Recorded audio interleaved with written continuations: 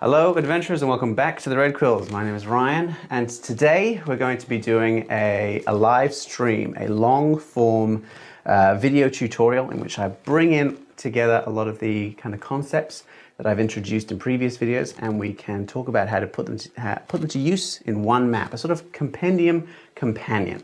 Firstly, I want to apologize for being a little bit late. I've actually been talking to myself for half an hour, so please forgive me. I'm not entirely up to date on how to use the live streams yet, but I'm going to get better as we go through. So thank you for being patient. If you've been waiting, stick a comment in the chat. I've got it up on my screen so I can see that. I have been wondering why no one's been talking to me as I've been going through. So you can see here, what I'm going to do is I'm going to pull this up so that you can see what I'm doing. I've actually been doing the the sketch as we've been going through, and I've been talking about that. So what I'm going to do is I'm going to quickly recap what I've been talking about as so I've been talking to myself, and then we're going to keep going from there. So the first thing that I did obviously was I took a large sheet of A2 white paper. This one's quite thick. It's 120 GSM, which is good for watercolors. I will be using a couple of watercolor choices for this particular map, but I won't be doing too much painting in case anyone here is more familiar or comfortable with fine liners or pencils instead. As you can see, I'm using a pencil for this. This is a 2B, which is moderately dark, not too hard. It's soft enough that I can do a little bit of shading, a little bit of sketching with it, but it's not so light so that I can't see, that it won't show up on the camera here. All right, so welcome everyone. Let me recap what I've talked about so far. So the first thing that I discussed, I'm so annoyed with myself. So the first thing that I discussed was choosing continents' shapes. So in a lot of fantasy books, like in Middle Earth or in the Kings of the West and the Belgariad, or even in C.S. Lewis's books, you'll see that there's like a long straight coastline and a lot of sea to one side and a lot of land to the other. And I wanted to avoid that for this particular map because I think it's visually a little bit boring. And what we're going to do instead is I took inspiration from the Iliad and Ithaca in Greece and the lands of Greece and Turkey. So you can see that there's a general shape here that I'm referring to. We've got a long continent coming from the north, and that's roughly our Greece, and we've got a large continent off to our east, and that's our Turkey. And then I've used that rule of if we've got a continent that's one continent large, we take that area, we halve it. We've got two continents, or two islands that are half that size, 4 islands that are a quarter of that size, and then we add a few in more for sprinkling. And as I've gone through, what I've done is I've tried to keep these ridge lines secure. So you can see that I've used a sort of double line to represent the mountains, a single line to represent ridges, but those lines extend out into the points of the continents so that they're representative of something else. Hello, Jonathan. Welcome to the chat. It's great to have you. This is just something I'm creating as I'm kind of going through. I'm just kind of trying to figure it out, and that's the process that I really wanted to show everyone. When you're starting and you don't really know what to do, what I'm going to try to talk about is how to turn the vibe that I have, the ideas of a world, the feeling of a campaign, and how to put that on a map in a way that's explorable. So that's why I chose I'm like, okay, I want the idea that you start somewhere safe, somewhere secure, somewhere nice in the world, and we're going to explore that, but in stages, like you would in a TTRPG, campaign. So what we're going to do is this area over here, which I've named Cradia, because I'm not super. Here we go. I'm not super imaginative first thing in the morning, and it is 6 a.m. here, hence my little bit of a hiccup. So Cradia is this sort of cradle area, and it represents home. They'll start in a little village here, and they've got a little town they can go to. That's the sort of first level area. And from levels 1 to 5, I've got this nice sort of secured bay on the western coast of Altoria over here. I've got 10 villages here and 2 cities, which is more than enough, I think, space for them to explore a little bit, especially if you tell them there's a wider world and it gets more dangerous as they go out. So this is protected, this is home, this is what they like. As they get a little bit more confident, they can extend over the mountain pass here and they can find this area. I've got 2 more capitals.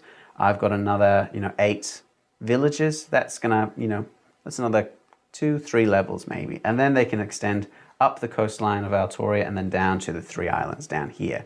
That's the first 10 levels. It should give us more than enough room. If you've got 1, 2, 3, 4, 5, 6, 7 main cities, and I'm going to design this on the sort of Peloponnesian War ideal, that they are city-states, they have control of the lands around them, and the towns all sort of bow to the oligarchs of these cities. That should be more than enough politics, intrigues, different social changes to keep them interested for the first 10 or so levels, I would say. But then after that, if they're feeling antsy, if they want to get out, you've got these 4 islands in the middle of the strait here. And what I was going to do, as you can see, I'm going to do some heraldry here, and that's going to be my opportunity to talk about doing some painting, because I will do like the coastlines and the mountains in ink this time. I like doing them in watercolors, but I know that not everyone's very confident with those. But I will do some watercoloring on the heraldry so that I get the opportunity to talk about that. It is, thanks for that comment actually, Jonathan. In terms of how you split up a TTRPG map, it is very much like my method for making a mega dungeon. I've talked about that in a couple of videos so far, in that you've got the sort of different areas that have different sort of foci. And it's not like a strict one-to-one comparison. Obviously, you're spending a great deal of time in a single area rather than in, one session in 5 chambers. So you want to have a lot more variety, and you can't really narrow it down to different kinds of challenge, but you certainly could narrow that down to different sort of feelings, different vibes of the area, different challenges of social encounters that they're going to come across. So for instance, my players played in the Kingdom of Endon, which is a map that I make a lot of things for, and my atlas is based on. They played in that for the first 7 levels. They didn't really lead the kingdom, they didn't need to. And then they fell to the Underdark. Different area and different challenges for them, so that they suddenly had to figure out how to exist in a hostile environment. Whereas before they were concerned with, local politics, but people weren't necessarily interested in them as people. Suddenly they were in the Underdark and everything was hostile. So if we've got this sort of starting area, levels 1 to 5, and that's quite peaceful, but you've got local lords and internal politics. You could even have like a sort of civil strife, a war of succession. Then you come out here and you start talking about different peoples, immigration issues, social issues, and then you come over here and things can become much broader in terms of problems. This is the big sort of difficult, bad area. Doesn't necessarily mean that they as societies are bad, but maybe they've been invaded by demons or the undead, or whatever it is that you want to do in the campaign or what you want to explore as a DM. Hello, Joanna Backer. How's it going? I will be doing some towns and city maps in upcoming videos. I do want to do one for my next Atlas update. So as I go through, and I'll be doing some of those, I'll bring back some of the ideas that I talked about in previous videos and do that. But there is, if anyone is interested in watching some city map tutorials, there is a whole playlist, a whole category list on the YouTube website about those. All right, I think we're entirely caught up now. We've got 3 banners on the far side, we've got 3 shields here, and we've got the heraldry of the more sophisticated city-states on the left-hand side. Well, they think of themselves as sophisticated, and we'll just use that as a basis, shall we? All right, I think that it is about time for me to start painting. But first, what I will do is I will make some heraldry shapes. I'm going to put a little fish over here. I'm going to put a little castle. So obviously I did say this was ancient Greek inspired, but heraldry as a sort of concept is very much like a medieval mapped thing. So I will take my cue from medieval maps. Grapes over here, I'm just going to do a quick sketch so I know where to paint, and then I can come in with some colors very, very gently later and do those. I'm going to do a sun. Any ideas for heraldry? Stick them in the chat. Help my poor aching brain. It is 6 a.m. here, so I am, well, 6:30 now. So it is something that I am aware of. Let me think. A gate is a good one. People love gates. Yum, yum, yum.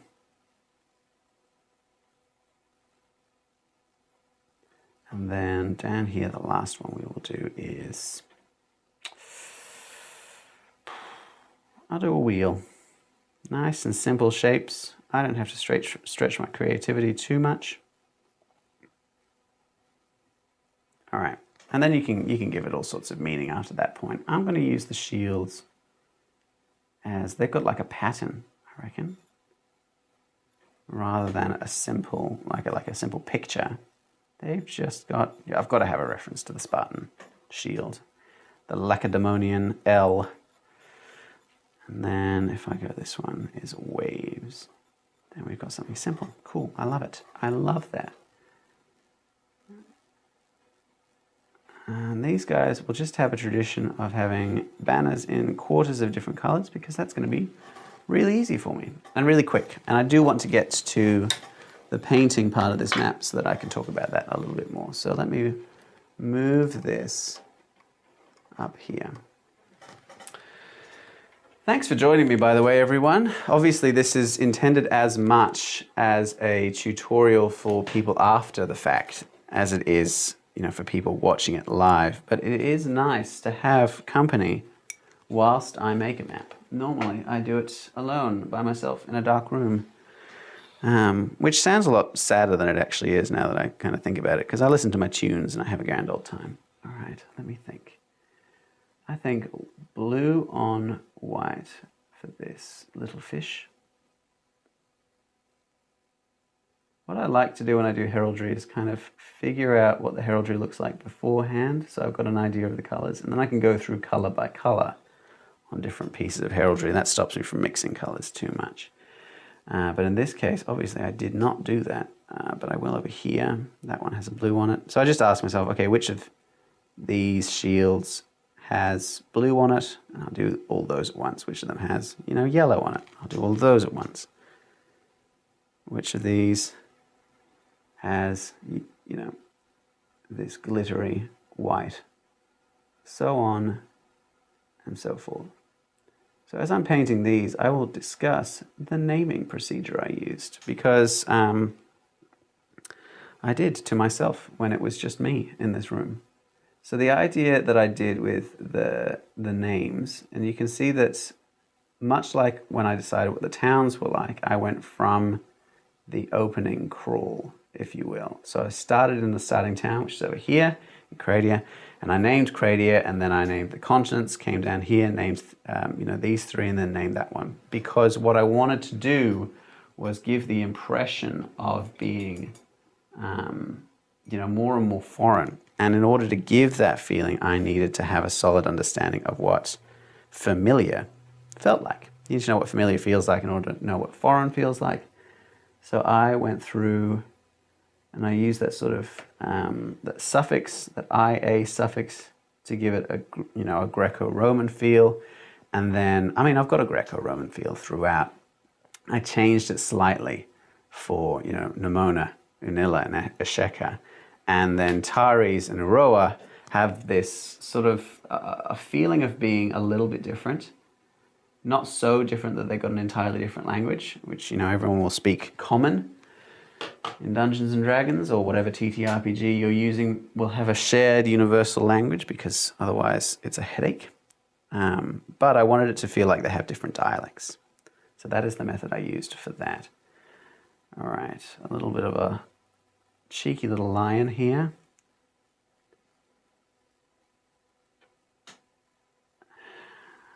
Now I'm curious, are those watching, are you making a map? Are you following along as I do? Are you just, having a fun time, watching, doing something else in the background? Stick it in the chats. What are you doing? It's nice to be connected to people across the world like this. What sources inspire you for your world building and naming conventions is what Jonathan said. What sources? Oh, Jonathan, what sources don't inspire me? I read, if you will forgive the phrase, I read voraciously. I read non-stop, and I reread things as well. I keep a running tally of the books in my house. We've got nearly 1,000, and I have read about 900 of them. So I have a great deal of inspiration from all of these different sources about what world building is. From European inspired stuff to some of the older what I would call traditional medieval, which seems archaic when you read them now. If you go back and you read the old fantasy books, even the old sci-fi books, if you read Asimov, some of them feel really interesting and strange now. But I try to get as sort of broad an education as I can in terms of understanding, what world building entails for different cultural perspectives. And I have my preferences. A lot of the popular ones are quite good, but some of the best inspiration I've gotten is from very small series, or even from poems and short stories and stuff. I made a map once inspired entirely by Shelley's poem Ozymandias. I met a traveller in a distant land, or from a distant land, because of the sort of haunting vibe that gave off, the way that we're all just, temporary in a changing world. Now, as I go through, you'll see here, I'm doing it color by color. Really, I should be going light to dark. But obviously, my attention is split at the moment. So I will just do it as I vibe it, and forgive me for doing it. So what's the next question that Jonathan's got? Defaulting to Latin, Old German, Game of Thrones, and then Vergonza. Yeah, naming processes, I try to change up to keep on my toes. Like my atlas uses an Old English variations of it, and I have their archaic names I get from old Saxon words. Germanic ideas are in the Goliath and Dwarven communities in the mountains. Standard fantasy stuff like that. But I do tend to revert to Greco-Roman names. It is sort of my go-to, mainly because I'm not super confident in naming in, Japanese or Chinese or an Asian language. I've got a fair idea, nothing that I would be confident enough to talk on the internet, if I'm being honest. Because that is different. If you want to be, true to a culture, you've got to understand that culture. And I have a broad understanding of a great many things and a specific understanding of far fewer. And isn't that just the way of things? All right. We're getting through this. Obviously, as you can see, those of you who do watch my videos, that the process of doing this is much, much faster in a tutorial than it is live. But we'll see how this goes. If people like it, I'll do this kind of thing more often.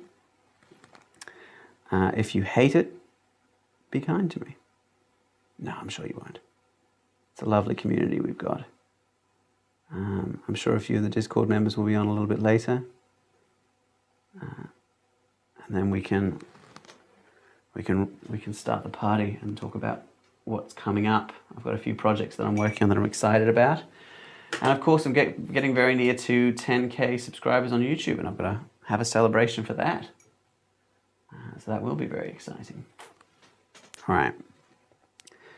Now I should have done yellows first. So generally what you want to do, again, you start light and then you go to dark. So you start with yellows. Blues are generally last. Yellows, greens, reds. That's the sort of vibe you want to go. I'm going to put a yellow lion on a red sable shield because Game of Thrones gets everywhere. And if I remember correctly, that is the Lannister crest. A sun on a red field is much more generic. I found European heraldry, particularly late European heraldry, we're talking like, 1800s, 1700s. They love really complicated designs, which annoys me to no end because, I mean, sure, it's going to stop people from forging your sigils, but it's just an absolute headache to record that, It's like, why are you doing this to me?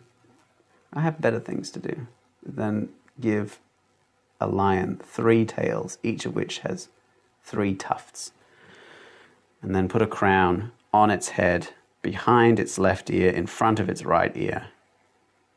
It's like, oh, guys, I'm a busy guy. Why are you doing this to me? Oh, good gracious. Rapid fire questions. If there was a historical event you could base a map campaign on, what would it be? Historical event? 100-Year War. Which is, I think it's a bit of a cheat because that is, a large part of history. It's not 100 years, obviously, but it's a long period of history. I quite like that. But if we're narrowing it down to a single event,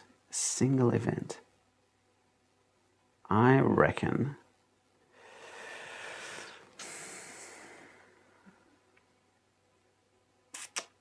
Siege of Constantinople.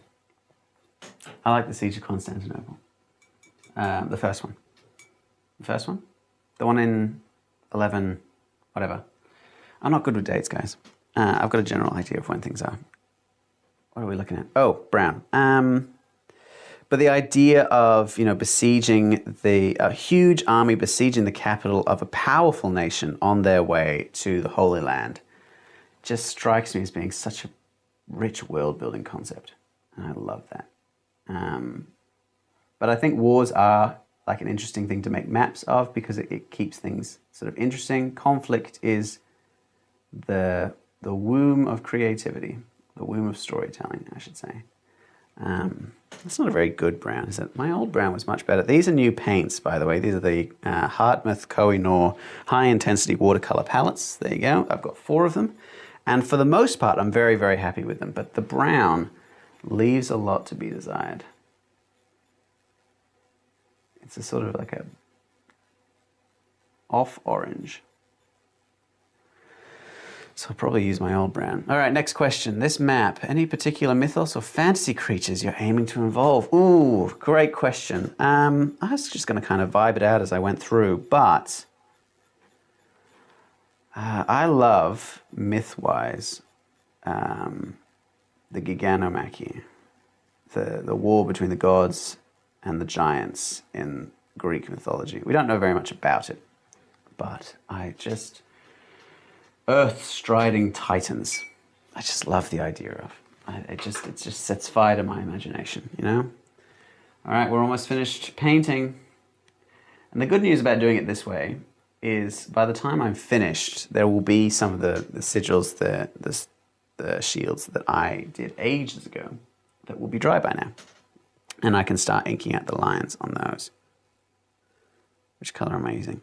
This one. That one? No, yes, that one. Don't mind me, I'm just going to talk to myself.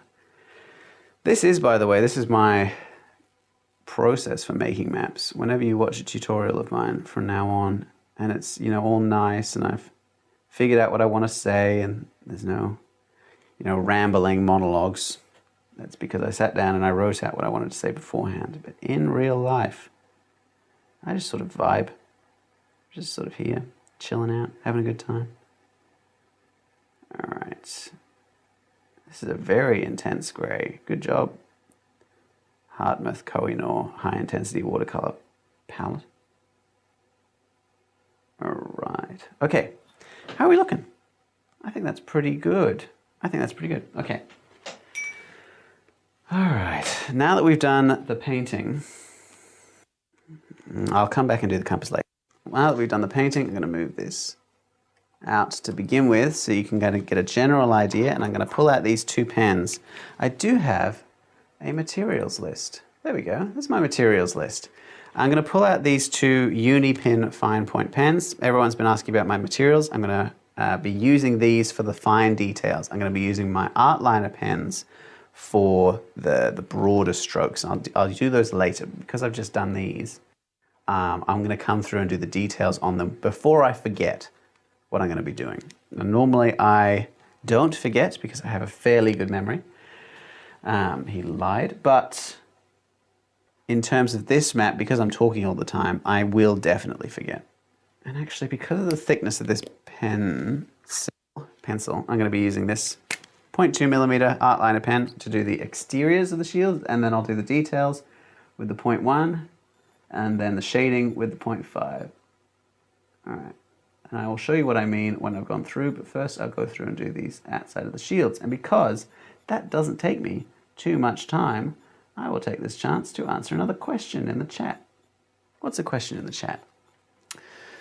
Who would win in a fight, Dumbledore or Gandalf? Are you really? No, absolutely not. I'm not even gonna grace that with an answer. But it's obviously Gandalf. It's obviously Gandalf. Who's next? The magic of editing, true.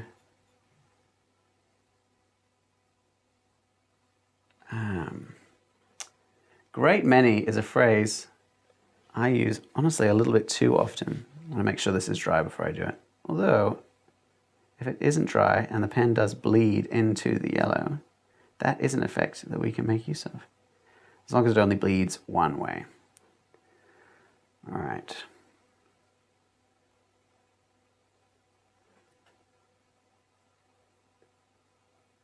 Okay.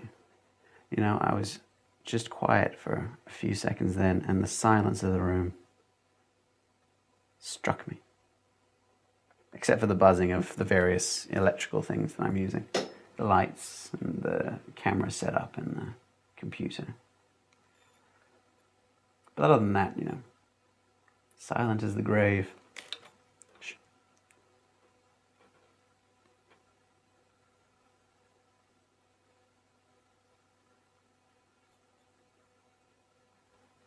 Okay. Now the tidier you want something to look, the thicker the pen. Or there is an optimum sort of relationship between those, I will say. No, wrong one. There is an optimum relationship between the thickness of the pen and the sort of the size of the shape that you're drawing. But generally speaking, a thicker pen will make it look like your hand shakes less. As someone who does a great deal of drawing, that is just an absolute sweet trick to remember, because my hand shakes near constantly. Not because I have, you know, any sort of degenerative neurological disease, but because I use it a lot. And we're talking about, like, this pen is, you know, 0.2mm at the nib. It is exceedingly fine. And the ones that I'm going to use in a moment are even finer. So we're talking about, you know, movements that are so finely tuned, I'm surprised I can do them at all. And you've got to be prepared for that if you're working on a small scale. You want to use a pen that the movement of which sort of blends into the thickness of the pen and the rhythm of your hand. Circles are always tough. Circles are always tough. Okay, there we go. Beautiful. Molto bene. What a sexy map so far. All right, so now that we've done that, I'm going to come in. Yes, the pen, look, happy accidents, John, happen. I hope you don't mind me calling you John. happen all the time in my maps, and generally speaking I just sort of gloss over them when I do a tutorial because that's not really part of the lesson. But you're going to see me make, no doubt, a great many happy little mistakes as we go through, and that's going to be great as an option. All right, so I'm going to use this 0.1 as the internal line. So generally my rule of thumb is I've got two thicknesses of pen here, the 0.1 and the 0.05. The 0.1 millimeter pen I use for the internal lines of a drawing. So the border is done in a 0.2, the internal lines are done in the 0.1, and so that sort of delineates it, gives this sort of cartoonish structure if you make it too rounded. But on the plus side of having that, you make the shapes really strong and really easy to see from a distance. It really helps the eye to delineate. And then you can come through with the thinnest of pens and do the shading in a 0.05. And the shading really makes it pop. In the case of a couple of these banners, I will also be using it to do some much smaller, much more fine detailing. But these are turning out quite nicely. As you can see, what I'm going to do is I'm going to pull this up here so you guys can see that as I come in and do this sun. Look at that, that's coming out quite nicely. How many points did this sun have? Did I count them? Does it have 8? It does have 8. Beautiful. I'm sure I intended that, but you never know how these things go. All right. Don't get too disoriented. If it's disorienting for me to move the camera, just let me know. Obviously, normally what I do is set up shots and then take a break between them. All right, now you can see that that outer line doesn't really help with that one so much because the color is so dark. You don't really need it, but it does allow me to make the shape tidier, make those corners choppier, and make sure that all the measurements are crisp so that it looks symmetrical and uniform, because that is a difficult thing to achieve with just, using paints. Paints do not like, symmetrical measurements. All right, I'm going to do the spokes of the wheel in the 0.1, but we're almost done. Can you believe it? Doing the 0.1 millimeter outlines of these, and I think these are turning out quite nicely. They look good. They're mostly pretty simple, honestly, but when you're working in the scale of this, which is, they're less than my thumbnail, then you want to make sure that, sorry, I'm just concentrating on this lion. I did a lot of heraldry for a commission map recently, and I had to do a lion in the style of a medieval heraldry map about 20 times for this commission and for another commission. Everyone loves lions. So now, I think I'm all right at doing a lion. What do you reckon? There you go. Delightful. All right. What was I talking about? Who can say?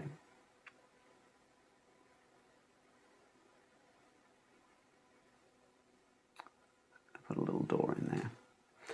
And then last of all, we get our fish. Then I will come back through with the 0.1.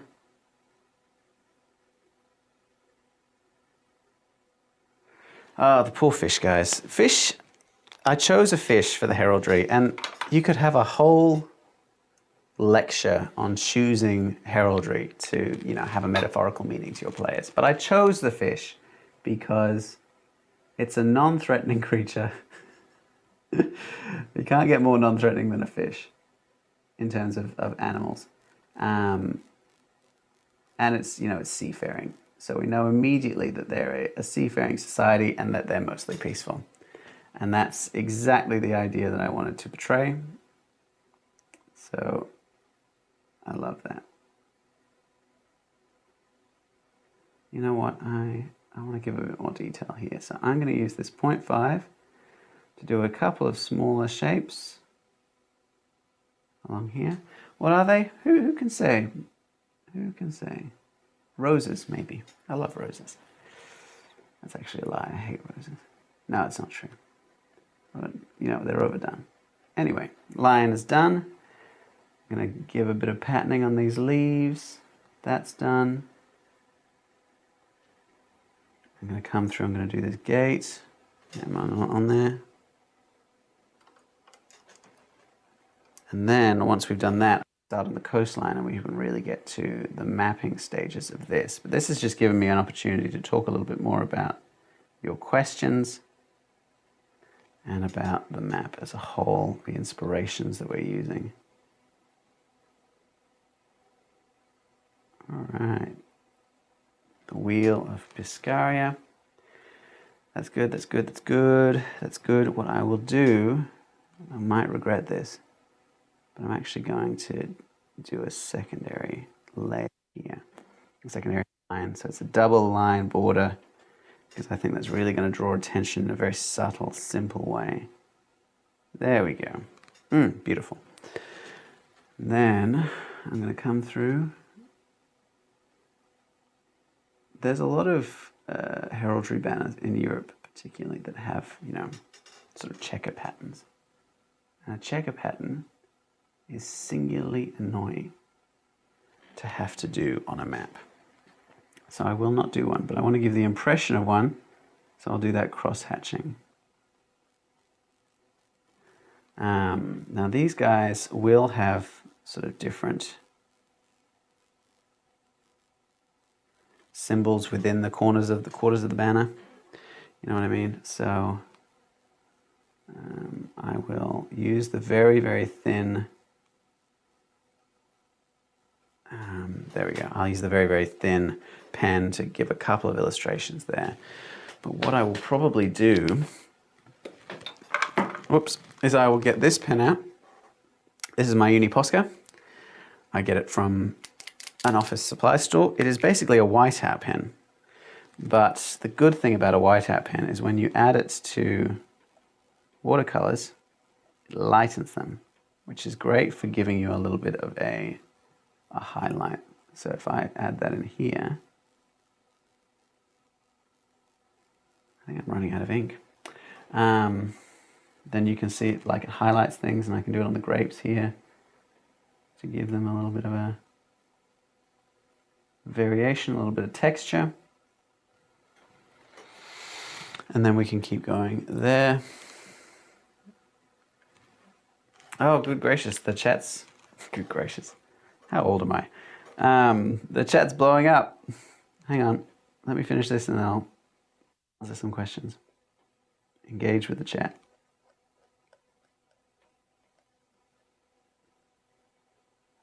All right, I think that's good. I think that's good. This one didn't add as much lightness as I would have liked, so I'm going to add in this, and I'm going to come through and I'm going to add that. There we go. Okay, hello everyone. We are drawing, thank you for asking, we are drawing the start for a new campaign. I'm just doing it completely from scratch. This is not based on anything. This is just, I'm just going to ad hoc it and discuss how I'm making it based on the vibe of the campaign that I want to do. And I dropped my pen. There we go. All right, so, beautiful. Now we've finished the heraldry, we finished the painting part of the map. What I'm going to go through and do now is I'm going to do the labels. Now we love labels, so what I'm going to do is I'm going to get out my handy dandy red pen. Now I've got a specific red pen here, a Stabilo 0.88, but I think it's running out of ink, which means that I'll have to revert to my Staedtler ones. The Staedtler one is good. It comes out, the ink's really nice. As you know, pens go, it's great, but I've found that it bleeds a little bit too much into my paper, and it could vary depending on your paper. It's a good pen otherwise, so just, you know, if you have a set, test it out for yourselves. But I'm going to see if I've got enough ink left in this Stabilo without me having to resort to that. All right, I'm going to come through. I'm going to do that. So what I'm going to do is I'm going to letter these in the same sort of decorative style that I talked about when I did that Tamriel map not long ago for the basic map tutorial. I went through and I remade the original tutorials that I had on the channel back in, the start of last year. And I talked about how I lettered things, and I'm going to use the same sort of concept here. These big continental labels will have the thick stems with the serifs, and I'll make things more and more simple as we go further and further down, so that the eye has a very easy visual step to tear down onto. More questions in the chat. Let's have a look.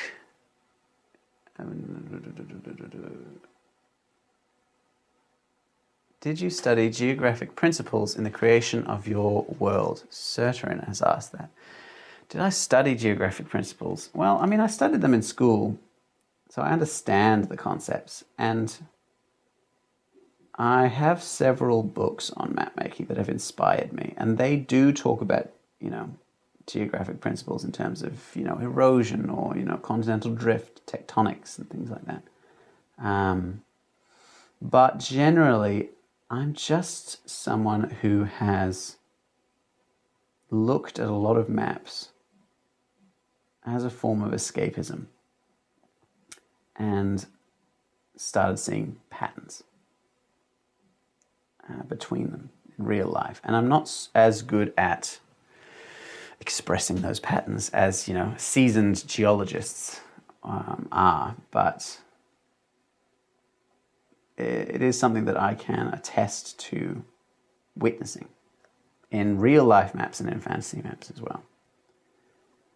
All right, now my heraldry should have dried by now, but normally I would recommend, you leave it for a little bit, an hour or so, or even overnight after you've done the painting. Obviously, I do everything very rapid fire for these tutorials. I sit down and I get these done in a day, in 6 to 8 hours. And that's obviously what I'm going to do today, because I don't want to leave everyone on red for an hour or so. Although I might stop once I've done the labels and just have a cup of tea and answer questions, because my throat's getting a bit scratchy. All right, what's the next question in the chat? Would you do a real world current day map? And if so, would you involve fantasy elements or keep it realistic? Doing an alternate world map has been requested. It's on my whiteboard. I've got a whiteboard of all the suggested ideas. So if you do suggest ideas and you're like, Ryan never does my ideas, it's because it's on my whiteboard. And sometimes the ideas are just so much work that I do not have time for them at the moment. But it's something that's cool. Like the alternate world idea, I think is really, really interesting. And I absolutely would, Joanna, I absolutely would make it sort of a fantasy map. I'd do heraldry, but it would be the flags. And I would do, little illustrations of battles in the modern day, but couched in sort of medieval symbolism. So, guns would be magic wands, bombs would be fireballs. Obviously, those seeds of destruction aren't the only things. Massive, sculptures like windmills and nuclear plants could feature heavily as well. I think I'm running out of ink. But I absolutely would make it sort of a fantasy map. All right, next question.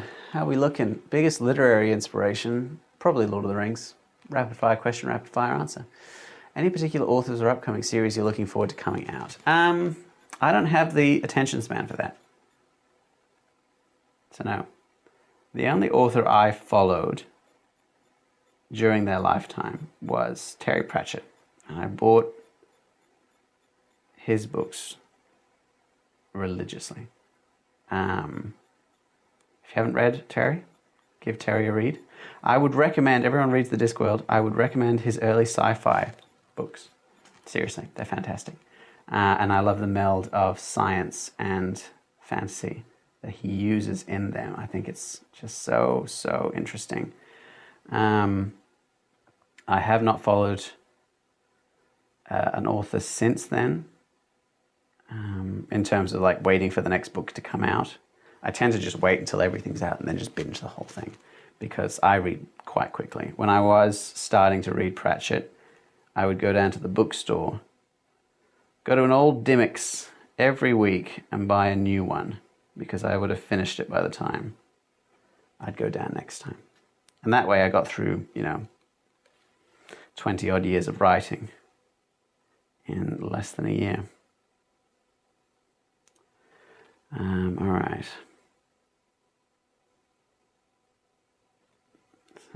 I'm just going to go through and do these labels. As you can see, I'm going to move this over here. I've got like a serifed style up top for the main continental labels. I've got a small style down here. Now, because I'm working the red pen, I don't have the option of having the thinner serifs in the 0.1 or the 0.5 that I did when I made the map of Tamriel. So I'm going to have to use other methods of differentiating the maps. In this case, serifed, unserifed, uppercase, and then the cities and towns will be a mixture of lowercase or entirely in lowercase. But we'll look at those as we go through. Next question. Who would win in a fight, Merlin or Obi-Wan? I don't think that's a map question, Joanna. I don't think that is a map question. Probably Merlin though, right? I feel like it's Merlin. I read a lot of Arthurian legends growing up. I read a lot of everything growing up. But I'm pretty sure Merlin would win in a fight. But I don't think either of them would want to fight, and I think that says a lot about them. They'd be like, here's a chill old dude who just wants everyone to stop fighting and get along, please. And they both just, sit down, have a picnic, talk about, the dangers of allowing the youth to wander willy-nilly into folly. All right, I'm working on my own atlas, where I have a few pages chronicling the history of my world before I will make more geographical, demographical stuff. Later on, any advice or tips? Okay, history stuff. Great question. Look, I always start history by dividing the world into ages or eons. Like you could go the ancient Greek route, where you've got this sort of creation time. You've got this upheaval where the creation gods are replaced by a newer generation. And then you've got the golden age of the Titans. And then you've got the Titanomachy, the war between the Titans and the gods. And then the gods take over. You've got early days of, human interference there. And then you've got later, like the later ages of myth, and then the current age. And as you go through in that sort of ancient Greek style, you lose more and more power. It's quite Tolkienian, it's quite Catholic, in that you kind of go through and the world becomes smaller and less mythological as you go through. But anyway, that sort of idea that you begin by dividing it into eras, which means that now you've got specific sort of focuses to go into. Always break down a big task like that. And history is honestly the biggest task there is, because there's got to be so much of it. Always start a big task like that by breaking it down into smaller, more manageable chunks.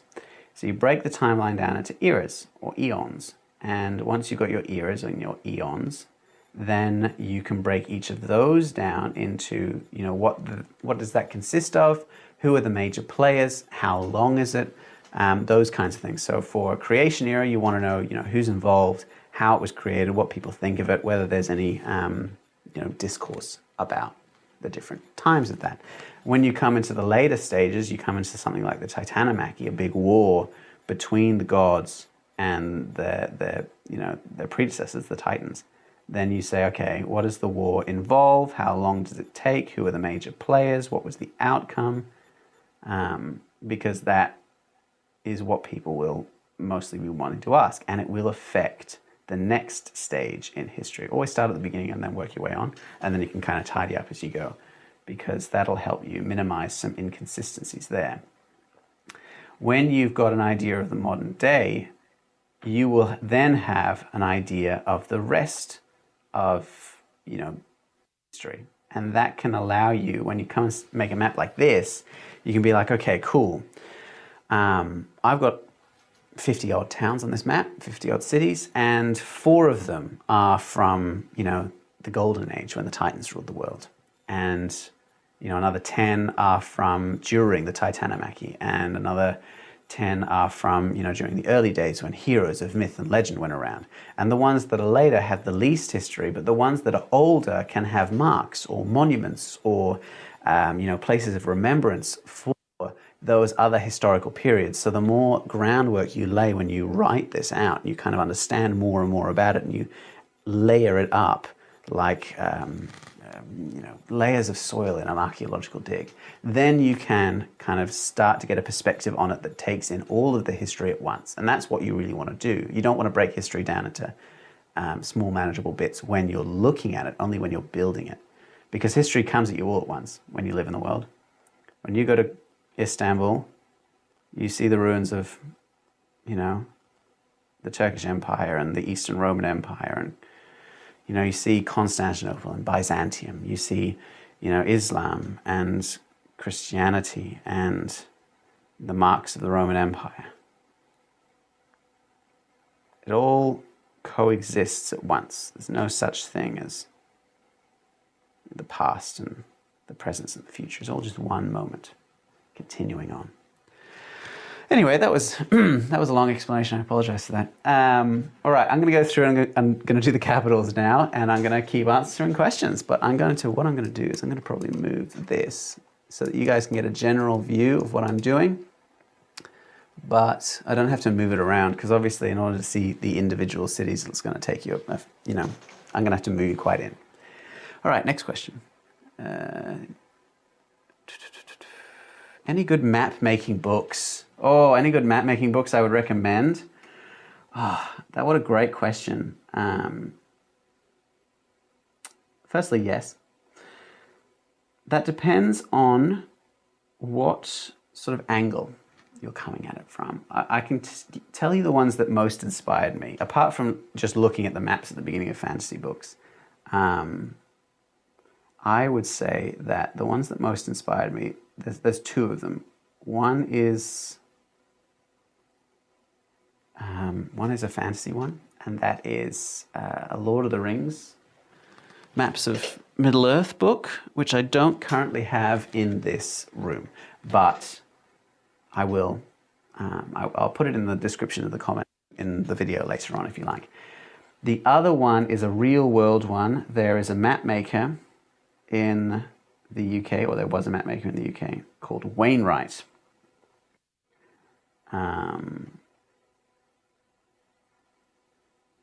And he was a fell walker. He walked the moors in England. So he liked walking. They have the right to roam up there. So I know that at least a couple of you watching are from the UK. So you know how important walking but roaming in the countryside is the sort of national ideal, and he loved it. He spent decades wandering through the various parts of England, and he would map them. He would map the routes that he would walk.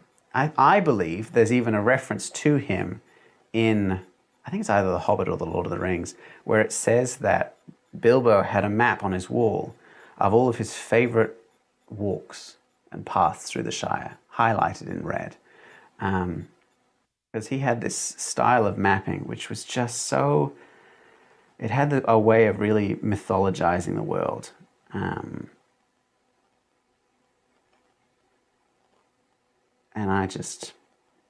that inspired me, honestly. That inspired me. I did a lot of walking as a young man.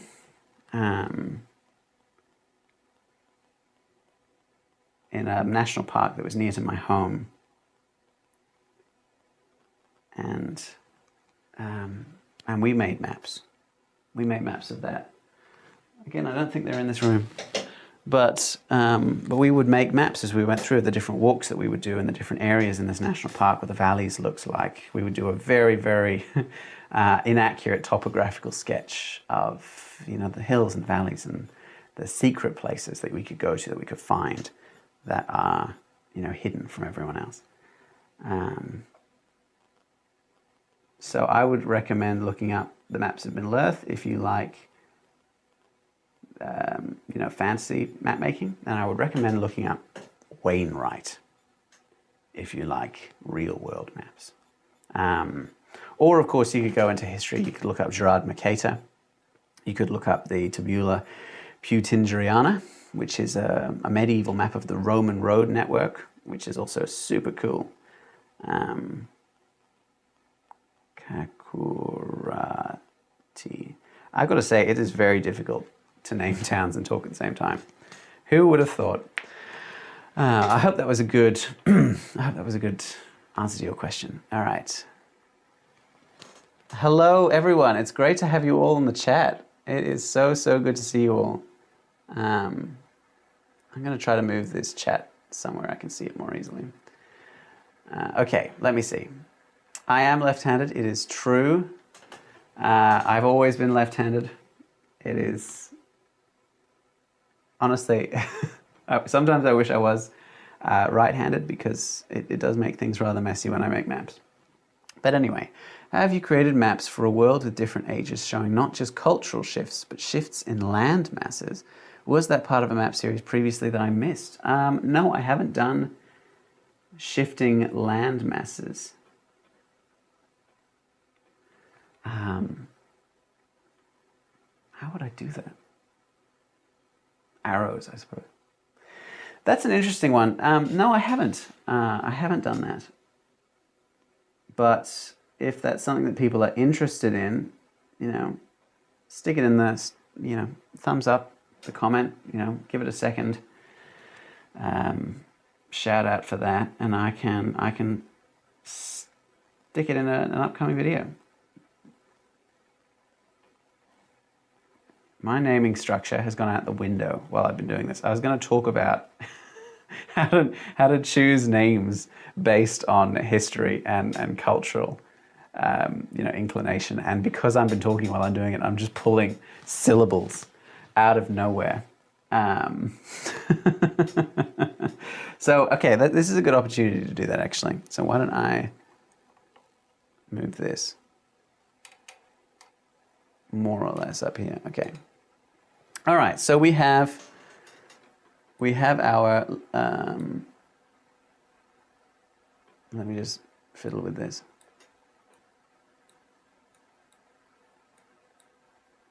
Okay, we have our continent and the several pieces of heraldry. We have an idea of what the naming structure should be like. These are areas. Areas end in IA.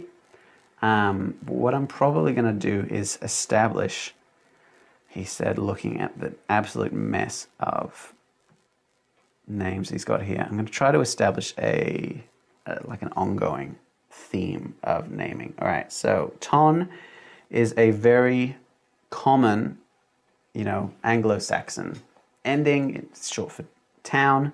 That's not a surprise. I've got two that end in on, which is great, because that means that that's not necessarily linguistically linked to an English naming system. Otherwise, we've got 1, 2, 3 that end in an I, 4 that end in an I, and Torilla down here, which ends in an A, which I'm gonna change that to an I over here. Whee! All right, Torillai. All right, Tabula ends in an A. I'm gonna end that in an I too. Okay, cool. Now we've got a naming structure, more or less. You can end it in I, you can end it in ON. Two linguistic features, and what we will probably do is say that that ON does represent not a town, but let's say a walled city. Like a fort or a palisaded sort of area. Rather than an urban area, it's a defensive fort. Whereas the I comes from the words we use for a people, and it's an unprotected area. It doesn't have like a big town wall. It's not a palisade. And so in this modern day, I think these areas would be less feudal, less protected from the wilderness than they would have been in previous eras of the world. So when these were formed, you know, Oranon and Lanaton, they were these sorts of bastions, these forts, high-walled, thick-gated against the dangers of the outside world. And that's been slowly lost over time, but that's where the name came from. But Tabulae, Steluci, Torelai, they are sprawling urban villages turned town, turned city. They never had the fortification specific stuff. They might like have a wall now, but it wasn't built to be a place of protection. The wall was an afterthought and not something everything was built around. Does that make sense? I think it makes sense. Okay. Isalinta Ulanus Badulis. All right, cool, Badulita. Look, I would recommend when you make a fantasy map that you make the villages and towns around the starting location as simply named as possible. And I realize I haven't done this. Isilinta has 4 syllables. That's way too many. The players are never going to remember that. You want to keep it to 1, maybe 2 at a stretch. So I'm going to name this Tonta.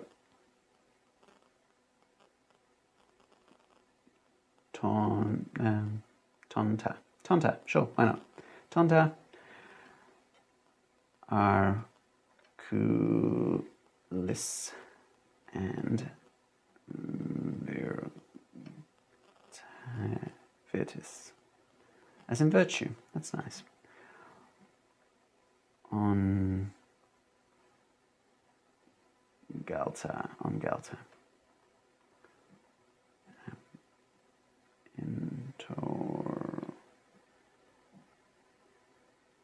Taurus, and just talking to myself here. Okay.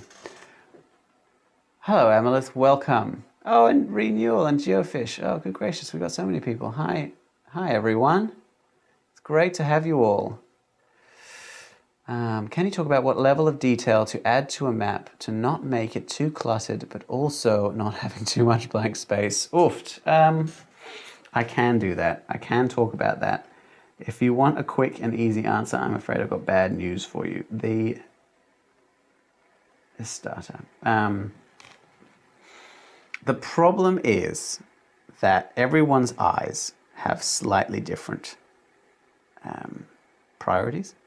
preferences. So that is a very difficult thing to sort of gauge. Data. Cool. That's a very difficult thing to gauge. And so when you're making a map and you are trying to make sure that it's not too cluttered, it becomes, okay, here's a good rule for you. It becomes less about how much is on the map and the relative size of things. So if you think about, let's see this label here for Taris, right?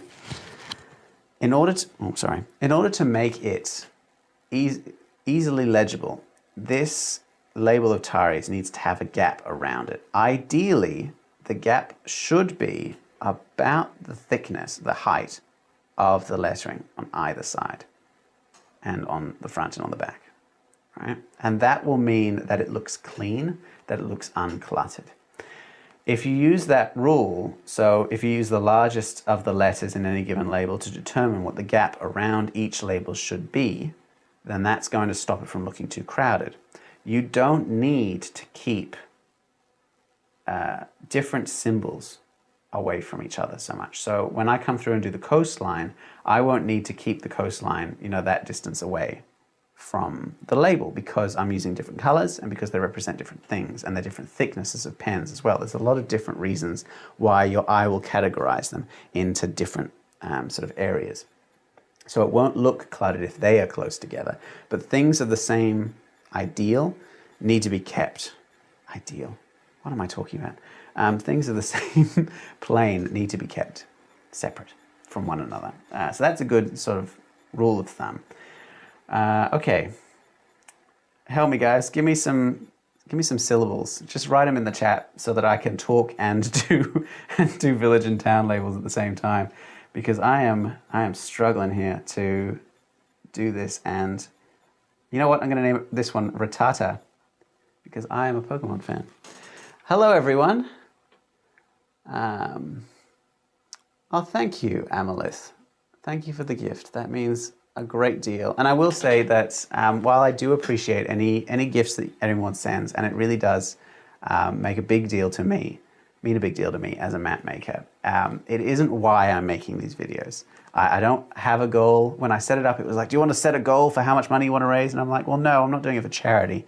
This is supposed to be for you guys to help you to make maps, to talk about things, to air your ideas and ask me some questions so that we can make this more of a community, more of a a positive experience for everyone. All right, so let me think. Any method to figuring out where to put cities, says Joe. Okay, great question. I always keep cities near watercourses and coastlines. Always. Any large population will need a source of drinking water and hang on. But Bacatalis. Okay, and they will need to drink. So you need to have that near to where a city is. It's easy when you're making a map to put it on a coastline or a river, because the other option, which is a spring or a well or an oasis, is more difficult to map underneath a city because they're just individual points rather than a long line. But that's the sort of thing you want to be thinking about. So you can see when I've gone through and made these, that the symbols for them are all mostly next to the coastline. And I liked that because I wanted this to be a seafaring sort of society. But also those that are inland, I will connect to rivers or springs. Those that are in mountain ranges, do I have any that are in mountain ranges at the moment? I don't. I can put some in there. Those that are towards the mountain ranges, like this one in Arculis, that doesn't need to necessarily be next to a river on the map, because springs and sinkholes and things more naturally appear in rocky terrain like that. So it's less of an importance when you're making the map that is there.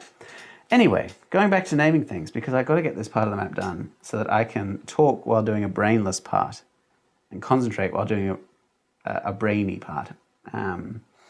Anyone? Thra, Zal, Stor, Gra, and Brel. Thank you, Jonathan. All right. Thralis. Yep, Thralis. Store. Honestly, all of this is Store Al. Yep, Stralta.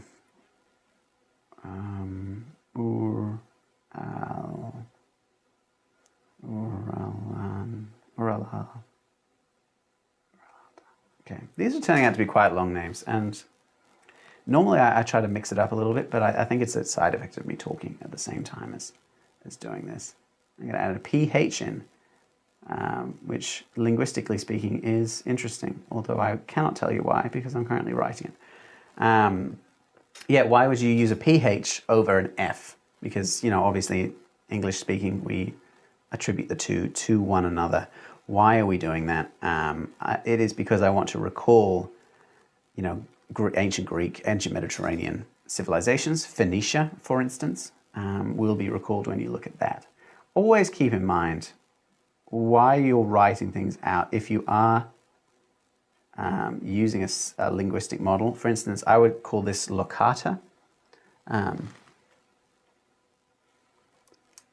call that locata with a hard k for the ch and not lochata, because it's a Greek thing. I'm getting a lot of Greek influence for this map. Not so much that it's overwhelming, but enough that it's interesting. All right, I'm going to name one after me. Rainata. You know what? That's fun because that's my partner's D&D character. All right, Brel, Brelum, Brel. See, you know what? This is interesting because when I thought about making a video like this, and I thought to myself, you know what, I need to make a map. I've got to figure out what the difficult part of this is going to be. it never occurred to me that the difficult part would be talking while naming things. Although, like, you know, in retrospect, obviously that's going to be a very difficult thing to do. I'm going to add in a new naming effect here. Okay, because we're moving to the eastern side of the continent now, and we've got, you know, Uroa and Taris here, and I've established through the basic naming structure of those names that they are slightly culturally different from Altoria over here. I want to give the impression that their culture is sort of migrating across. So what I'm going to do is I'm going to use a slightly different naming structure, and I'm going to use a prefix. Yes, I'm going to use a prefix for that, and I'm going to call this town An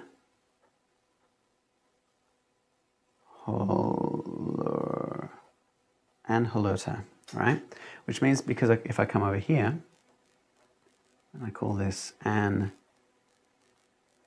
Egal, and I call this one An Torun, all right?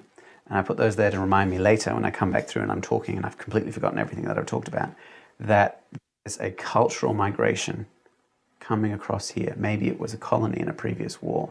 You know, maybe it's just, it's been founded under a different name and it's been changed over time. But we've got that continuing on, and I can use that. So this sort of Taris area comes down. It's got the An prefix, but it's not necessarily everything we've got. So Straths Ratata, if I call this one, what haven't I got yet? You know what? I haven't done an X, and we're in Greece. Why haven't I done an X? Zenata. And Piscaria can have Piscai. All right. Now I'm into Taris. I'm going to use this new naming structure. I'm going to use the prefix An, Torun, and Taloron, An Vidai, and An Koruk. KH. Why? That's a way of me saying to the reader that this is a place that is foreign and new. We do not use KHs in English, and I'm going to assume that this is going to be read by an English speaker.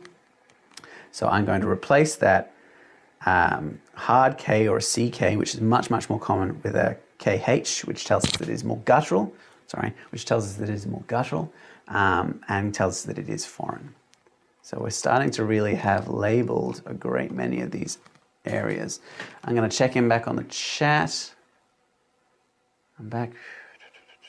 Thank you for more prefixes and syllables. Thank you. Any tips for depicting more unique terrains like marshes or jungles? I've never found a solution that I like. Okay.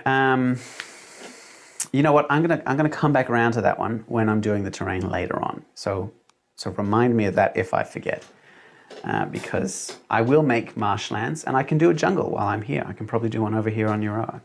And we'll talk about climates when I come back and do that as well. All right. Kakuturati. I like Kakuturati though. You know what? I'm going to name this one Kakuturati. Kakuturati.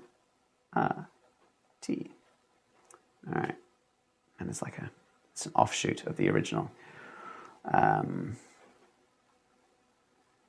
All right, see, this is a great opportunity for me to show that distancing thing. So if we think of this label, you can see the gap between the label here of Unilla and the label here of whatever this town is going to be.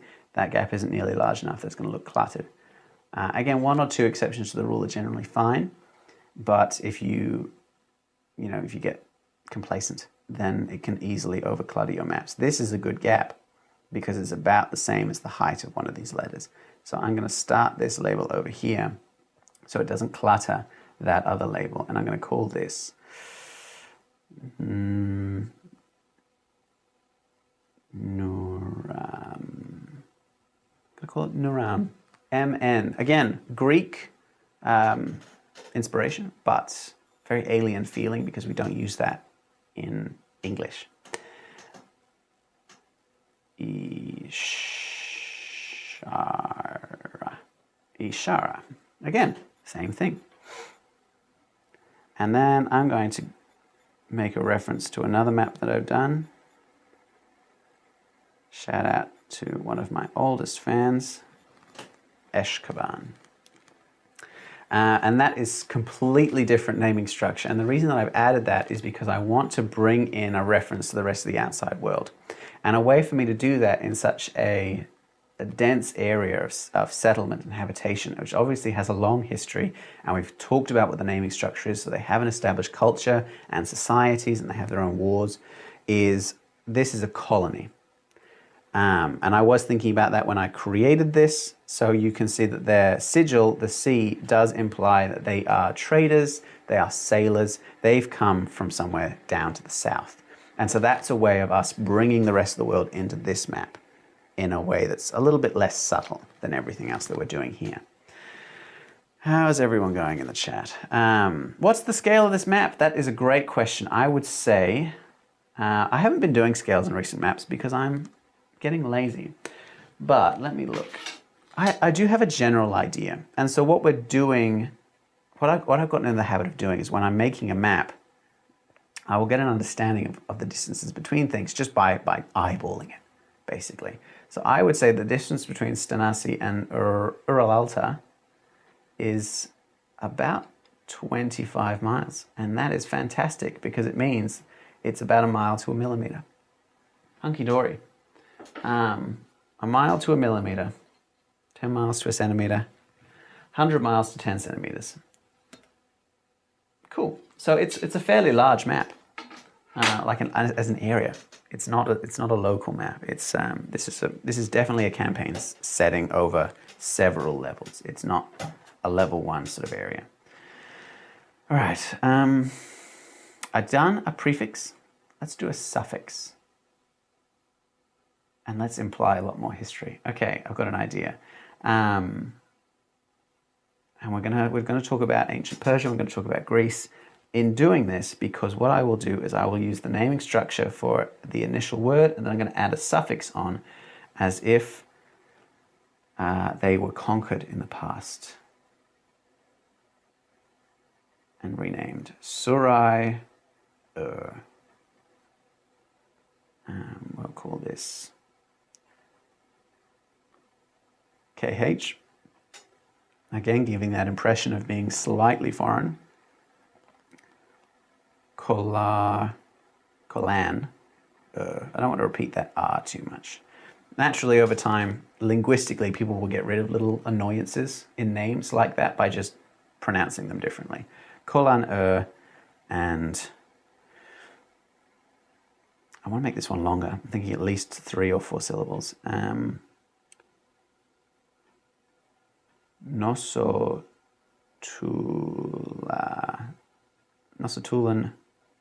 There we go. That one's a long name. Okay.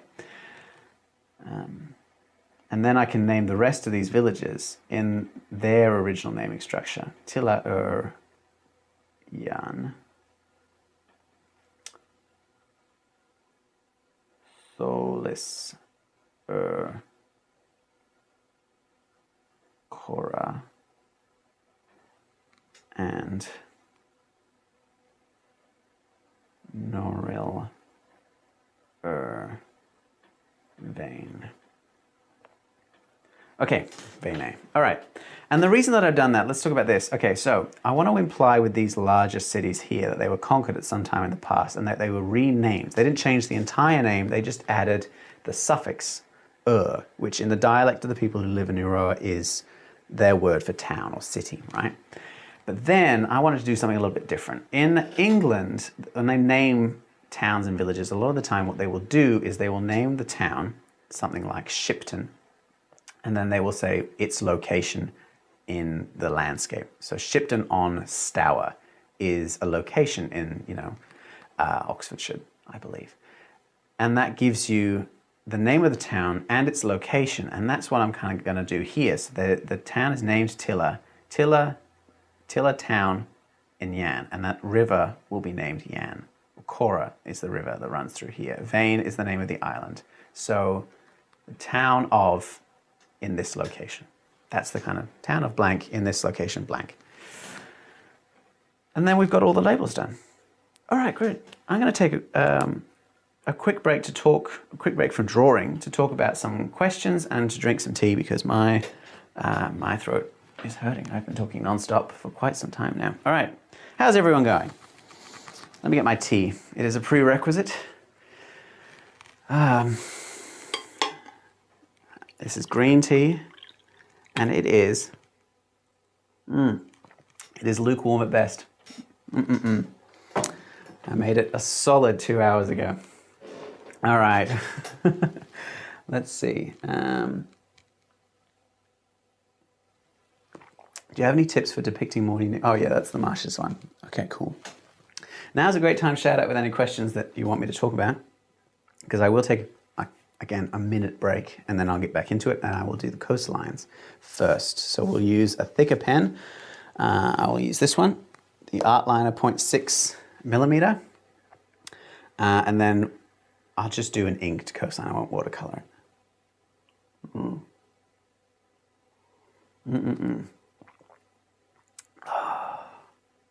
we go. That's the stuff. Okay. I also have breakfast here, and I have not eaten it, obviously, because I've been talking non-stop. Will I eventually eat it? Possibly. Will it be cold? Oh yeah. All right, here we go. How's this angle for everyone? Can you see what you like? Now, okay, I want to talk about why I use a fine liner pen for this. I used to use pencil for everything, just as a person, because I like drawing with it and I like shading with it. For map making, you cannot do better than a thick nibbed fine liner pen like this, because the shape of it allows you to do a great many interesting things. So one of the great tricks you can do when you're making a coastline is you can vary the thickness of it to give the impression of how high or low the cliffs are, for instance, or how smooth or jagged it is. And I'll do a demonstration as I do this. I'm going to go right to left so you can see it unfolding. As I go through, I'm going to go directly on top of the line that I made before, the pencil line, and I will leave a gap in the coastline for where the symbols for the cities will be, so that there is like a visual break there. And what I'm going to do is I'm going to make the coastline a little bit more chaotic than I did in the initial sketch, because I'm taking my time now. That was, okay, you see here, that's quite thin along this sort of horizontal area, and then it gets thicker above, and that's not something that's immediately apparent. If you're just looking at the map, it's not something that stands out to you, but it is visually interesting enough that it kind of keeps your attention. And it's those kinds of touches that really make a map, I've found. So because I'm taking my time, I can add in a lot more detail. Again, you want to give the impression that this map contains multitudes, that it is extremely large in terms of area. So you can absolutely have, straight areas. But it's great to use the natural texture of the paper and the natural rhythm and shake of your hand to do that. So if you use a really light touch, you fairly slowly go over the sketch line, and you'll find that it naturally makes a line that is a little bit more chaotic than it was in your original sketch. And I quite like that. There we go. There we go. You notice I'm holding it at a consistent angle so that those lines, the horizontal lines are always a little bit thinner, the vertical lines are always a little bit thicker, and it's not so much of a change that it's jarring. It doesn't feel like calligraphy, but it is visually interesting enough to keep our attention on the paper. In terms of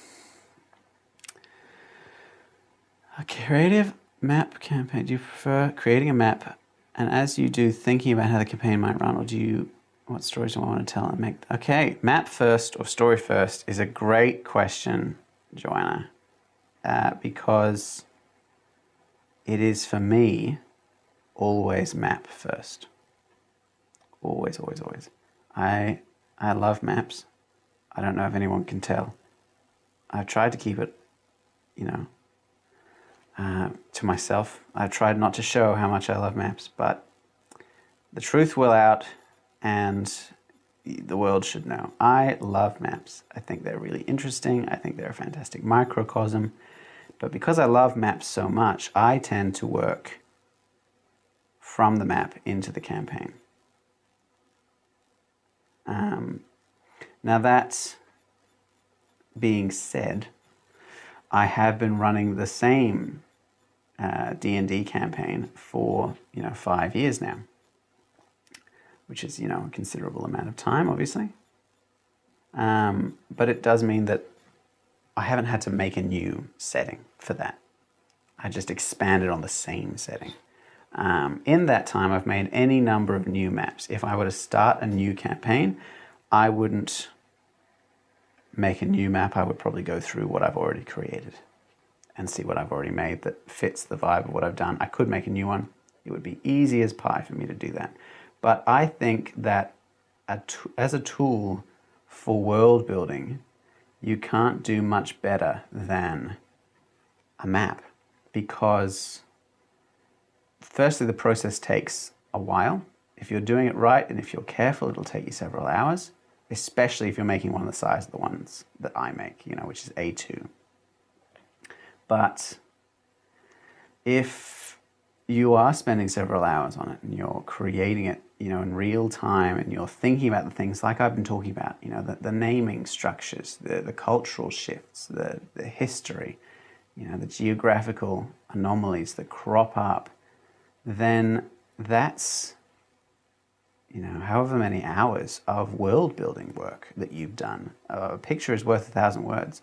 A map, I would say, even more so. So I would absolutely recommend that it is the ideal world building tool for you. I always start with the map, and I would suggest everyone else do as well. One of the things that you might notice as I'm going through is I'm actually taking this opportunity to sometimes move the points for the towns and the cities as I've gone through, because I realize now that I've written the labels that I want them to be closer or further away. So that's a great opportunity for you when you've done it. So like for instance, this label of Anegal here, I would say that dot is just slightly too far away from the label, and the label is just slightly too far away from the coastline for it to be considered a coastal town.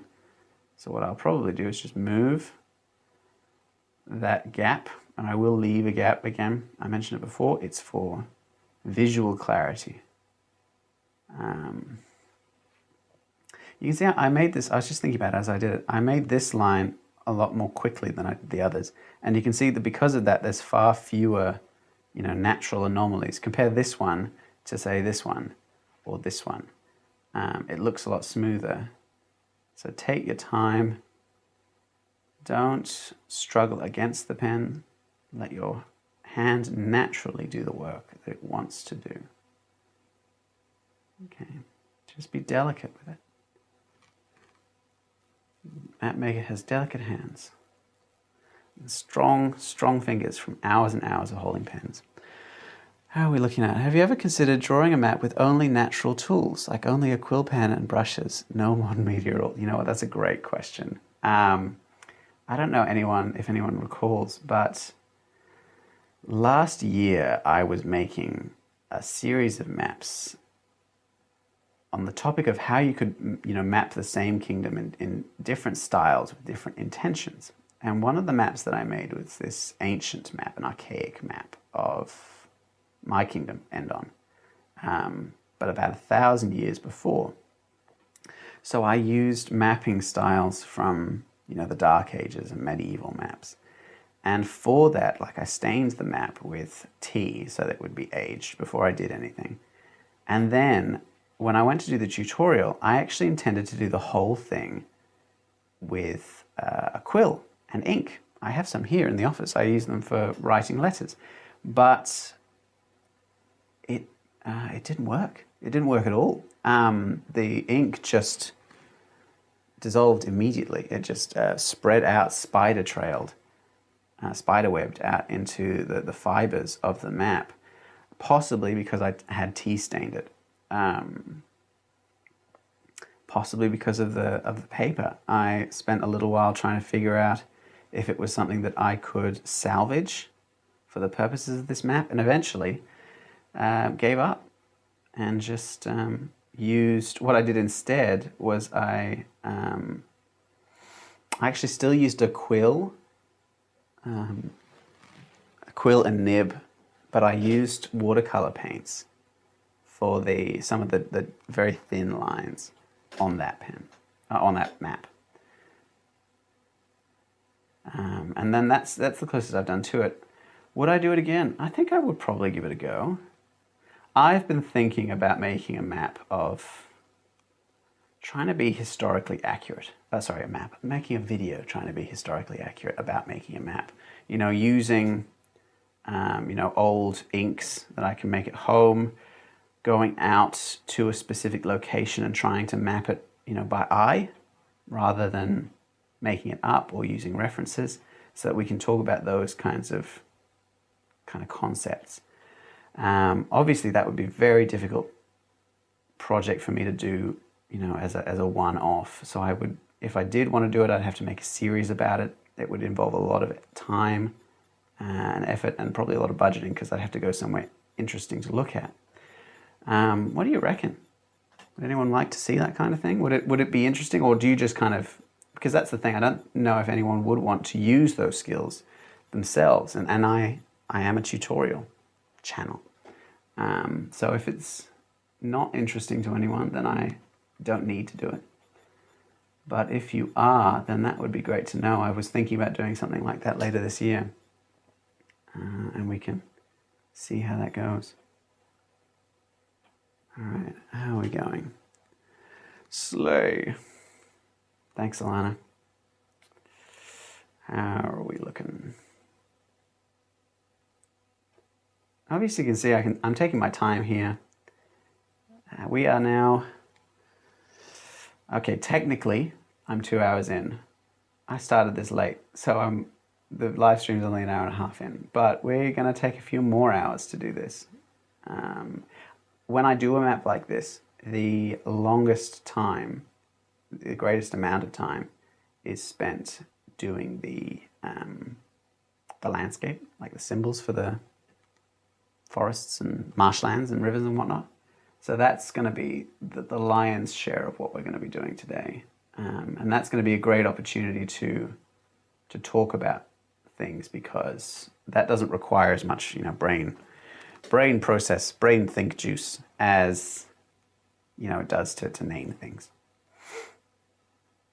All right, how are we looking? Here we go. So I'll go through now. I've done this in a minute. I'll have done this in a minute, and then what I will do is I'll do the symbols for the cities, and then I'll probably go through and label the natural landscape, because you've got to think about it in terms of orders of priority.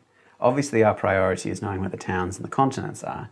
After that, we want to know where the coastline is, because you might be using this for navigation. But then after that, you want to know where the roads are, and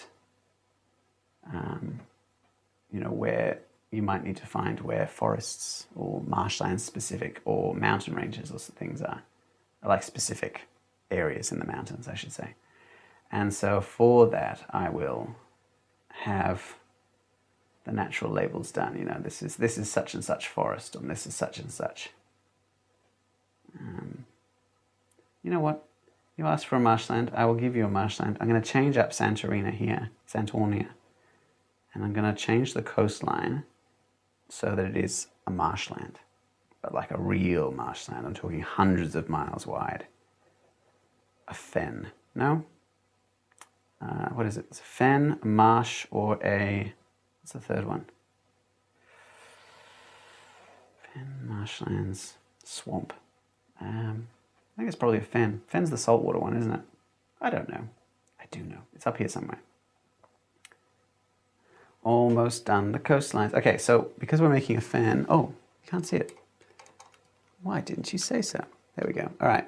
Because we're doing a fen line, you can see I've moved the coastline about 10 miles inland.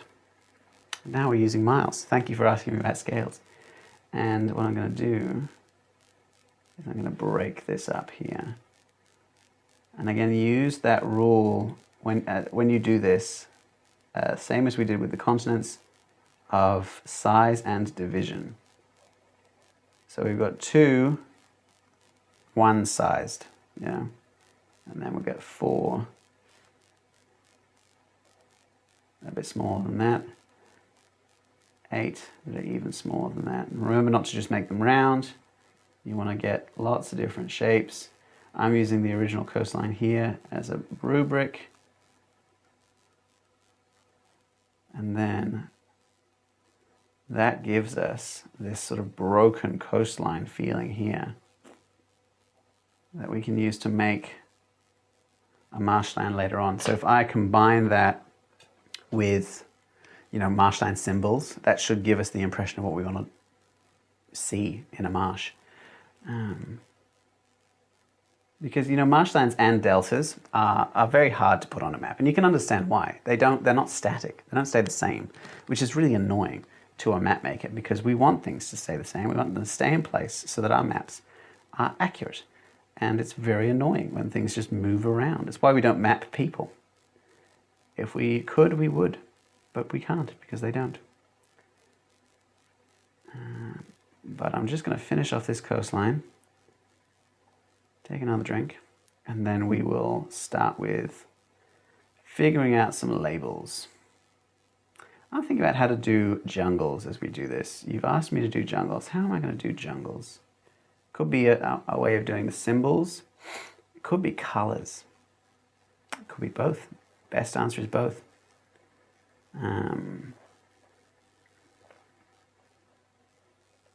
Jungles is an interesting one because, what does a jungle look like? It's like saying, what does a forest look like? Even amongst forests, I use several different symbols. I use, a long oval for something that looks similar to a cypress tree for, temperate forests. And I use, rounder symbols for oak forests. I use, triangles for pine forests. And that's all without going into, what's the difference between a forest and jungle.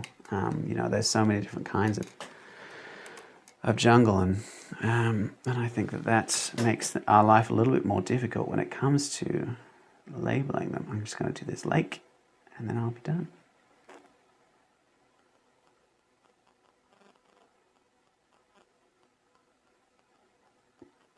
All right, there we go. That's the bare bones of our map. Delicious, I love it. Okay. What we will do later is I'll come through with the blue pen and I'll do those concentric lines, the wave lines that I can use to show the coastline. But before I do that, I want to add in the labels for the different bays, the different islands, so that those lines don't cross over. Because again, that will look messy. Because I will label the sea and the nautical labels with the same blue as I do the coastline. And because it's the same color, it's going to be visually clashing if they overlap one another. Cluttered. Thank you. All right. Bog. Bog. I think it's bog. It might be bog. I don't know.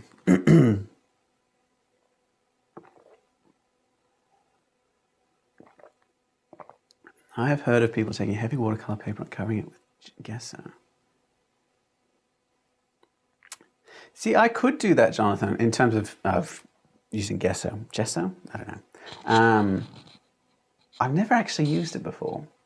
Except I've used it on canvases for painting. I've never used it for this kind of thing. I could give it a go. maybe it is time for me to expand into a new sort of tool, because, you know, when I started, I only used inks, and then I, you know, opened up into using watercolor paints, and I have since used some, you know, different kinds of papers and different kinds of inks. Maybe it's time for me to add that to my repertoire. No, I don't want it to spill. Okay. All right, let me think. What am I going to do first? The old coastlines? I might do the coastlines first. All right, so I'm going to dig into my bag, and I'm going to get out, yes, this. All right, I have 2 blue pens. I actually have several blue pens, but these are in different shades, which I might use for illustrations later. But these 2 pens, the art liners, are the same size as the black pens that I will use later on. They are a 0.2 and a 0.4. Sorry, 0.4 and a point.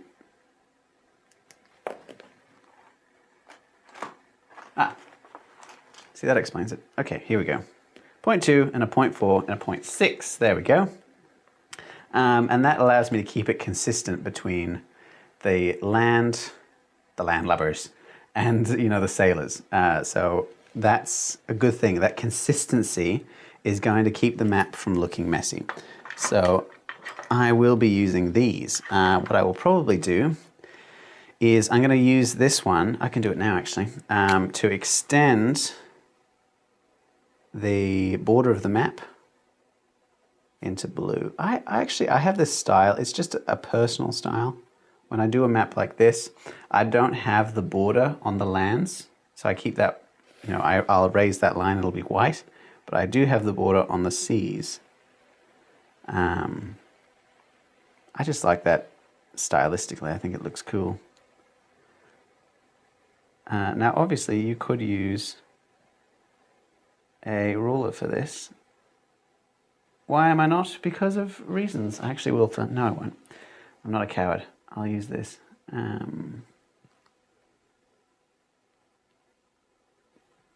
Obviously, you can eventually get into a rhythm with your drawing if you get a lot of practice, where it's easy for you to glide like that. I can't glide on this side of the paper because of this spiral bind. I did not take this off the book before I began the map.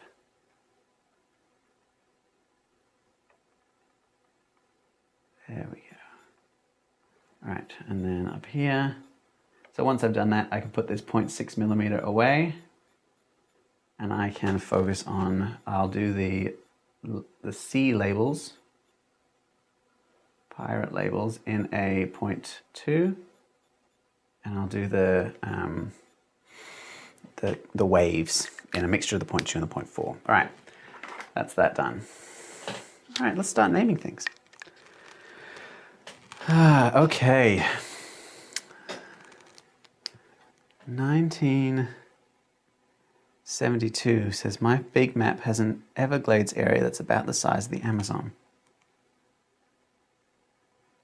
Forgive my ignorance. What's the Everglades? I've heard it before, I just don't know what it is. I'm going to start naming these things while someone in the comments informs me what the Everglades are. Lake Vashon. All right, first things first. I don't want to forget the lake, so I did that first. I'm going to come through and I'm going to name the islands. Islands are an important thing to name for a sailor because they don't want to crash into them. Or if they have been, you know, have crashed into them, then they want to know which one to be rescued off of. Obviously, the big ones, Cradia, Rantonia, Santoria, Lacadia, Piscaria, Unilla, Isheka, Taris, and Nimona, all have names, which is great. I just need to name the smaller ones, and I will use all caps, same as these ones, but in a smaller font size, smaller type size, to show those. So this one says, remember I said about the location names for the Uroan names. So this is Noril Uvain, which means that it's the town of Noril on the island of Vane. So I'm going to call this Vane.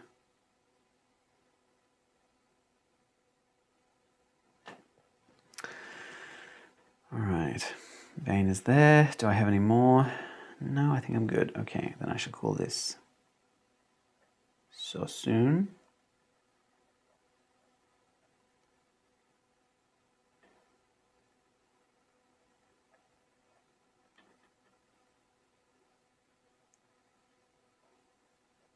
Korik Isle. And that's what I'm going to be doing for a little while. I'll just go through and name all these islands. Swamplands in Florida. Oh, good gracious. Oh, good gracious. You got a swamp the size of the Amazon? Gosh, you can only imagine the mosquitoes.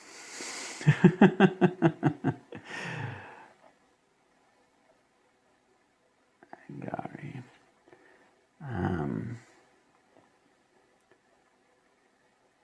Now, I'm not going to use too much of a naming structure for the islands like I did for the towns for a number of reasons. First of all is islands tend to be named whenever someone wants to. If I'm being particularly cynical, it's whenever someone crashes into one of them. Towns are named like really purposefully, and they're spoken about a lot more often. And a lot of the times I found when I've been reading about maps and their history and comparing maps across different time periods, I found that in the history of European maps, at least, they haven't named islands officially until someone makes a map. At which point they just decide to name them because they want to, because they're making a map. And so I think that's really funny. But it does mean that the map maker gets to decide what the name of the island is. The Two Sisters. That's a classic name. Classic name. Top tier name for a pair of islands, the Two Sisters.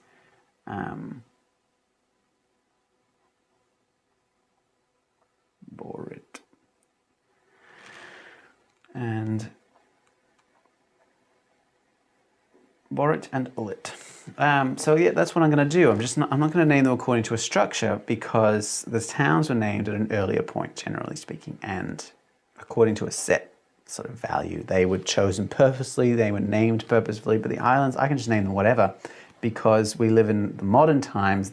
Most of them have been named in the modern times, and I can just go ham. I want to retain the rough linguistic trace of the land that they're in, but I don't need to think too hard about it, which is great for me because I hate thinking.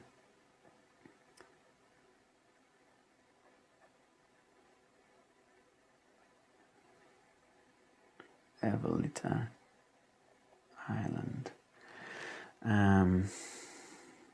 Yeah, all right. What letter haven't I done yet? I haven't done many G's.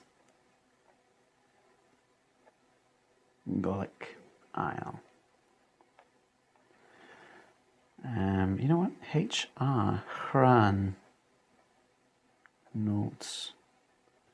Hranolt's Rock. Sometimes I just like to sprinkle in, strange little references to things. So this one's called Hranolt's Rock. Hranult. Hranult. And the reason that I've done that is because, again, very, very different. Like Eshkaban is linguistically different to everything else. That gives us the opportunity to inject world building from the rest of the world. It implies there's no other, I won't put any other HR letter combinations on this map. So I will just use that as an opportunity to remind people that the rest of the world does exist. Baysehir Island.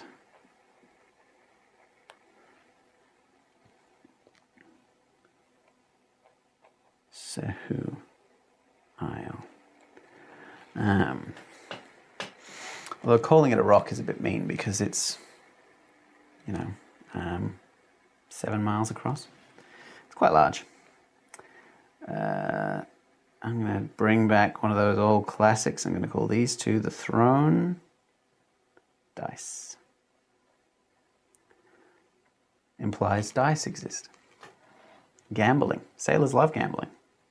Just historically speaking. I don't really know any. It's not really much of a career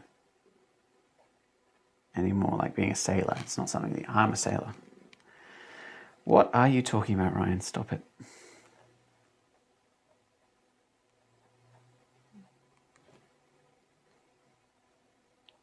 You'll notice I've called this tulla vein, like vein over here, to bring that linguistically back over here. All right, this one's going to be called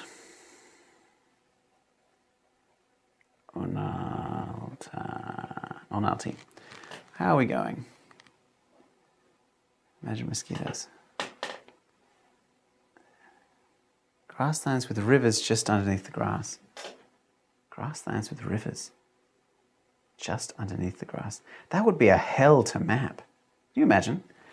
If the Everglades is a grassland with a river right underneath, then it would just move all over the place. It has trees.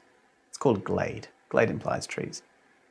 So they must grow from the bottom of the swamp through this. So they are that would be very interesting, like to set a campaign in.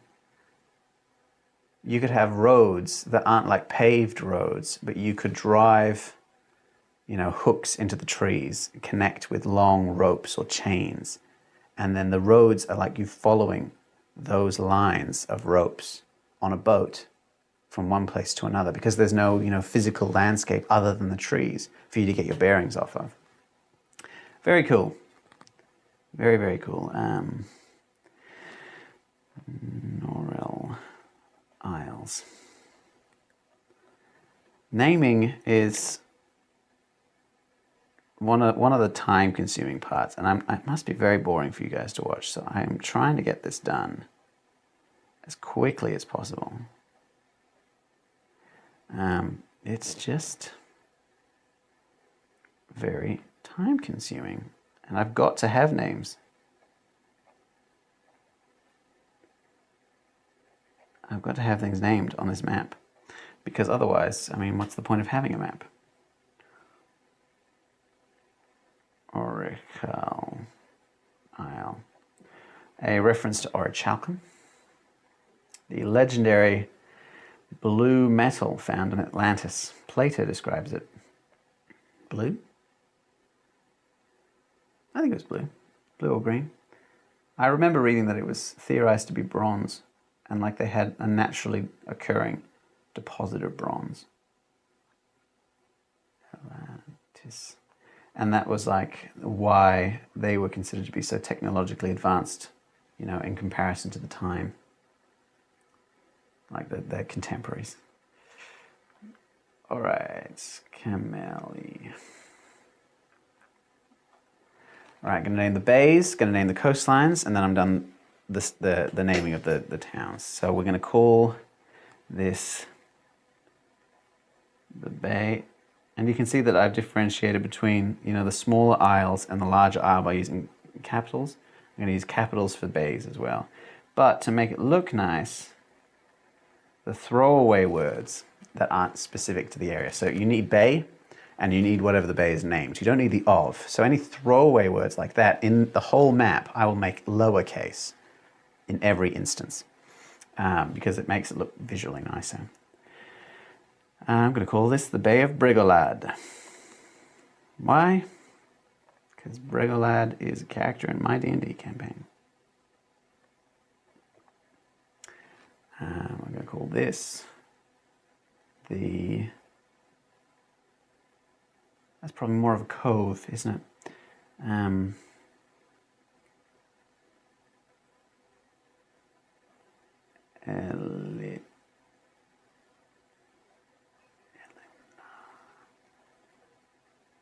Elimnara Cove. It's good to read up and remind yourself about different, geographical terms, like the difference between a bay and a cove. People tend to use them willy-nilly. And I don't mean people as in world builders in the modern day. I mean, like, historically, people have used them willy-nilly. We think of them as having a set sort of, definition, but not really. English as a language interestingly enough, has like a bunch of different words that all mean the same thing because we just steal words. We're linguistic vampires. And, oh, wrong one. And that means that we, like, the difference between a bay and a cove is academic at best. But, you know, we will defend what that difference is because it has come to mean, like a cove has come to mean this sort of protected area, you know, mostly surrounded by land, as opposed to a bay, which is open-mouthed. I've called that Elimnara Cove, but I think that one's more Elimnara Cove. I just don't, with that Elavita Island label, I don't have the opportunity to move that, so I'm just going to leave that there and have it refer to both of these. Sea of Ild. Why not? Nice and short. Short and sweet. This one out here can be... I'm gonna make a reference to history. The sea between lands.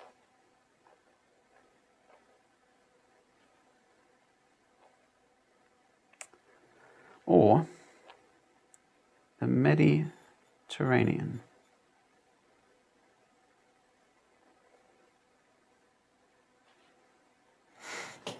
That language is fun. I'm gonna call this Coral Cove. Nope, I hated that immediately. The Corally Cove, that's better. Use take two.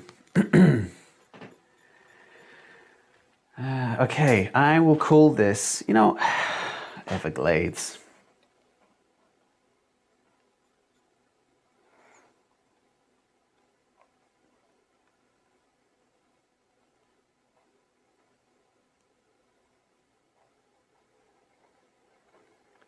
The Everglade, which is like Everglade, but I've mixed up the letters. Everglade Marsh.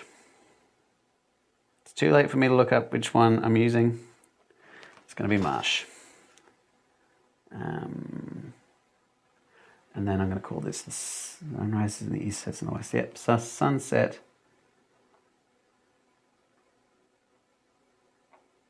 coast.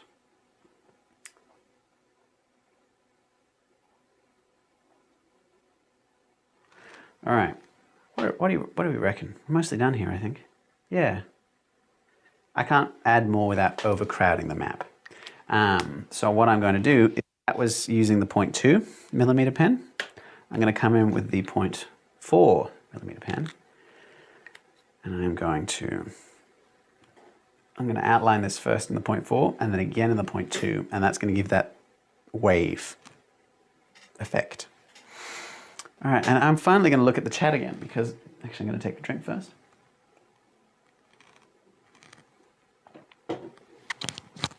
Because of my throat, and then elevated roads. Welcome, Dragon Queen.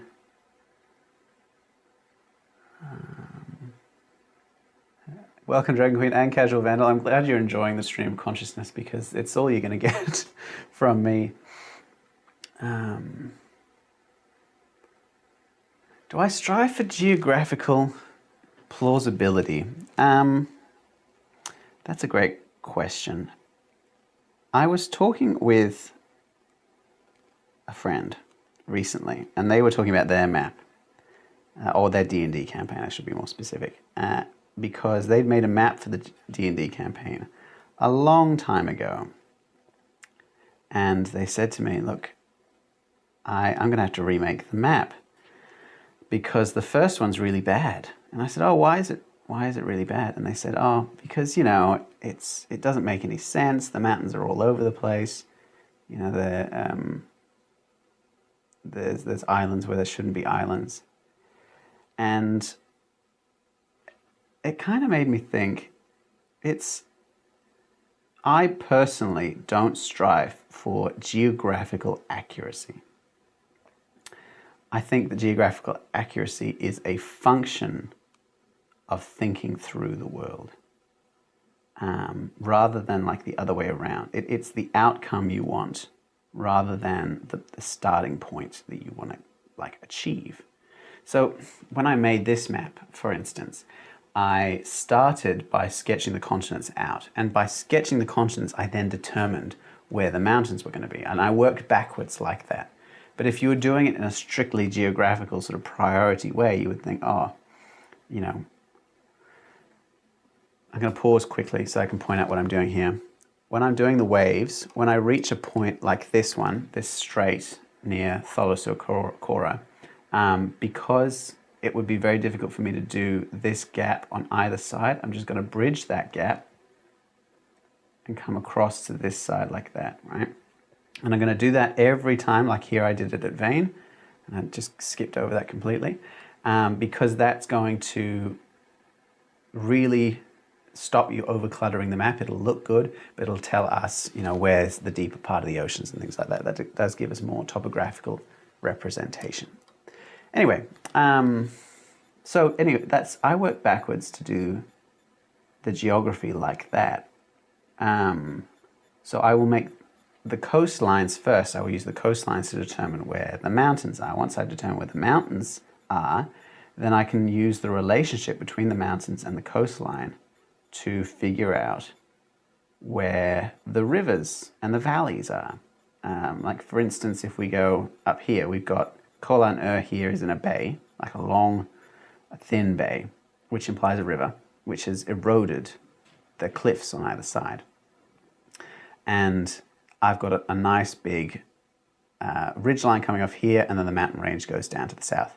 That implies this is a long valley. And if there's a valley here and a bay here, that river is going to go straight up it. So once you've kind of got these, you've got a set of rules that you understand about how erosion works and how, you know, coastlines erode. You only need to have like a broad understanding. Then you just apply them to the world as you're going through it, rather than thinking things through and really making sure that everything is true to the world. You just think, okay, does this make sense? If it makes sense, you're good.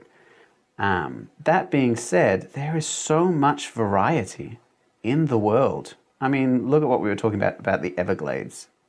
If you came to me without context and said, hey, I'm going to make an area the size of, you know, a county.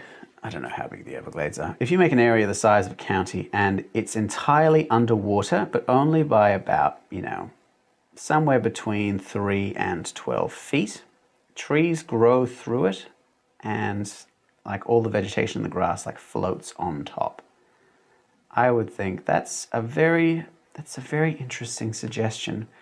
Why? Why would you do that?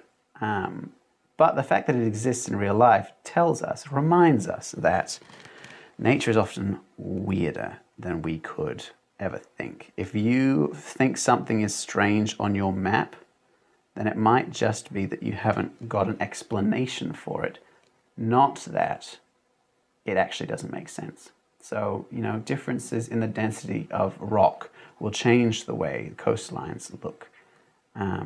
Getting quite thin here. Differences in the way that the winds blow will change how, you know, cliffs and islands form and how forests grow. You know, drainage, soil type. There's a whole chaotic universe out there that we cannot predict nor understand. So I don't think, and I said this to my friend when they were talking about their map, and they said, oh, it's not very realistic. And I said, what is realistic?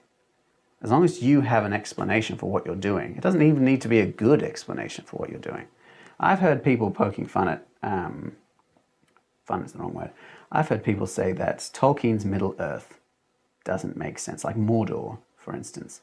Geographically doesn't make sense. Sure, makes sense because, you know, a god-like figure raised a bunch of mountains to keep him safe from his enemies. If you've got an explanation, cool. That's all I needed to know. And that's all really you need to know. And that's my thoughts on the subject. All right, what are we up to now? Oh, good gracious, people keep talking. And that's good. Enjoy work, 1972.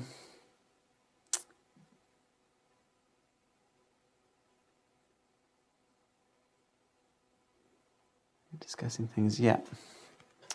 Oh, I try to. So, Casual Vandals said that they appreciate how I'm trying to make it inclusive to people who've made maps before. I am aware that this is a tutorial channel and that I attract a great variety of map makers and world builders. Some people find my videos and they've never made a map before and they're only thinking about making maps. You know, some people, especially on the Discord I found, have been making maps for years and they have a great many opinions because they have so much experience doing it.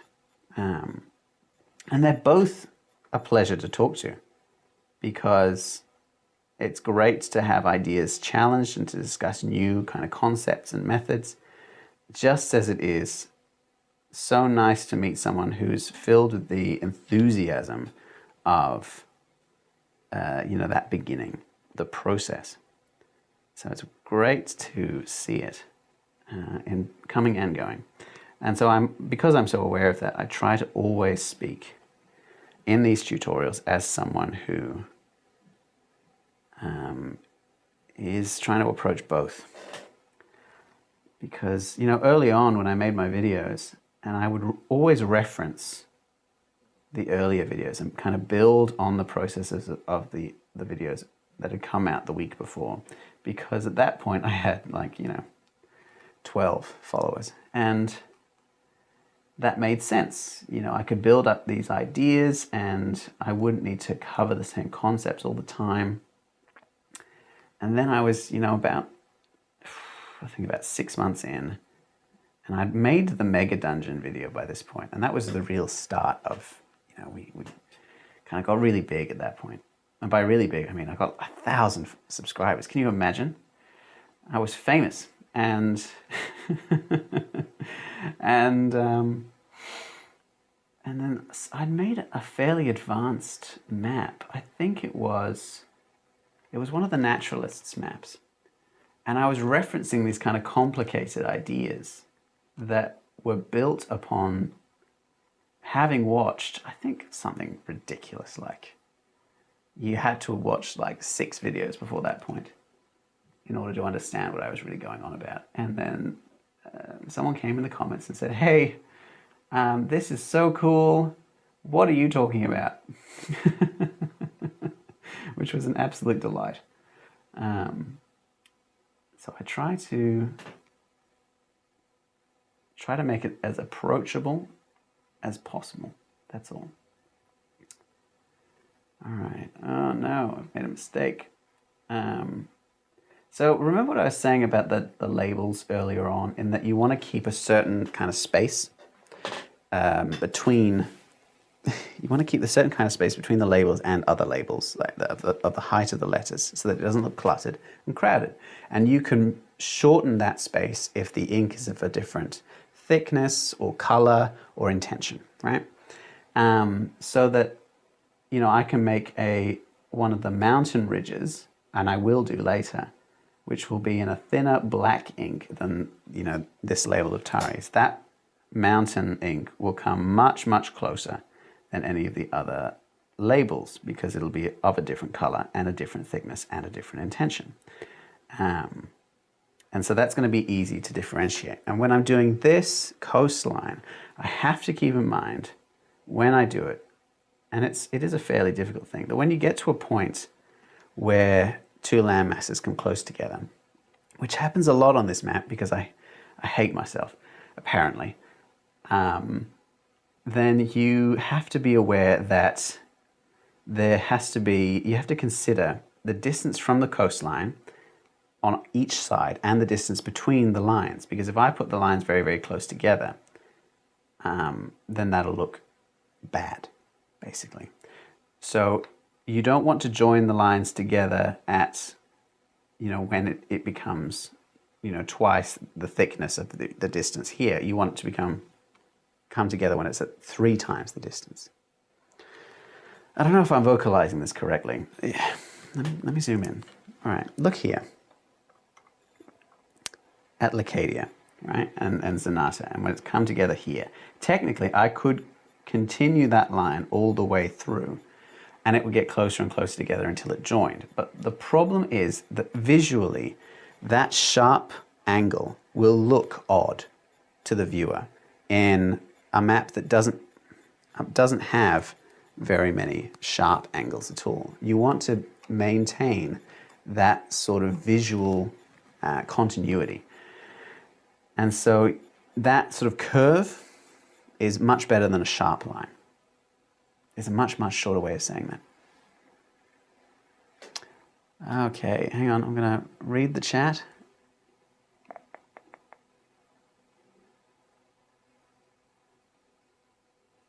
For those who haven't been active in the Discord, oh my gosh, I got this ready. Haha, for those who haven't been active in the Discord, you can find the link in the description below. I'm so proud of myself. I sat down and I made these screens early.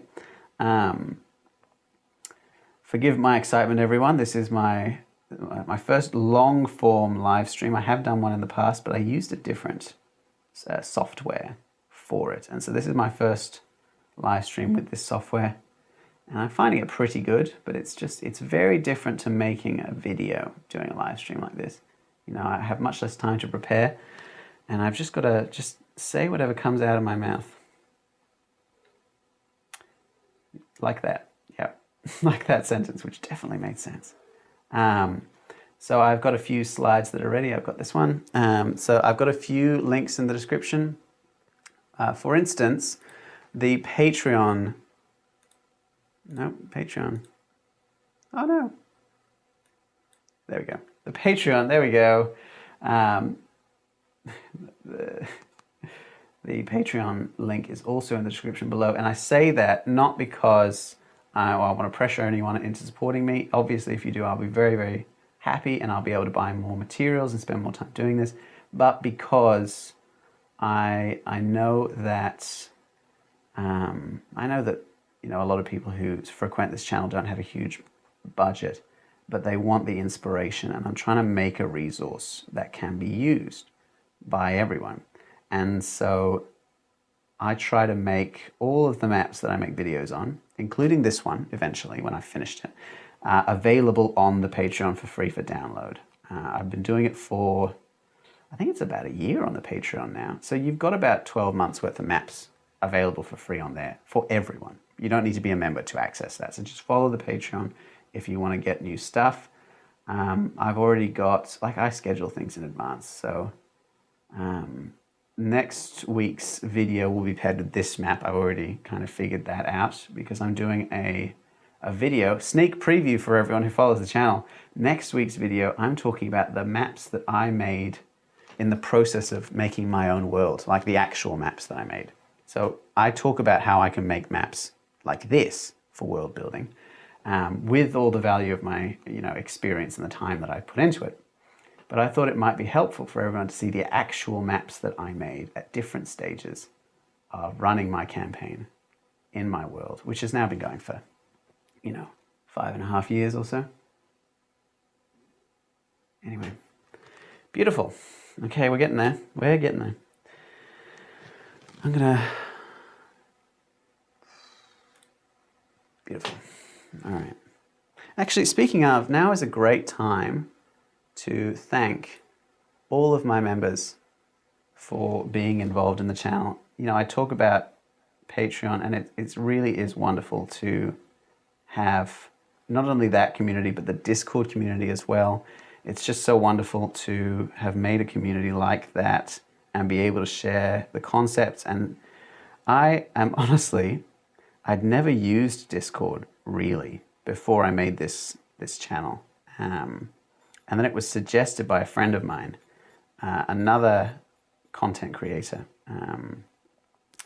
who Conflux Creatures, actually. We did a collaboration last year.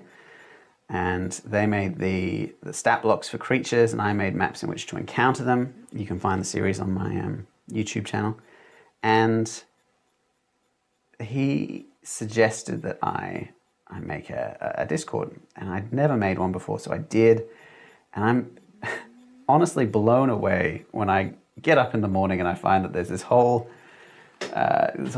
thread talking about, you know, someone's maps or concepts of world building and map design, and I can chime in occasionally, but often, and it's great, but I'm not needed in those conversations. I can give my expertise or my opinions when required, but seeing people working together is the whole point of why I started it, and it's great to see that.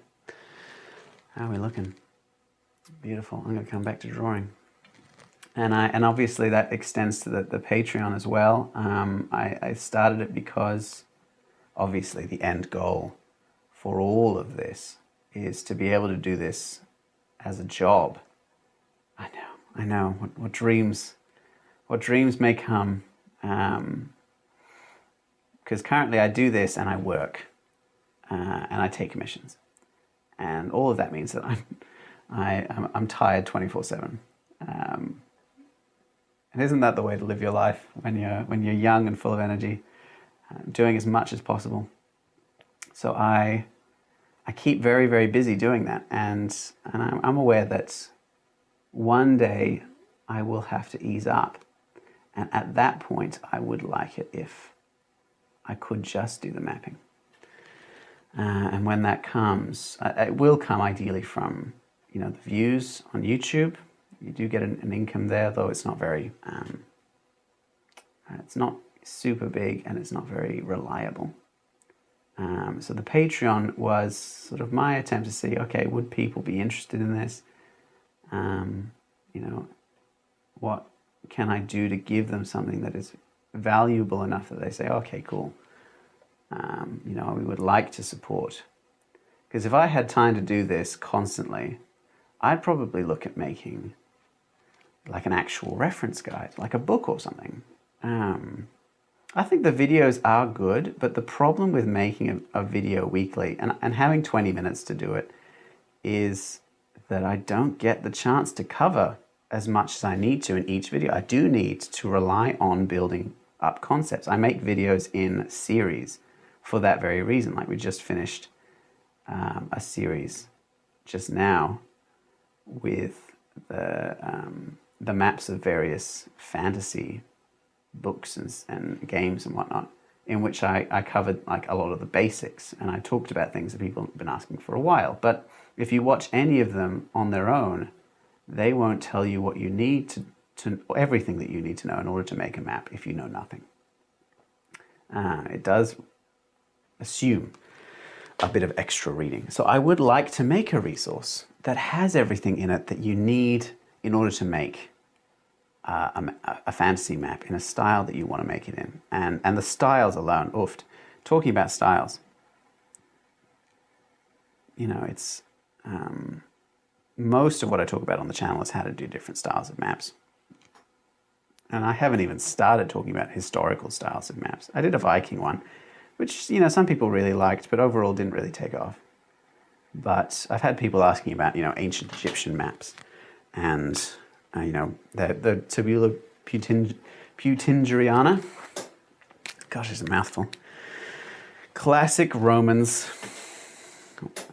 It's Latin, I suppose, isn't it? All right, now I'm going to come through with the 0.2, and I'm going to do a second line. That's going to give us, you know what? I don't want to overcomplicate it. I might leave it at this for now.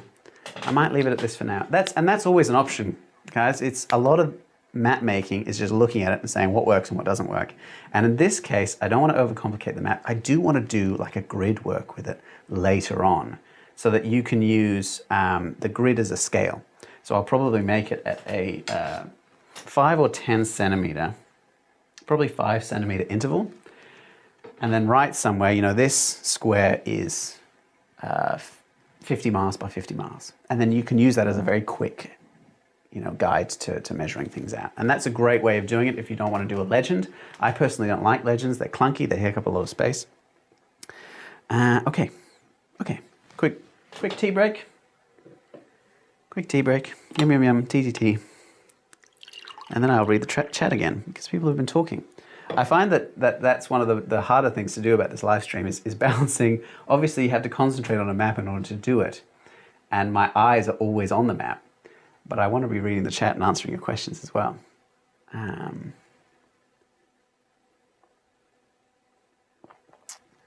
Currents pass through. What you gotta do a segment on digital maps. Oh, casual vandal. Would I ever do a section on digital maps? Okay, here's a secret. I am just terrible at digital programs in general. I'm just atrocious at it. I am much more comfortable with my hands than I am with a computer. Like that being said, I'm not bad at it. Obviously, practice will make me very good. But the reason that I make maps, like the reason that I started making maps by hand, I mean, I did it when I was a kid, but now as an adult when I came back to it, was because I couldn't find a way to use digital programs in a way that really expressed what I wanted to do. And that might be because I'm just not an expert enough in them. I'm just not good enough using the programs. But because I'm not an expert in it, I would be very leery of making a program, a video about digital programs, because I want to come from a place of knowing what I'm talking about. And I don't think I really do when it comes to that. I could in the future. I would probably find someone who's made a map making program and I'd do it like a collaboration on it. I'd talk to them so that I could understand it properly and then come back to you with what I've learned and how you can apply what I talk about in the videos to a digital program.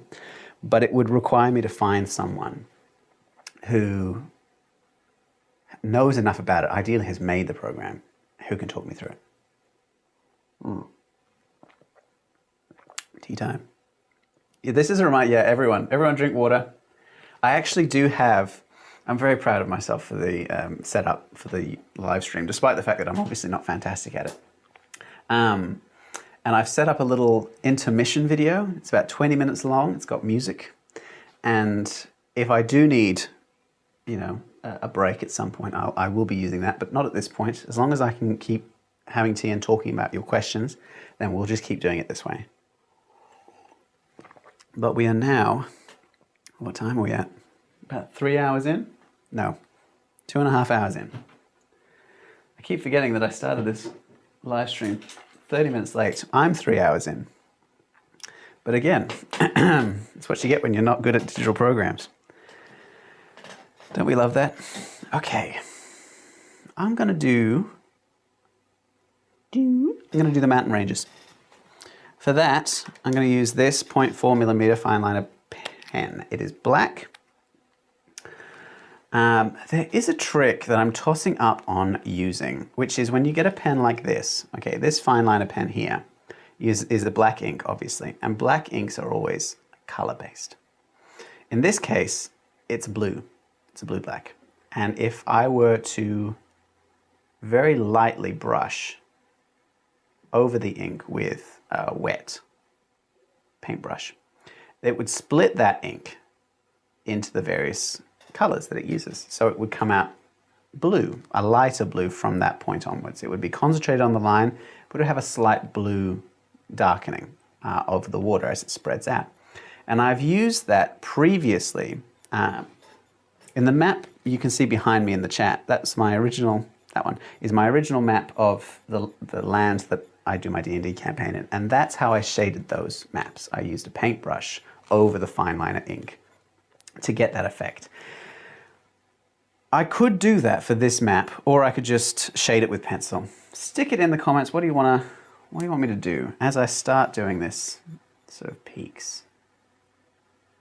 So what we're going to do is we're going to do this, the jagged line method.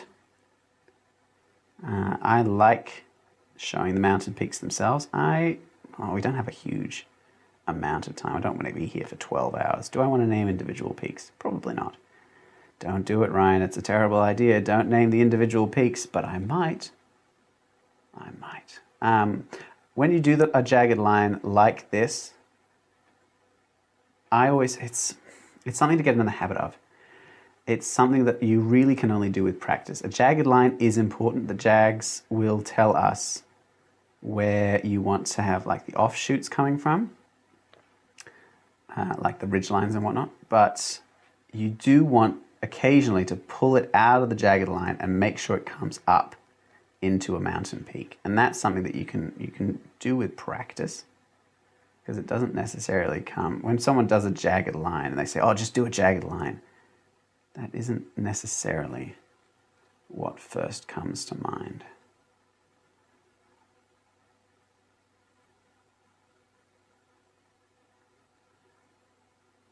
Hey, Joanna Lusty. You're the second Joanna we've had on the chat so far. All right, let me see. Hope everyone's enjoying. What's everyone doing while we do this? Are you making your own maps? I did ask earlier, but I'm checking in now. It's coming along quite nicely so far.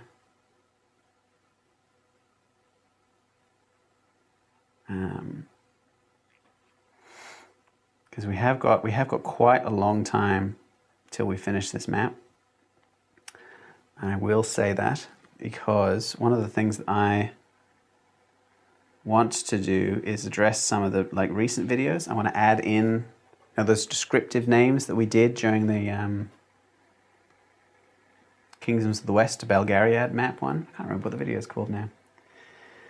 I make so many videos, friends.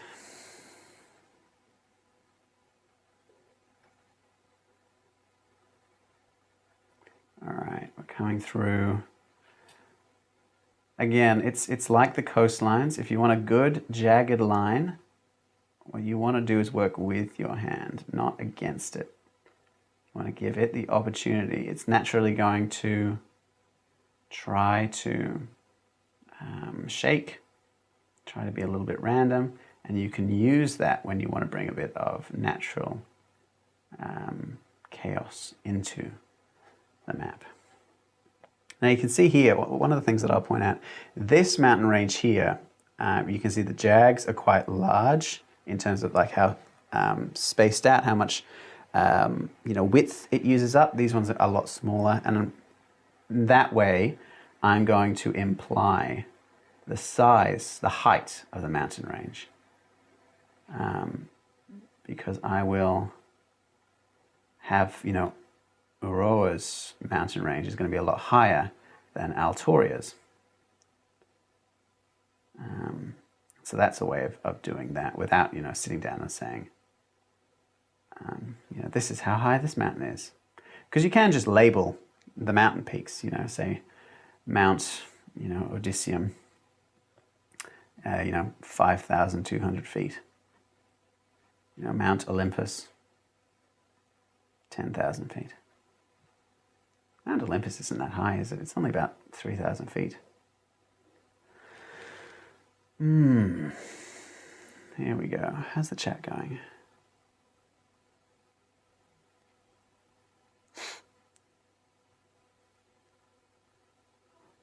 Working on commissions, brushing teeth. Don't brush your teeth near a map. That's a horrible idea. It's a joke. Wasn't a very good one, but it was a joke.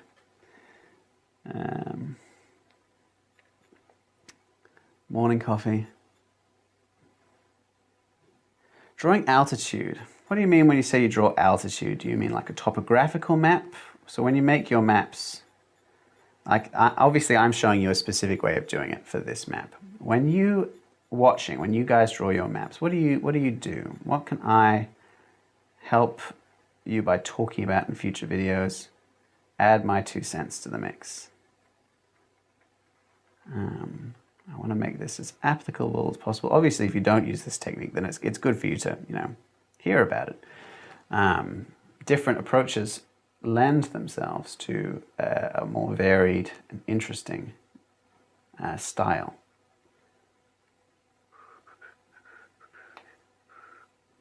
All right, here we go.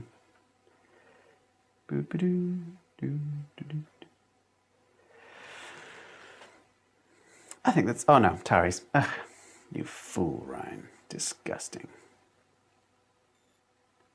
All right. We're almost finished these, and then what I'm going to do is I'm going to come through.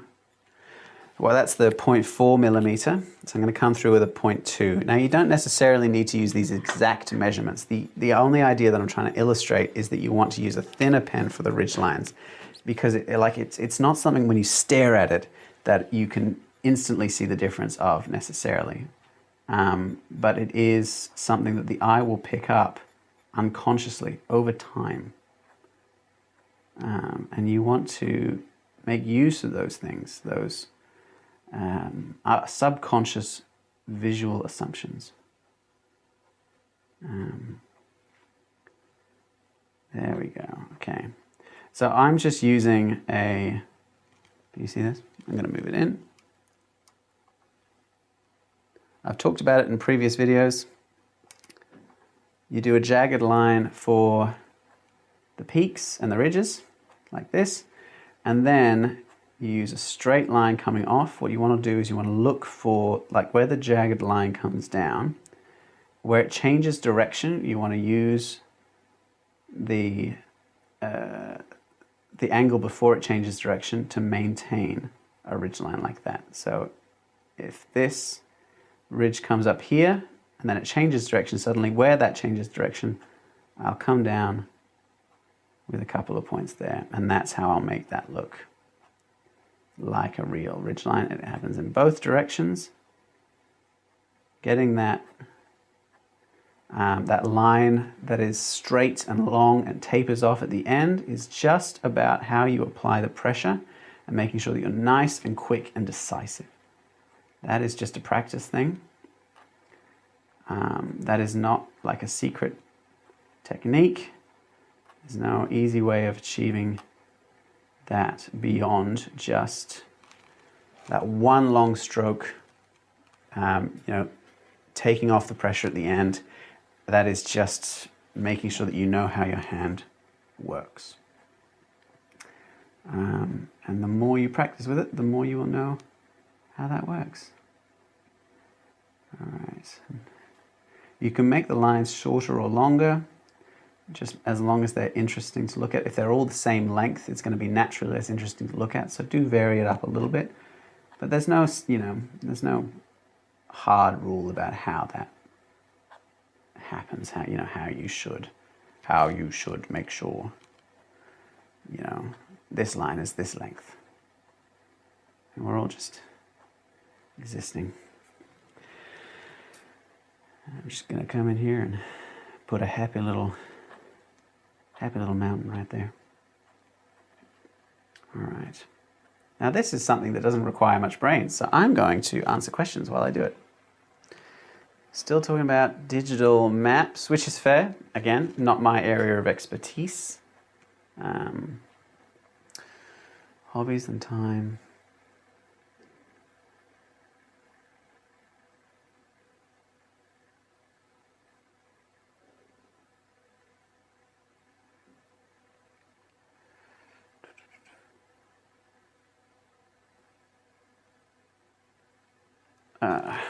Everyone's just having a chat. That's great. I like that. No urgent questions. I will say on Dragon Queen's reference to the dangers of painting digitally is that you get the rogue brush strokes. I've got to say, as someone who deals with a great many of his own rogue brush strokes, that is not a risk that is entirely confined to being a digital artist. I drop pens all the time, especially because, I make these maps in one long go, and some of them are a lot more complicated than others. The Shire map, for instance, I sat down, started it at 9 a.m. I finished it that evening at 5 p.m. I had not left my desk. And I was so pleased with how it turned out, honestly. It looked fantastic. There are things that I would change, obviously, but we're not talking about that. It looked fantastic, and there were, at the end, there were so many problems that I'd had. Like I went to, it's not in the video, but I went to do the title up on the top right of the map, and I used this white pen, the one I'm using here. Dropped another pen. So this one that I used to do the highlights on this on these watercolors, I used that to try to give it a little bit like of a shine, to make it look, you know, cool and three-dimensional and give it a bit of texture. And the pen that I had, not this one, leaked. It made a big puddle of white all across the letter. Thankfully, it was kept into the letter by the ink that I'd already done, but it completely just obliterated all of the hard work that I'd done. And that was not a happy little accident. That was a very unhappy, large accident. But that kind of thing happens all the time. And towards the end of the map, you know, the pen may have leaked because my hands were shaking to the point where I dropped brushes and I dropped pens, and when I dropped them, you know, they left brush strokes across it, and you can't get rid of them on physical media after you've finished. You've just got to, like Bob Ross says, you've just got to find a way to make it into a happy little accident. You've got to find a way to pull it into the world, make it look interesting, give it a reason to exist. We're getting there.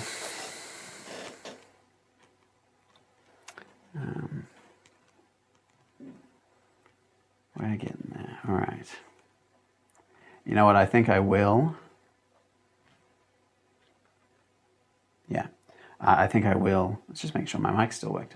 I'm not wearing the headphones for this video because I find it very distracting to hear my own voice.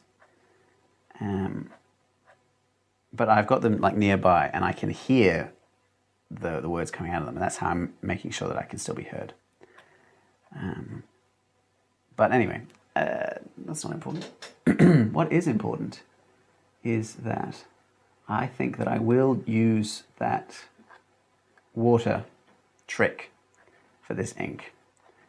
Just because I don't think I've done it for a video so far. I don't know if I have, I don't think so.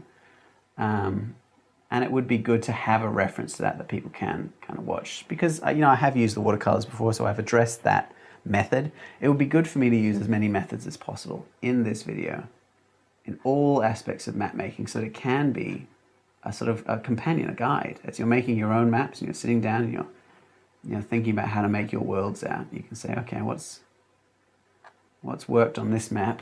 What do I like? What do I not like? What do I want to use? And that way we can,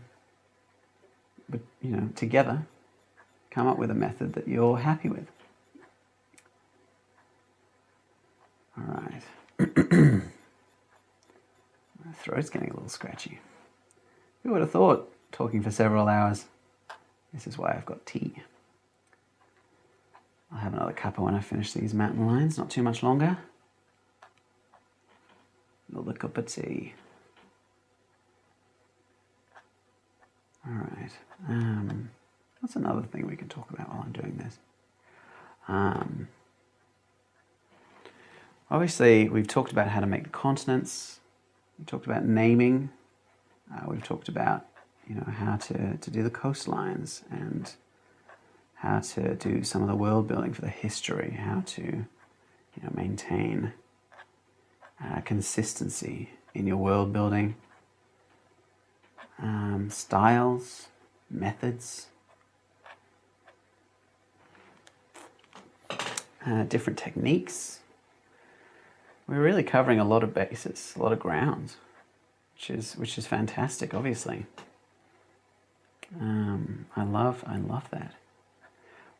And we're going to add in so much world building to this map, guys. This is just the style. Once I get into the writing of it, we're going to add in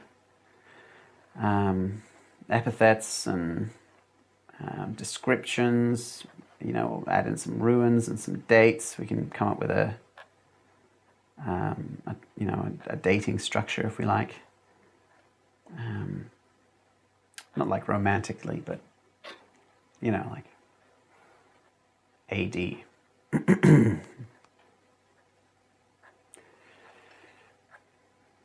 Boom. Almost done. And then, oh no, I've got Santonia. That's fine. I find that when I make a map, it's important as part of the process every so often, about every hour or so. And so, you know, every time you're more than another quarter of the way through, I reckon, at the very least, you want to take a step back and look at the map as a whole so that you can maintain a vision of it as a complete creation. Because when you're thinking in terms of, you know, brush strokes or pen strokes, then it becomes a very small, kept, you know, it becomes microscopic rather than, you know, a total area. So I'm gonna, let's look at it as a whole. What do we reckon? Let's see a good vibe here. All right, I'm gonna have this cup of tea. We're gonna look at the map. I think it's looking good. It's looking good. All right, now this is good because I can immediately see that there is an issue if I want to use the pens to ink things out. It's actually two issues. The first of which is that I need to erase the pencil, because when you use water to dilute the ink in a fine liner like this, you can get some unpredictable results. I'm not saying that it won't allow me to erase afterwards. I'm saying I don't know. So I will erase that pencil first. The second issue is that I know that this pen, this Artline pen, all of this series of black ink Artliner pens will be like, when exposed to water, they will separate into that blue. And this red is a different kind of ink. I'm not sure whether it will. The blue certainly would. It's the same brand, probably into a lighter shade of blue. But if I'm going to do it, I need to make sure that I am separate. All right, the other issue, the third issue, is that I have some paint. I have some paint here, so water here for painting with, some paint water, but it is green. And mountains are many things, my friends, but they are not green. So I'm going to use my actual drinking water. All right. Who needs to drink when you've got mapping to do, all right? Am I right? Okay. All right, friends. Here we go. I'm going to try doing this mountain. I'm going to get us in close so we can see the process. Okay, what I've done is I have, okay, you can see me. I've got this pen, this paint brush. Dipped it in water. I want to make sure it's damp, slightly damp. Then I'm going to come in. You want to use a very fine brush. And you want to dampen this paper just slightly. I'm going to start at the ridge line, go down. Okay, and you can see it's come out in this sort of purplish color now. Give it a bit of time, don't over wet it, just a delicate touch is more than enough. You want to follow with your brush strokes the same angle as the ridge lines. All right.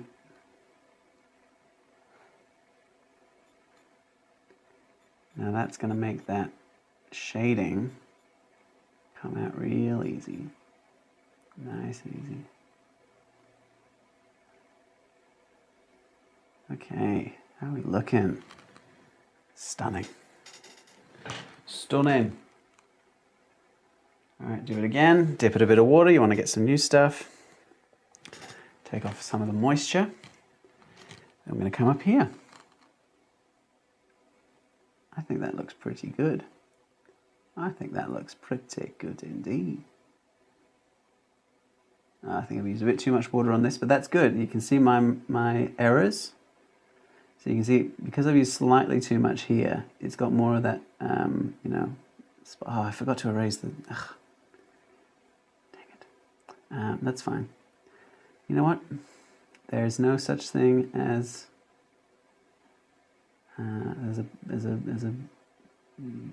know what Bob Ross says. Happy little mistakes, that's what he says. So I will come back later on and we will find a way to make that work. All right. So you can see that the benefit of doing this, it's actually coming up quite grey on the camera. There is a slight blue tinge, certainly a slight purplish tinge around the lines themselves. The benefit is that breaking the ink up like this naturally gives you these sort of different shades and different saturations of color when you do it. So you have a little more variation than you actually would if you went with a single watercolor paint palette color thing. So that's of a great benefit to us. Gives us this very natural vibe. See, the thing about this is you don't want to overwater it, as I mentioned, and so that means that you'll need to go back to your water, your glass, your water source fairly often, and you can definitely tell when you run out of moisture. It does show you. But every time you do, you have to remember, dip it, get the excess off as much as possible, come back. It is better to take your time than to oversaturate, literally oversaturate, with the brush. Okay, it's looking good. It's looking very good. Happy little accidents. No such thing as mistake, only happy little accidents. You're right, you're absolutely right.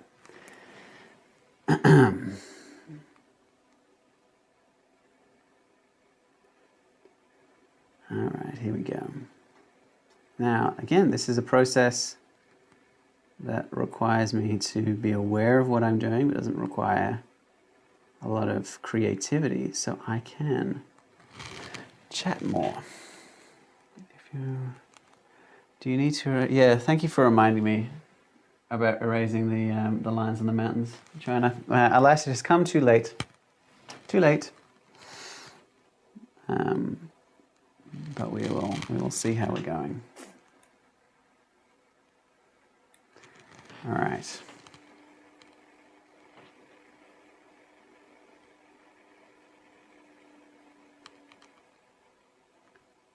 Okay.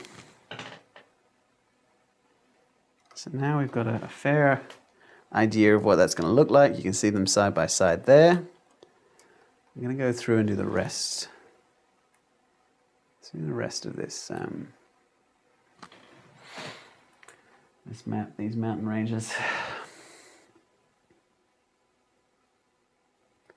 I could use a masking fluid over the mountains if I wanted to, or sorry, the lettering if I wanted to preserve them. But I am aware that I'm making tutorials for people who have very different equipment and experience levels at their disposal. And I don't think that masking fluid is something that can be found in the house of, you know, most people who aren't involved in art. And if you're only making one map, I will say this, if you're only making one map, I don't think it's worth buying a whole thing of, you know, masking fluid. If you're making a map for your campaign, if it's your first map, if you just want to have a play with it, then I'm going to try to give you some techniques. I'm going to try to give you some techniques that you can do, you can use without having too much in the way of equipment. You just, you know, go ahead and buy a couple of pens that are of a different thickness. Fine liner pens are very easy to get your hands on. different colors. I use the watercolor paints, but you can use colored pencils. You could use, honestly, you could use crayon. It's entirely up to you, just what you got in the house. I wouldn't recommend fine liner pens for house crests. I tried that for a map last year. Same series as that medieval map that I mentioned before, that ancient map, and it didn't turn out too well. It's not great, honestly. A marker I think would be all right, but again, you're dealing with a level of saturation there that makes it look a little bit,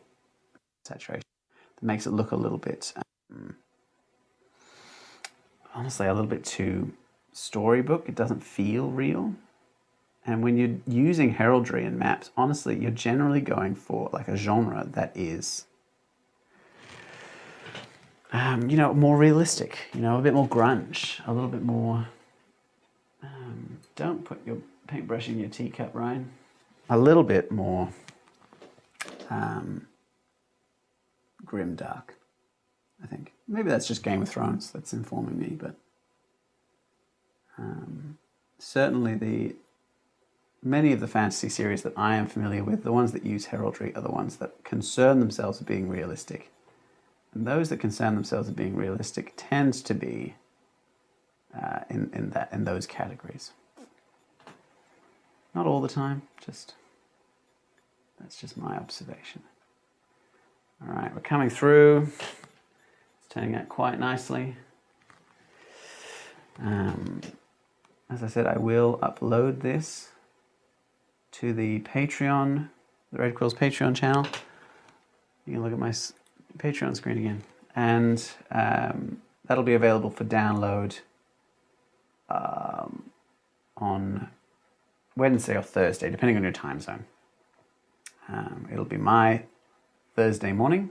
It'll be pretty much everyone else's Wednesday night. All right. We're getting there. We're getting there, friends.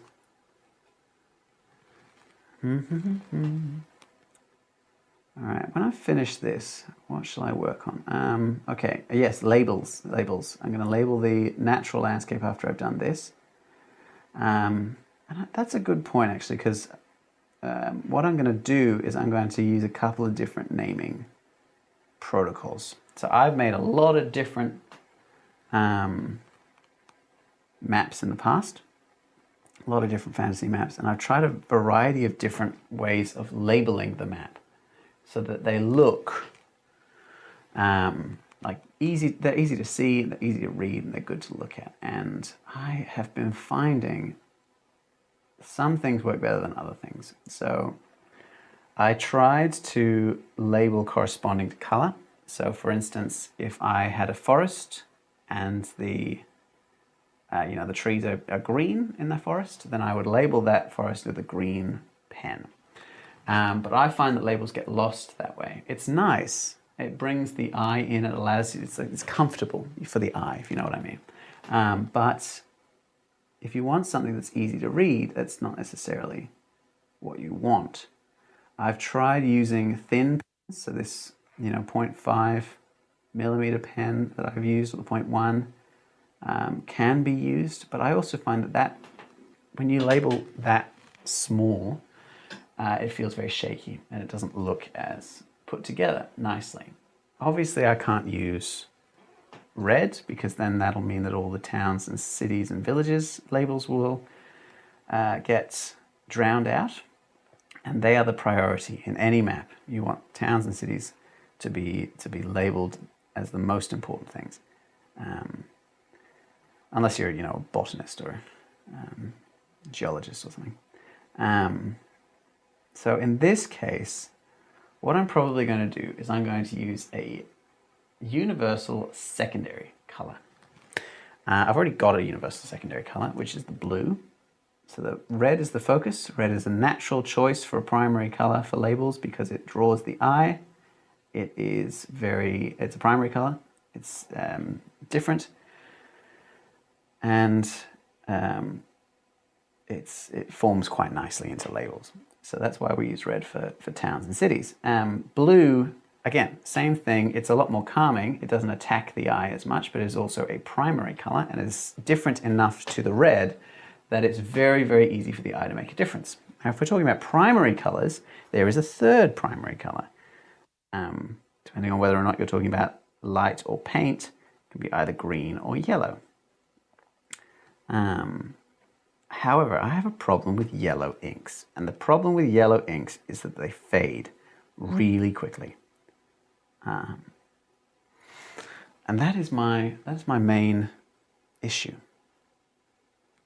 It's my main issue with it. A complementary color to red would be a purple.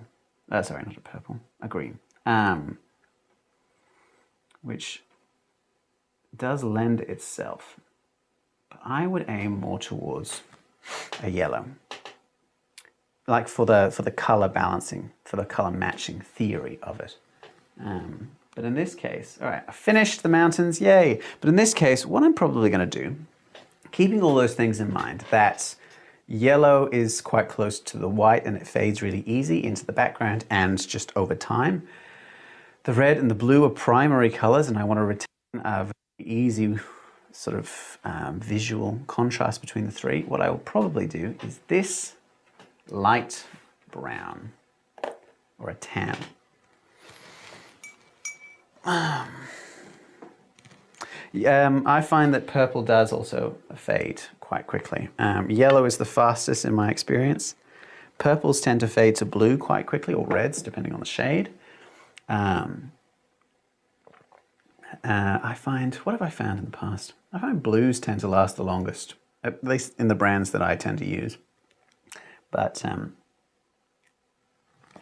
honestly, this one will still fade the fastest of the three. But at least while the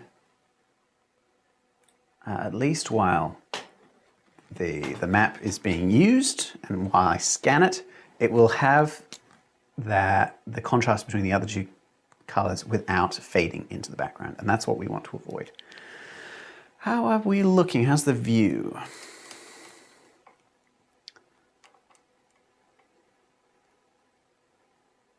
Yes, good.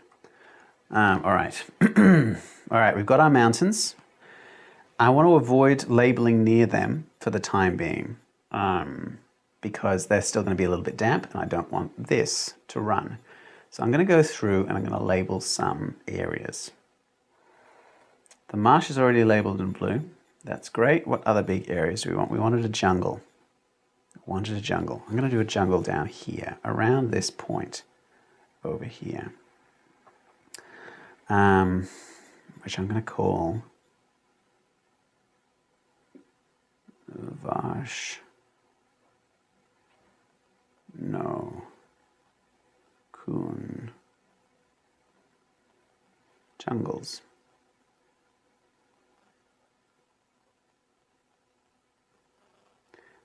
You'll note that I will also always label the terrain features in lowercase. Again, it's just another way of differentiating it for the eye.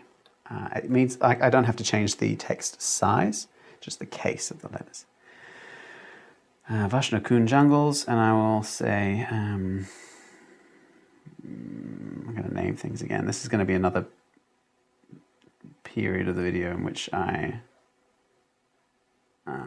don't talk very much, or if I do, it's a bit rambly, because I'm just concentrating.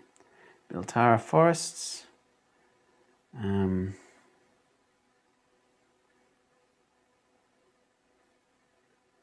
Garan plains. Now I'm aware that we're working on a map that is approximately 500 miles across. So we're dealing with large expanses of areas. So whatever natural terrain features we put on there will be quite large. You know, we're not going to have, you know, small forests or fields. We're going to have, you know, big areas. Angoran Plains, the Tehran, none. Lowlands. We want to give enough that you can use them for navigation, but not so much that the map feels crowded. So we got to think about it in terms of when I populate the map, what are the empty areas going to be? Because that's the natural place that I'll be putting these labels. So up here will be a forest. We'll call that, you know what, let's make it a real history reference to Thrace.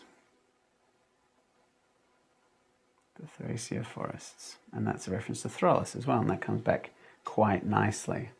The wilds of the Dawn folk. Pronounces the L. All right. Valley of the Ancients. And now we can really kind of discard with too much of the naming structures. I find that matters most for towns and continents and regions. But, I mean, assuming that they speak their own language that is different from English, a lot of names are just either associated with people or associated with something that's already been named, like the Thracia forests can be associated with Throllis, or they're just them titling it in their own way, like the sea between lands, Mediterranean. Nice and easy, we've got that, all good. Avon River, the river. So we don't need to think too much about naming structures at this point. You can if you want to, but we don't have to, which is great for me. So what are we going to call this? Emerald Point. Not the most imaginative name, but you know, what are you going to do? Because I'm going to make like big labels and then I'll do some smaller labels. Vale of Broken Things. And this is your opportunity, if you aren't naming using a naming structure, this is your opportunity to add in some lore. You don't really need to associate with anything, but if I call this the Vale of Broken Things, when I come back to it later, I can be like, okay, cool. Why? Why is it called that, Ryan? Who decided this? Who made this choice? I think that's most of the big areas. I'll do this one.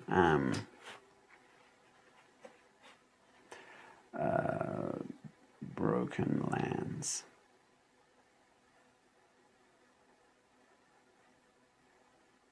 Of the Sun. Okay. Broken Lands of the Sun. Okay, cool. Cool. Now we've named a few things here. We've got a fair idea of what they're going to look like. I don't want to overcrowd it. I do not want to overcrowd it. So I'm going to leave it there for the time being. And I'm going to come in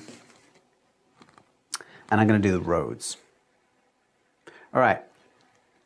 Another discussion about color theory, because we've got three main colors here now of labels.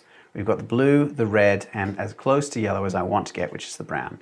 Three primary colors. We can use those to determine offshoot labels. For instance, if I want to do the roads, which I'm going to do now, I will use an offshoot of the red and the orange.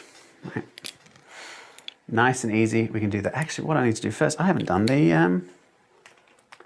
town symbols. I'm going to keep them fairly simple. Just a red dot for the small towns and a red circle for the cities. I'm going to go do that very, very quickly.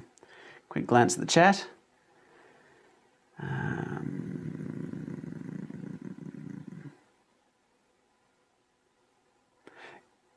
I'll do rivers later.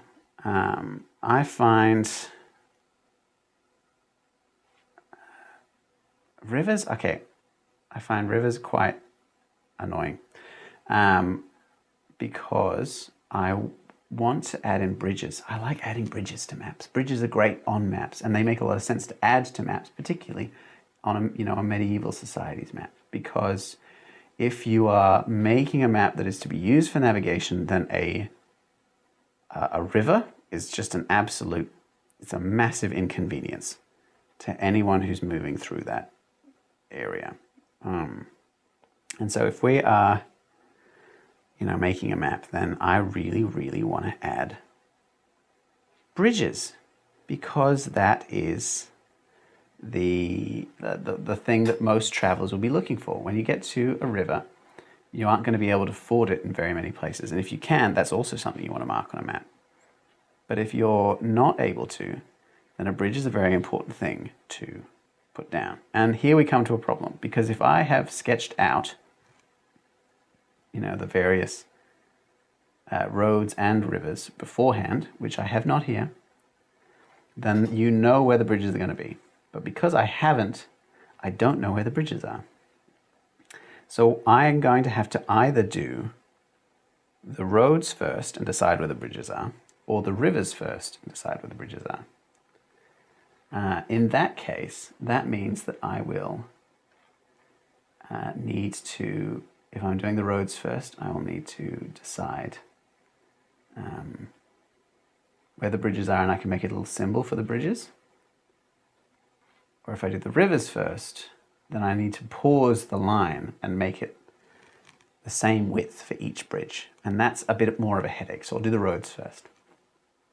I hope that sentence made sense, because I did not scan it in my head before I started talking. All right. Cool. Another thing that I haven't added that I probably will later, when I've got an idea of how much space I have left on the map, is I will add temples, lighthouses, ruins and stuff, and I will use that brown pen to do it. They're not towns, but they are significant, so they get a primary color. Okay. Here we go. How am I going to start this? Here we are. So, I must now tell, now that I'm on the map, where the rivers are based upon the geography around them. So we discussed this before, how you can look at a map and use what you know about geography to infer where things go, rather than the other way around. So in this case, so for instance, I know that there's a point here and a point there. Those two are going to be connected by a river. There's a point here and a long valley here. Those are going to be connected by a river. This one to this one, so on and so forth. Rivers always lead to high points. So you've got to connect the bays, which are almost always eroded by a river, to the nearest high point. And the river will wiggle along the way. But that gives you an idea of the location of all the rivers. And with that knowledge in mind, I can place bridges. Okay.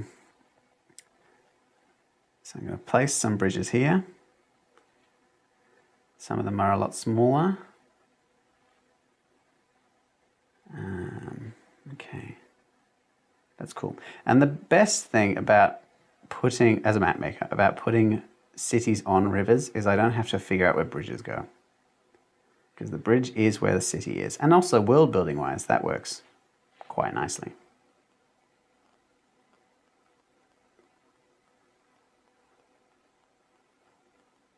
All right. Because, a bridge is a natural stopping point. It would make sense to put an inn there. There's a waterway already there. And if an inn's there, people are going to build a house nearby. And if they build one house nearby, they may as well build 2, and then 4, and then 8. And then you've got a little village. And once you've got a village, where do you go then? Well, you make a little city. All right. This is coming together quite nicely so far. I haven't made a map in this particular style in quite some time.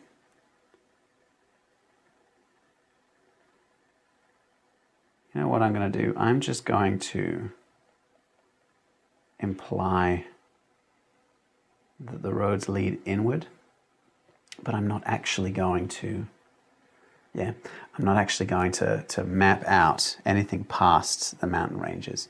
So I can say that this map was made. I know I've got labels there, but I can say that this label was made by someone who lives over here, and they got a fair idea of what's, around the sea. But this area, this inland part of Euroa, is, territorial, xenophobic, or just they don't like people trading maps of their place so they don't get invaded. So we know that a road leads inland from Kolan-Ur. We don't know where it leads. I think that's fun. All right. Going to connect everything. Now I tend to have roads connect directly to towns and villages. And on a scale of a map like this one, that makes a lot of sense because you're dealing with tens of miles rather than tenths of miles. But when you're dealing with, you know, a much smaller area, it is worth doing, like you do the main highways first between the oldest places, because roads tend to remain, you know, where they are. And then you make the roads in that order, in the how old they are. And then some villages can be near to a road but not on a road. So you go a little bit off the road to get to the village. But that's not really important when you're working on this scale of map. Okay. Now you can see that the downside of having the label right in the middle of the continent like this is that obviously you're losing the detail of what's underneath it. And I did say that there was a mountain range under there, but this line going in and through and these mountains coming in and through does imply that there is a pass through the mountains at that point. And I can work with that. And isn't that the best thing to say when you're making a map? I can work with that. All right, we're going through it.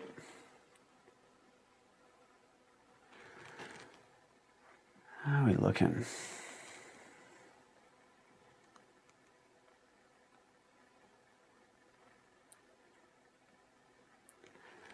It is 9:39. We've been going for over 3 hours now. We're a goodly way through this map.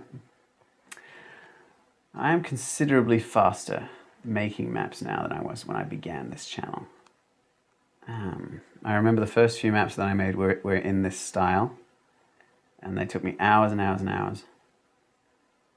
But I think, and it's worth keeping this in mind if you're, you know, beginning the process, or if you're not as familiar with certain tools, that you will get faster, not necessarily because your hands are faster, but because you know a better, more efficient process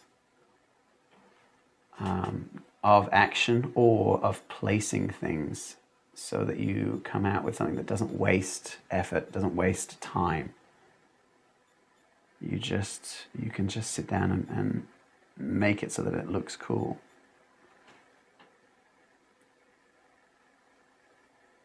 All right, Ratata is here. That is the mountain pass. I will have to label the mountain pass. That is a significant piece of information. Yeah,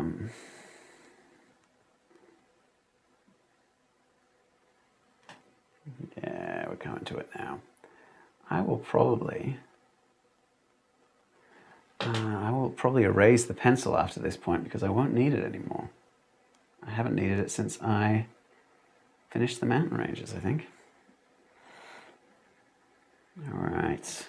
Yes. Okay, cool. Cool. These guys don't have roads. They'll be entirely connected by boats. And then these guys along the coast, their only connection to the lands on the other side is by a very long boat trip or taking the Uranan Pass here. The Ratata Pass. Should name it after youngster Joey. It's a Pokemon reference for those who aren't familiar. All right. Because when I go through after doing these roads and I do the foliage, the terrain features, the forests and the marshlands, that's decoration at this point. Oh, I haven't been doing bridges. Ugh, idiot. That's what I get for talking. That's all decoration. That's not necessarily something. That's good. That's good. That's good. Okay, this is why I'm very happy that I put towns on rivers. Because I don't need to think about it too much. All right, cool. Oh, I forgot one.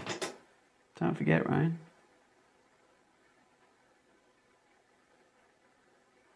Yeah, so all of the terrain stuff is mainly decoration. It's good to know it, but it doesn't really serve a lot of a function, so it can be added as an afterthought. All right, what I'm going to do is I'm going to come up here, because this camera is going to shake while I do some erasing. It's going to shake like a leaf in the wind.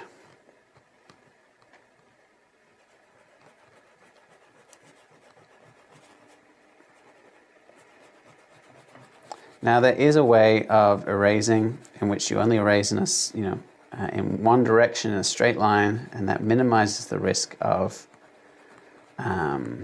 ripping the paper. But I won't bother with it today because it takes a great deal more time than this does. And I am aware that I have an audience. And besides which, this map is just, it's for the purpose of education, not for the purpose of using it. So I'm not as attached to it as I would normally be.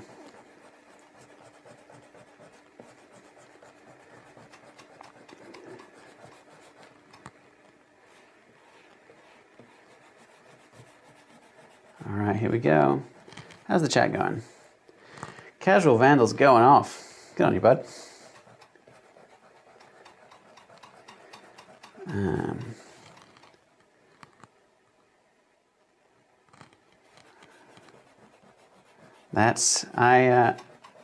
Start of this year, I don't know how long you've been watching for, or how long anyone's been watching for, but at the start of this year, I celebrated getting 5,000 subscribers by getting a new desk. Before that, all of my videos were done on my coffee table in my lounge room. I would cover it with a large piece of black fabric, and I would, set up my little ring lights and all my stuff, and I'd spend, hours and hours, hunched over the coffee table making these maps. And after a certain number of, back cramps, I said, you know what, I will spoil myself and I will get a desk and a proper setup. And a part of that setup was, this desk, which is a drafting table, has an angled surface so that it is much less effort to lean over, but it also has this arm, this camera arm, which is just absolutely a godsend for me. All right, I think that is most of it done. How are we looking? I will come through later after we finish the video and vacuum. So for the time being, I just need to make sure I finished erasing.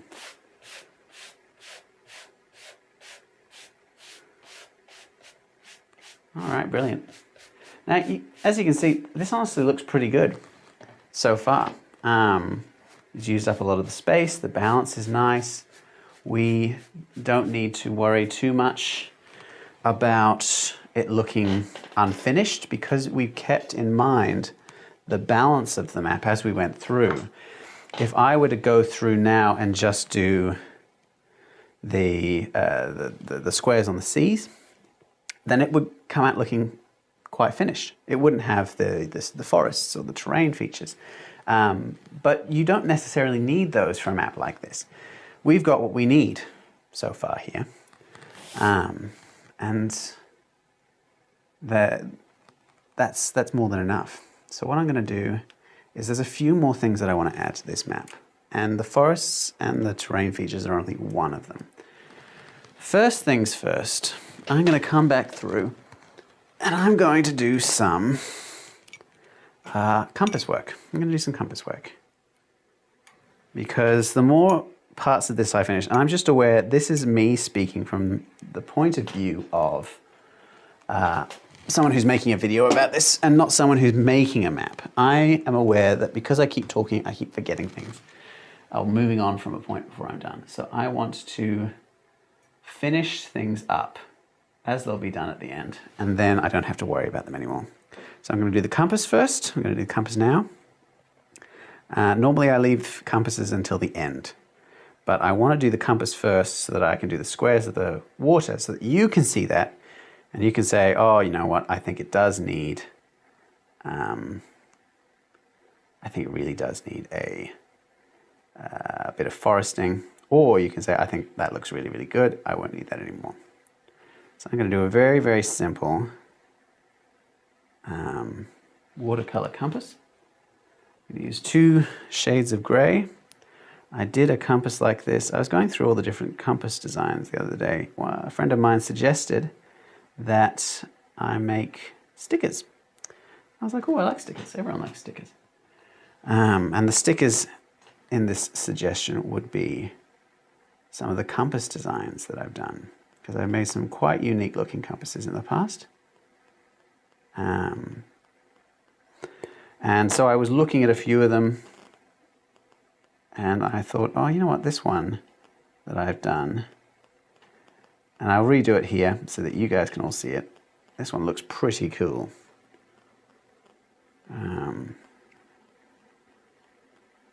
I should redo it. Here I am.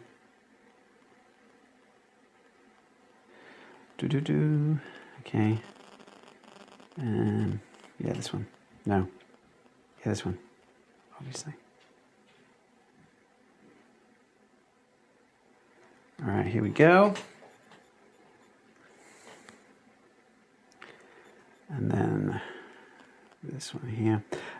So what I'm going to do with these 2 shades is I'm just simple delineation, compass rows, north, south, east, west, northwest, southwest, northeast, southeast. I'm going to use the 2 to give it a 3-dimensional look by shading one side, shading and prioritizing one side. So I'm going to do the light gray first. You can see how that looks, and then I'll do the dark gray. And that's pretty much all we need to do. It's a very simple compass pattern.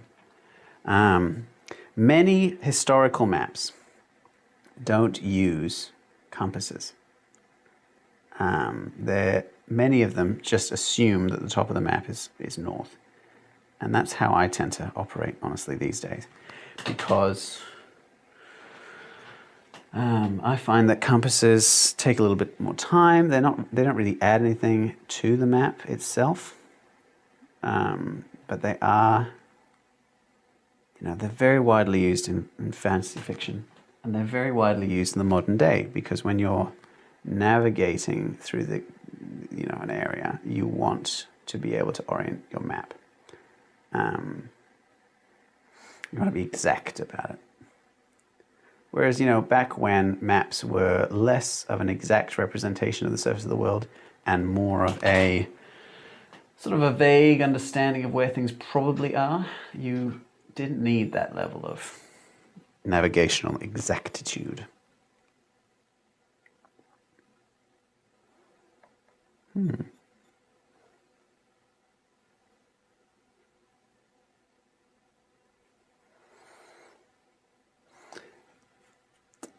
Pepino Supremo, he's asking about the mountains. Do you mean like the mountains that I've just done here? There is more of a, like this, I'll have this live stream on the channel once I've finished it in a few hours.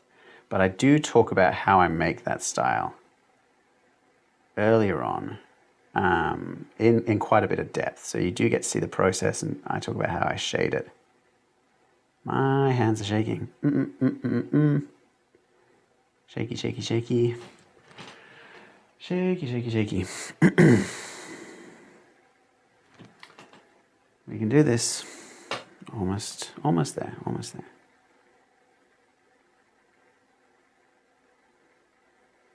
Oh no! Should have waited for it to dry, but I didn't because I was a fool. Oh well, there is no such thing as a mistake. Only happy little accidents. All right, I was too eager to finish this compass. Too eager to move on. It is a lesson for all of us in patience, I'm sure. For me more than anyone, but you know, I won't stop you from learning. All right.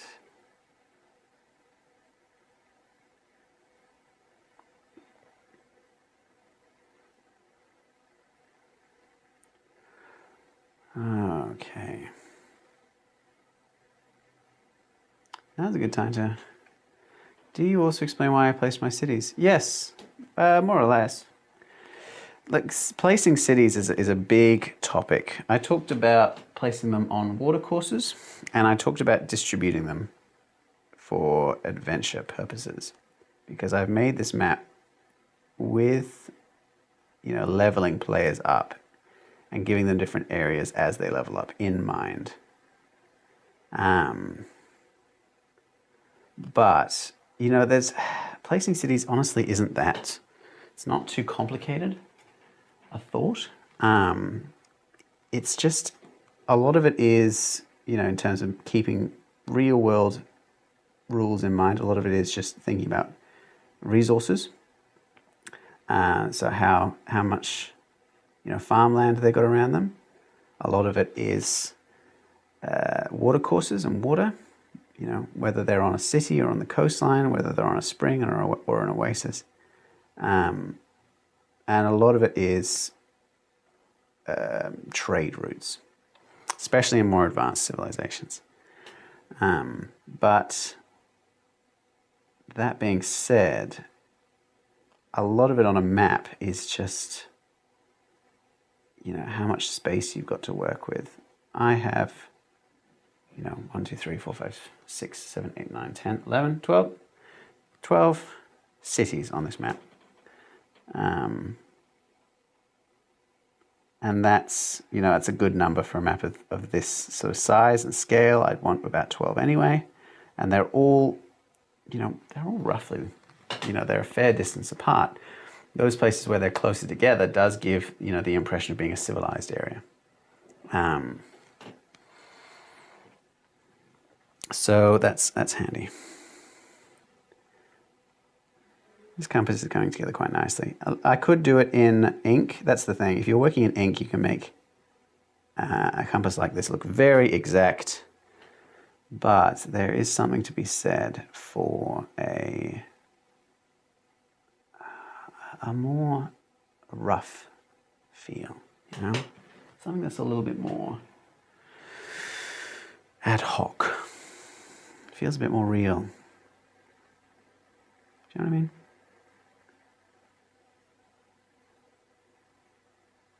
All right. And then I'll do the seas quickly, and then we can get to talking about jungles and forests and whatnot, which I know we're eager to talk about. All right. Cool. Yep, cool. All right. 1, 2, 3, 4, 5, 6, 7, 8. And then, nice and quickly, 1,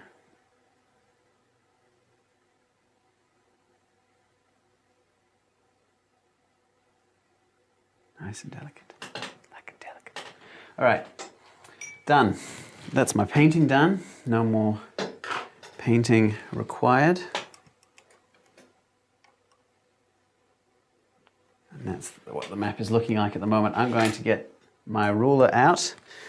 Always recommend a metal ruler, by the way. I like wood rulers as much as anyone else, but having a metal ruler, 10, 15, is just, you don't have to worry about it changing its size. It's very exact, it's very reliable. Absolutely love it. All right. Now I realize that I've just erased all of the pencil marks off my map, and now I'm adding in a few more. So that's just the price of being impatient. but it does mean that it is easier for me to see, you know, where these marks are, which is always handy. 35, and then I don't need a 40, there's no 40. Okay, cool. Always choose a corner of the map to orient towards, because unless you're very meticulous, you will not, it won't be divisible by, you know, the length of your borders. Do you know what I mean? Like you're going to have an uneven number of squares.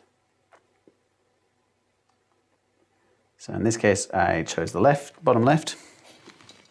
And when I make the lines, I'm probably going to have to, yeah, I'll do it across here. Always handy to work on smaller sizes of paper because you don't have to worry about your ruler being too small. I, alas, have to worry about that all the time. But you know what they say. It's not the size of the ruler. It's how you use it. Okay. 5, 10, 15, 20, 25, 30. All right, cool. And now we're ready. I'm going to go and I'm going to get that 0.2 millimeter blue. Where are you? Beautiful. Q&A.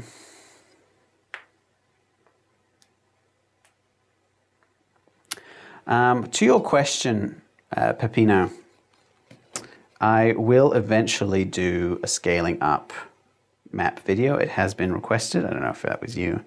It is on my whiteboard of ideas, and I will get around to that. It'll probably be like a special, because in order to do it, I need to make 3 maps.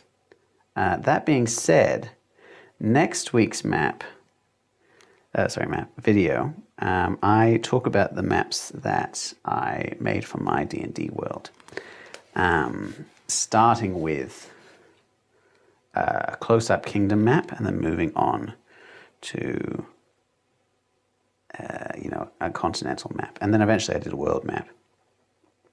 So I could use my world, but I would rather do make it so that I can show the process of doing it. So eventually I will, but it'll require a bit of time. That's all. I just happy to. But I'll also gauge how much interest there is. If there's a lot of interest, I'll prioritize it and I'll get it done as soon as I can. But I'll put a poll up in the Discord once I finish this. See how many people are interested. Yep.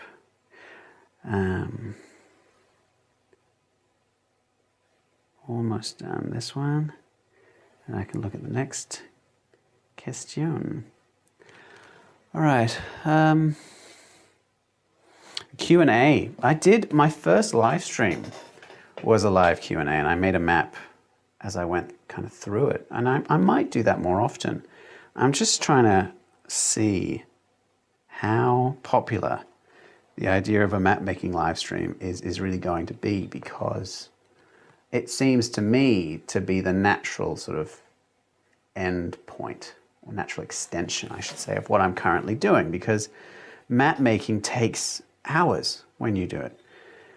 And if you are making a map in real time and you want a tutorial that's going to help you and give you ideas, then you want it to take as long as your process takes. So like for me, that makes sense that I would make a tutorial that lasts, several hours, so that you can watch it as you make something and you can kind of get ideas, and you'll be at the same process of your map as I am, and so I can address your questions as I go through. But if other versions of a live stream work for people as well, then that's great.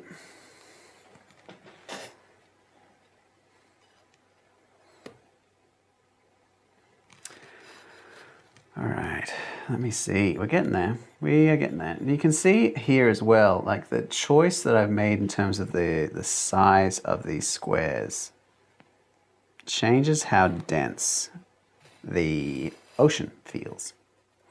Like if I were to have done, you know, a 100 millimeter, 10 centimeter square, then it would feel a lot more sparse. That being said, when you do squares like this, I would absolutely recommend that you choose a scale to associate with it. And I'm using 5 centimeters specifically because 10 centimeters would be too sparse. I think 5 centimeters is, for my taste, a little bit too dense for this map. But it is a logical measuring length point. So that makes a lot of sense on that point. All right, come on, almost done. And then we can get back to the fun stuff. What am I saying? All the map making is fun stuff.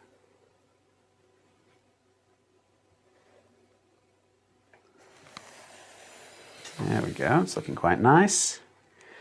Adding some green in a little bit will mellow this map. It'll make it feel a bit nicer. And I think it's just because there are only really primary colors at the moment that it feels quite harsh on the eyes, if you know what I mean. Making it blue and green dominated that's like a very calming color palette, if you know what I mean. We like looking at blue and green things. It makes the ape brain happy. So so that is, you know, what I try to dominate my maps with is greens and blues.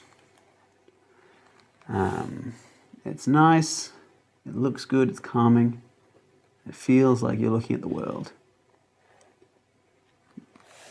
Right, last one.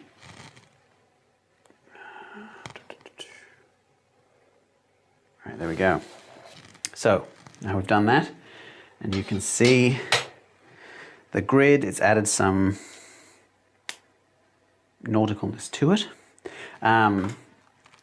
You could always add in some diagonal lines, which helps you to retain certain angles over distances as well. Nautical maps don't just have grids, they have different angles as you go through. But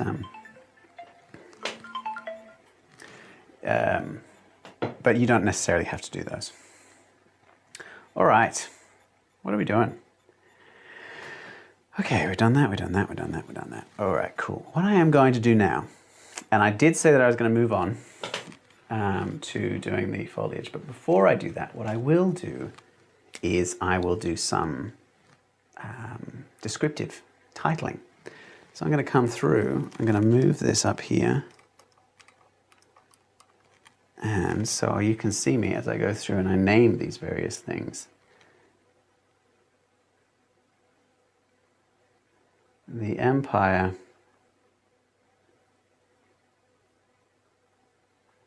of Vast Uroa. Okay, and I'm going to name this one Nemona. Oh, this is going to be fun. I'll call it the Forgotten.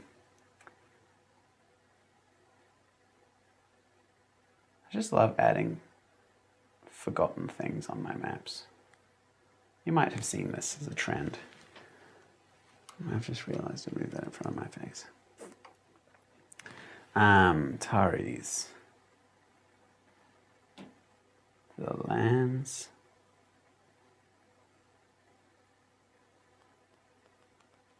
of Taris. Altoria. What should we call Altoria? I'm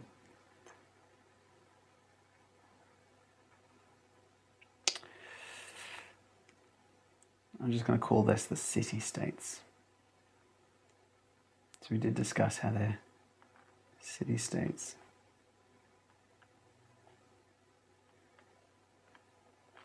And again, this is a very quick way, very easy way of just injecting some, you know, specific world building into your maps. Misty Rantonia. Santornia, the marsh, the marshlands.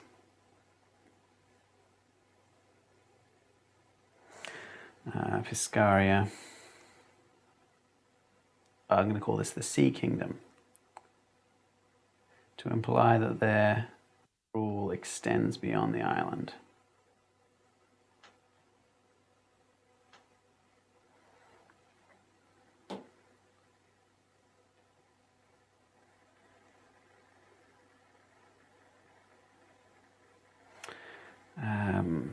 The Warhold.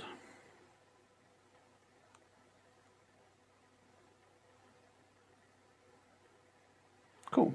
Now we've got each of these sort of areas has a different different title, different name, an addendum to it that allows me to give it a little bit more lore.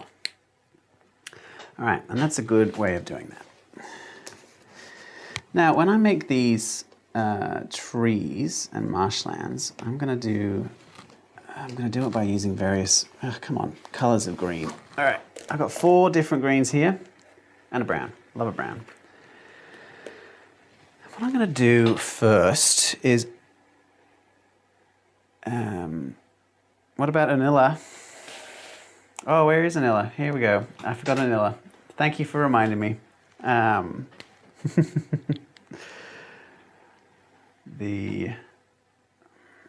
Yeah. And call it Unilla lands between.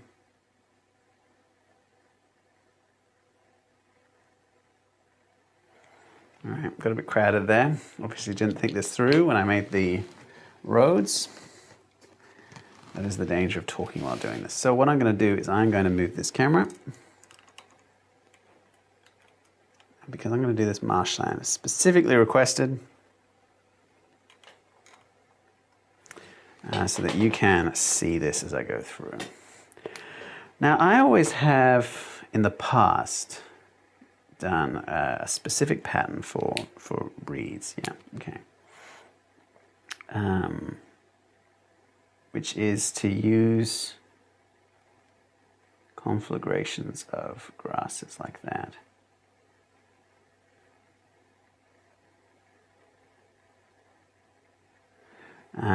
Which is a good beginning, but it's not necessarily like the whole symbol we can use. We could definitely add a little bit more to it than that. So I'm just going to fill this area with these symbols, and then we'll switch from color to color. And as I do that, I'll add more detail to it. And that is a very time-consuming way of, covering the map, but it does make it look really nice. And isn't that what we're all here for? A nice-looking map. Okay, I still haven't done rivers. What is wrong with me? My head's all over the place today. So what I would do is I will use a brownish green underneath it to give it the impression of there being water, brackish marshland. And that's kind of gives it a little bit more. I've tried this with a variety of colors. I wouldn't recommend the light blue, which was my earliest go-to. It made it look a little bit like weird. Like the change in colors between them was a little bit highlighter, if you know what I mean. All right, and now I'm going to use this brown.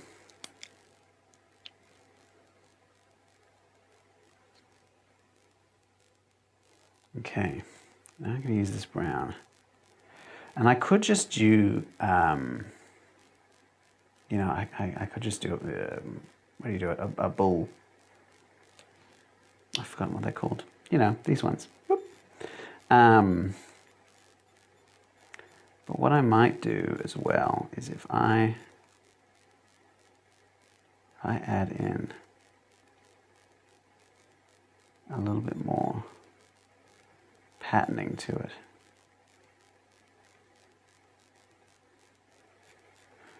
I want to make sure it melds properly with that example that I did, so I'll do both.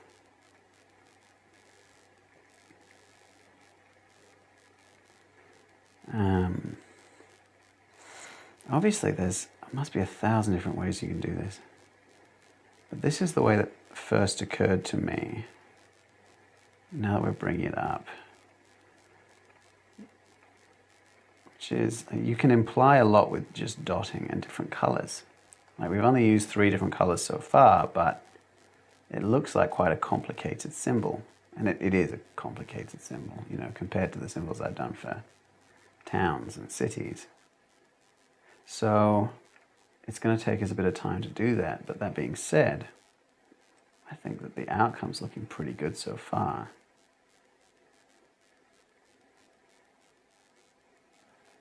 And it does imply a lot of detail, Okay, there we go.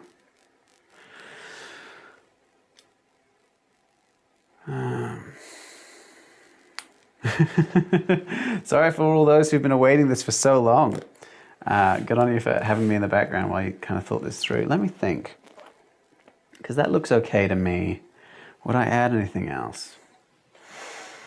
Because what you could do, in order to make it look a little bit more, let's see how the contrast is, but a little bit more varied.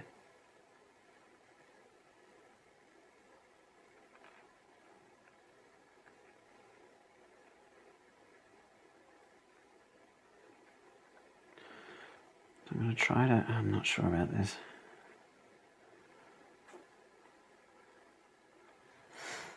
How are we looking there? Okay, hang on. We can do this, guys. I'm thinking about it.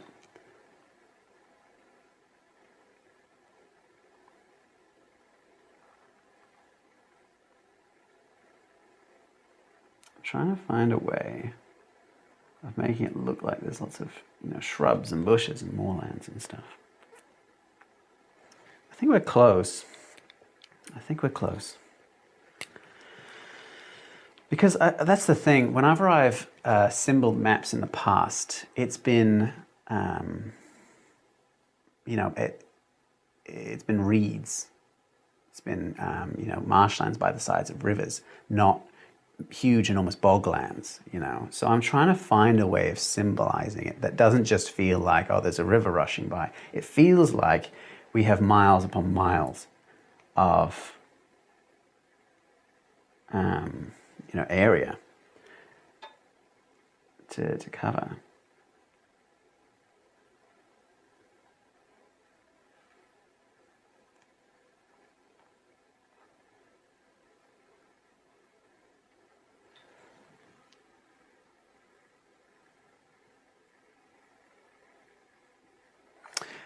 I've tried adding rivers and pools to address your comment there, Jonathan. I've tried that. It does look a little odd. You want to keep it to the same kind of scale of color. I could add in, you know, a lighter green, but adding in a blue makes it look a little bit, honestly, like carnival-esque. There's too much going on.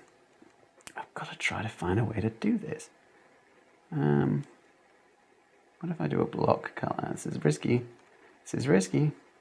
If I do a block color, oh, I don't like that. Immediately ruined it.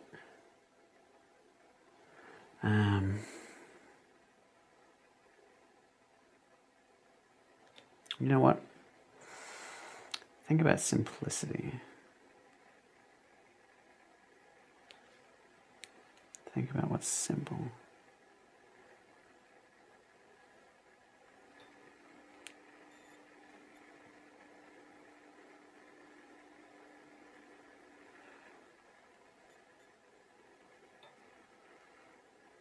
I'm running out of space for experimentation, so this is going to have to do it. So what I might do is get another color in.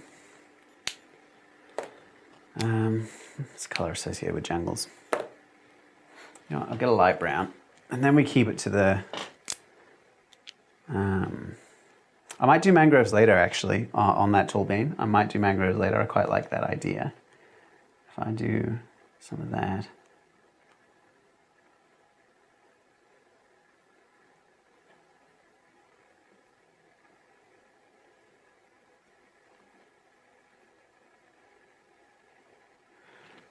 Yeah, okay. Let me move it in a bit more. So that's what it's looking like. And I think that gives the impression of being quite a large jungle. I've got a couple of variations. We've got this sort of curved one here. It's a bit simpler. We've got a block version here. I'm not personally so sure about that, but it's entirely up to you. And we've got my initial sort of forays, my experiments over here. All right. You know what? I will zoom out a little bit and bring the stuff over here. Okay, so we've got, I'm losing my pens. All right, we've got the jungle over to the right-hand side on Aroa. And I want to do a mangrove as well. So that's the natural place to put it. Let's try a mangrove, huh? Try a mangrove swamp.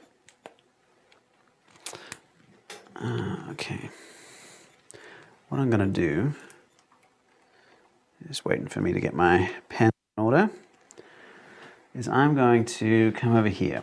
I always do trees first, and we want quite wide, long trees.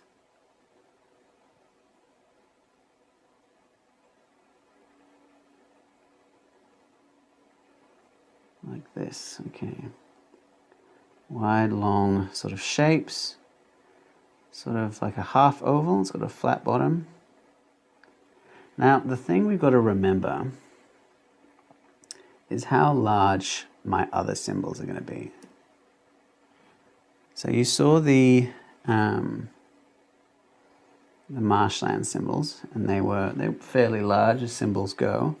But the tree symbols have to be fairly uniform across the map in order for them to feel natural, like they're not forced. Which means that all of these need to be the same size as the trees that I will be doing later on, which are very, very simple shapes. So the challenge that I have here is to find a way of doing this in a way that feels natural, and is simple to do, because if I give myself too much work, I'll be here for hours, but also it's the same size. Okay. All right. Yeah, okay. What I'm going to do first is I'm going to lay the mud silt, the mud layer. So I'm going to choose which ones are the trees. I'm going to lay long lines there. It's fine if they interact a little bit, but you want to maintain the plane, if you know what I mean. So all the lines for the ground have to be pointing in roughly the same area or direction.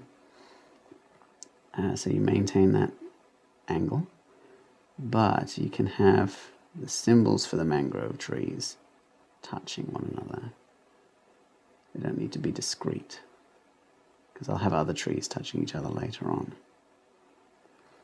All right, so we've got that, the flat mud. Now we're going to come through.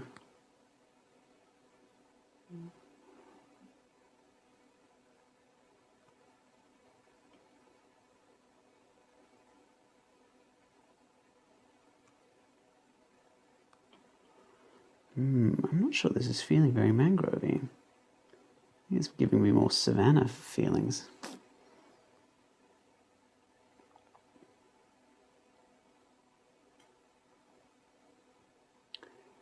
Well, the thing to remember when you're doing this is often to commit to the bit. I think the symbols themselves look fine. the intention was fine. I know what a mangrove tree looks like. Or do I? But in that case, like when you're like, okay, all these individual parts are working out all right. It's just that the overall image isn't what I expected it to be. The important thing to remember is sometimes you just got to trust the process. It does look like acacia.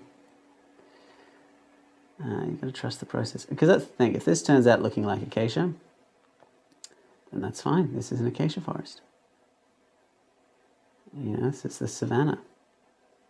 And I'll try mangroves in another way.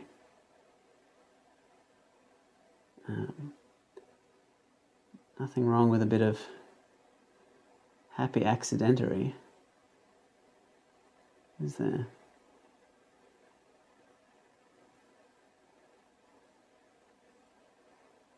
Alright, come on, we're almost done. Because I reckon I can turn these into, from acacia into mangroves with another colour. With another colour. Do I want to use blue? Do I want to use blue?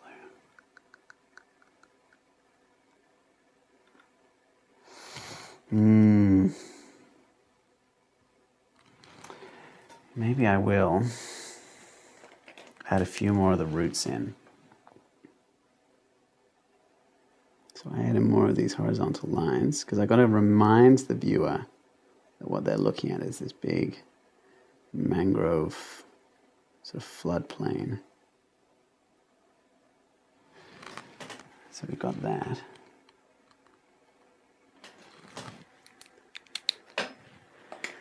Maybe you're right. Maybe what I need to do is add in some more roots.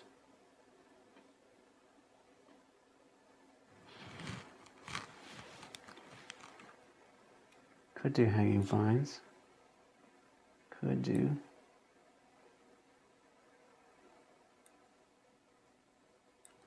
I just have to fiddle with my computer for a second there.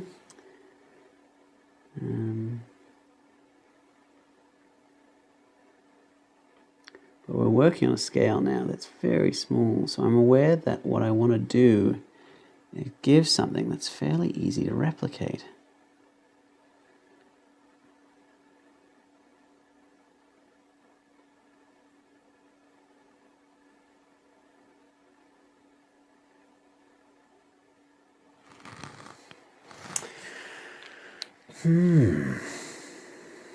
What do we reckon? What do you think? Let's look at it from a bit further up.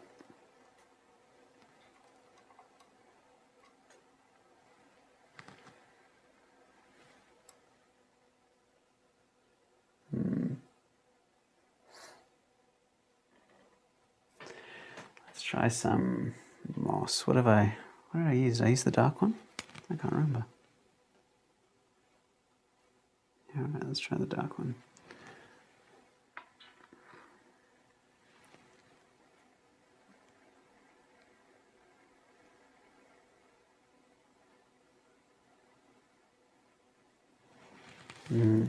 Finding it difficult to see properly. I'm going to turn on my torchlight. There we go.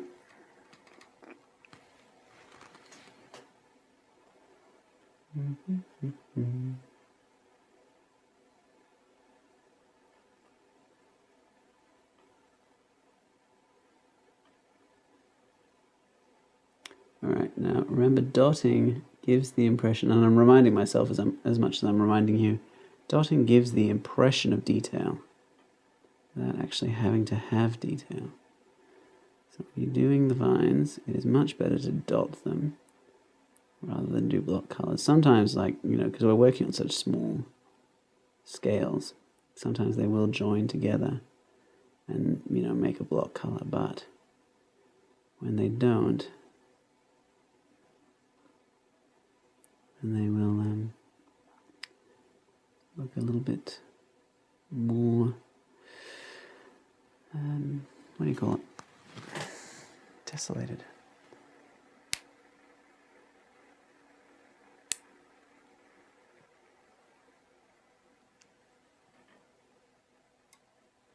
All right.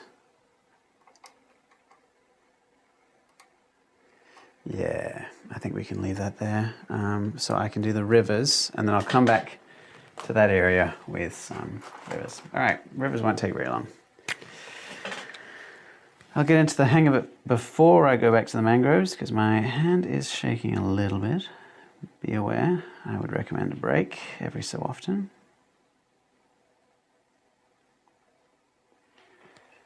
All right, rivers flow from high to low. That's what they say.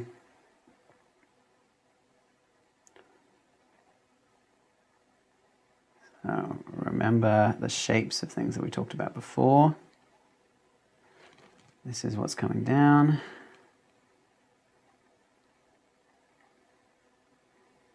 Rivers also tell you when you place them. Again, it's one of those things that you can do when, like, it's a retrospective thing. When you've placed the rivers, they tell you a lot about the landscape.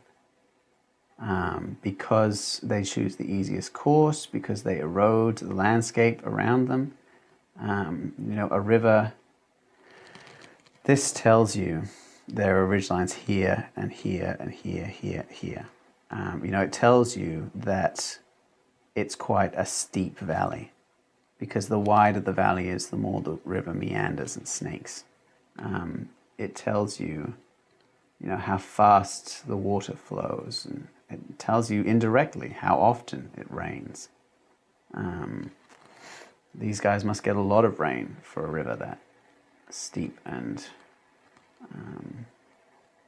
rushing. So, like, again, I wouldn't, you know, people were asking before about how to be aware of, you know, geographic principles when you make a map. I would do it backwards. When you place something, you can consider the implications of that thing. So, you know, we are considering now that we're laying the rivers is now when we're going to go through and start thinking about, you know, what the exact landscape looks like. You know, how the valleys are, where the valleys are placed. All right. I have to put a bridge in there. I said bridges before. That's the wrong pen. Okay.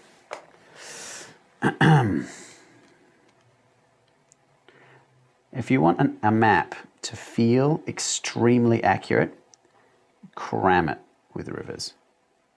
The more rivers a map has, the more accurate it feels. Just a hot tip for you there.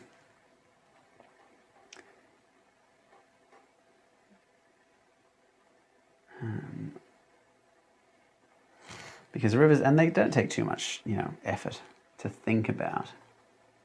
Not really. Except for this whole bridge thing. Stupid bridges.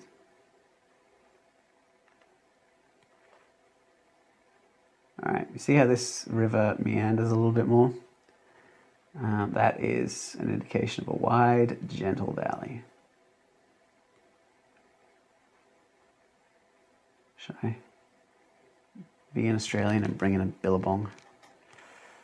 Nah. What do they call them? Oxbow Lake. It's a billabong.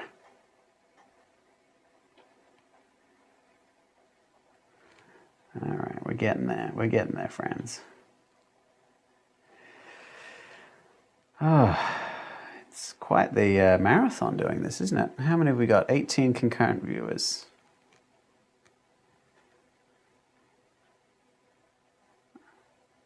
What do we reckon? Will this kind of thing take off? Do you think it's going to be a helpful, useful resource for people? To have a companion video like this that takes several hours, so while you're doing a map, you can refer to it and think about what you're doing as you go through. Because I thought, you know, when I was first making the channel, when I was starting it off, and I was talking about, you know, making these tutorials, it seemed to me that that was the natural end point for a tutorial, was to do it live. Because then you can address things in real time. You can sit down and do it, you can pause it. You know, I think doing it live like this, I'm not surprised that, you know, I have viewers in the dozens rather than in the hundreds, because spending this much time at once is yeah, it's a massive commitment. But do I think that people will come back and look at it? Yeah, I reckon so. I'll take the file off YouTube and edit it a little bit.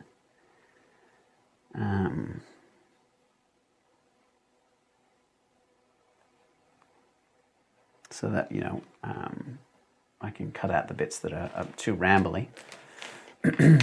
Add in, you know, some helpful little slides. Not embarrass myself by, you know, forgetting to turn the stream on for the first half hour. Classic Ryan. Oh, that's what I get for starting at 6 in the morning, isn't it? All right. All right, so now that we've mostly finished the rivers, you can see that this map is becoming, you know, blue dominated. I haven't got any lakes yet. I mean, I've got one lake. Do I want more lakes? Nah. Don't overthink it, Ryan. Don't overthink it, Ryan. Okay. Oh, mangroves. So now what I'm going to do is I'm going to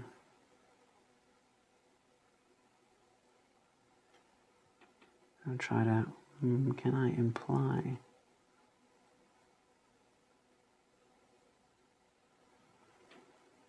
This might be coming out a bit nicer.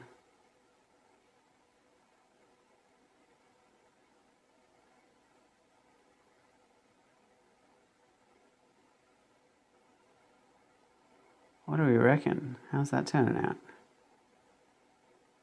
Is that more like what we were thinking?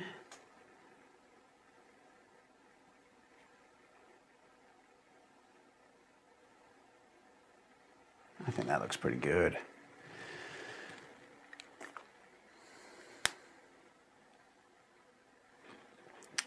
Oh my gosh, people are commenting. Oh no, I can't read.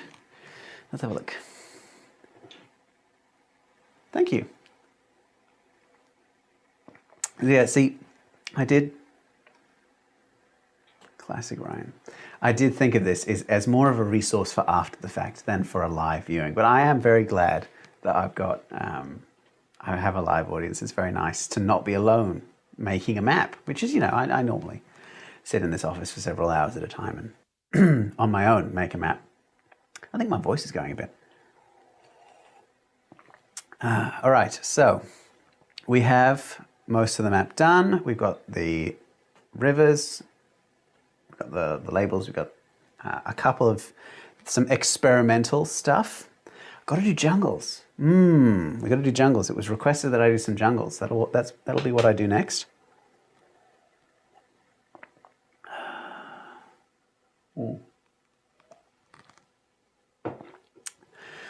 Yes, I'm not as concerned about getting live viewers, I'll be honest, for a live stream. It's nice to have company, but I prefer YouTube to any of the other streaming services. Streaming? Is it streaming? It's streaming in both directions, isn't it?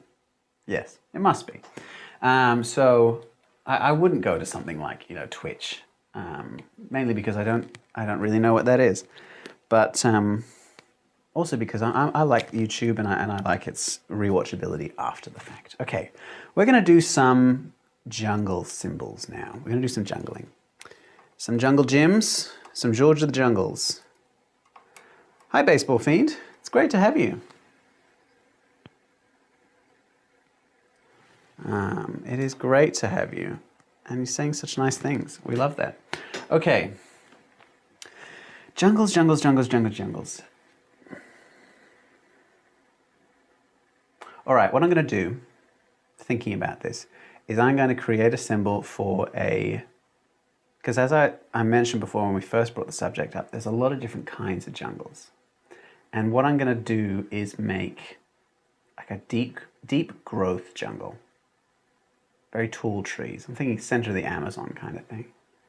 And then I can use that as like just to show a completely different version of it. Because I can do, you know, palm forests, and that gives the impression of a jungle.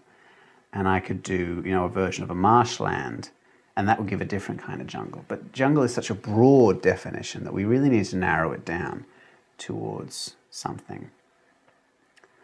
All right, Vashnokun, here we go. What I'm going to do is I'm going to start by doing a similar kind of shape to the mangroves in a dark green. I actually think I've done too many there. And these symbols for trees are going to be much, much larger than the normal tree versions. And they're going to be much more sort of complicated. So actually what I'm going to do is I'm just going to add in a few here. And then I'll have a few of them to work with so that I can kind of talk about what I'm making the symbol out of and experiment a little bit. All right, so we've got a dark green. I'm going to come in with a slightly lighter green. This is a forest green. And keep them close together. Because remember, okay, remember, I haven't told you yet. You dingus, Ryan. These are all like single symbols.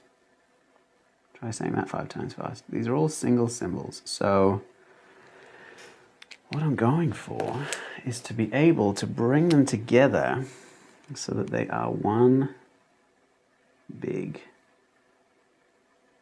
tree.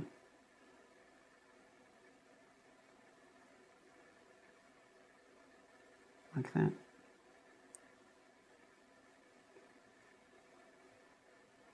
That one lost it a little bit. That's all right. That's all right, Ryan. Don't lose hope. You can do this. The first one turned out pretty good. I like the first one. Find a way of making the bottom look consistently good. Is it just that we have to...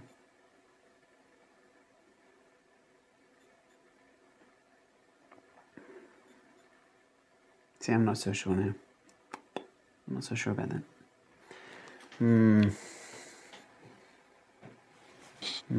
Giant redwoods. We could do giant redwoods. I did them for a map recently in watercolors, not in ink. And I think it's a lot easier to show trees in watercolors than in ink, if I'm being honest. Because you've got that... That's the thing, like all these inks are quite dark. But if I use a light ink, then it gives this feeling of being... We can salvage this, friends. We can salvage this. Don't worry. Don't freak out, Ryan. We can do this. So what am I going to do? I'm going to... It would have made sense for me to do that. But I didn't.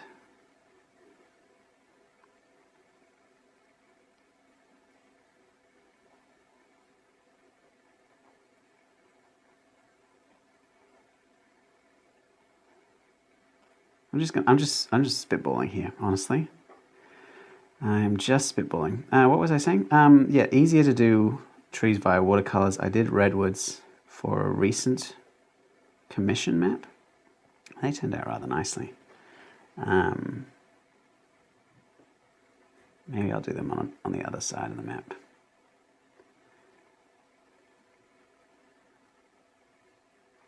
The problem with using these dark inks, okay, if I use light inks, it would look too bright. You know, it'd be weird. It wouldn't be realistic. It'd be like Feywild. But if I were to, you know what I could do? I'm coming up with all these ideas. Half of them might work. Most of them might not. And I keep distracting myself. What was I talking about? Oh, yes. The problem with the dark inks close together is that while the colors themselves look realistic, it becomes very difficult to determine the differences in shapes. You know what I mean?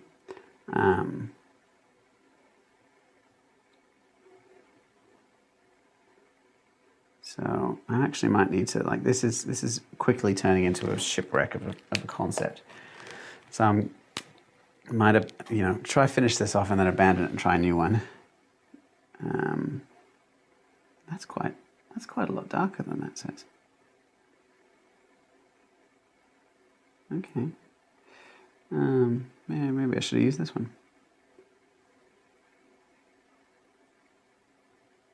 So yeah, what I'm going to do is I'm going to make this sort of cobbled effect using different greens and have some trunks poking up through the canopy.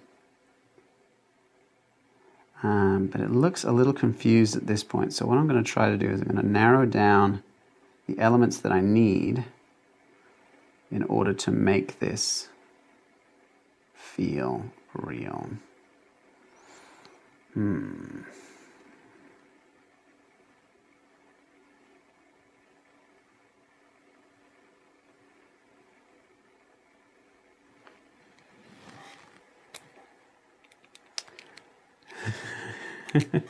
We do not degrade our work. You're 100% correct.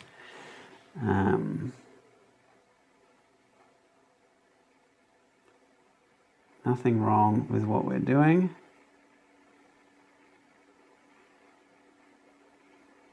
Just an experiment.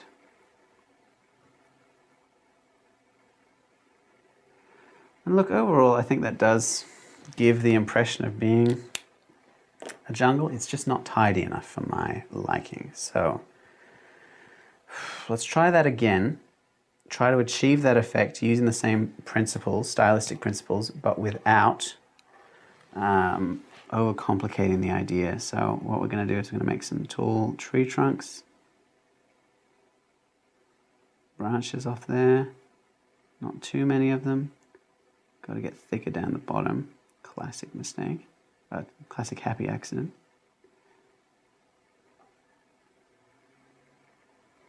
I'll make a few shorter ones as well. All right, so that's the basis that we'll organize it around. Start light, go to dark. Start with a light. Start with a light color. And then we'll go to dark from there.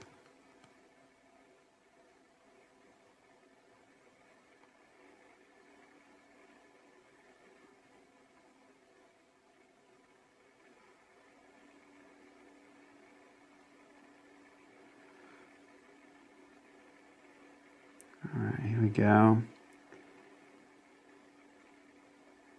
So in order to make it look not messy, we want to use the white space between them. So that's the problem with this one, is because there's no white space, the eye doesn't know what to focus on. So we're going to leave a bit of white space here. I'm going to break the colors up into smaller areas. Now normally, and you see that I've only done the major trunks, because normally when I do a forest I come back later and I do the trunks last. And that's what I will do. I just wanted to make sure that I knew where the trunks were going to be so that I could work around them to begin with.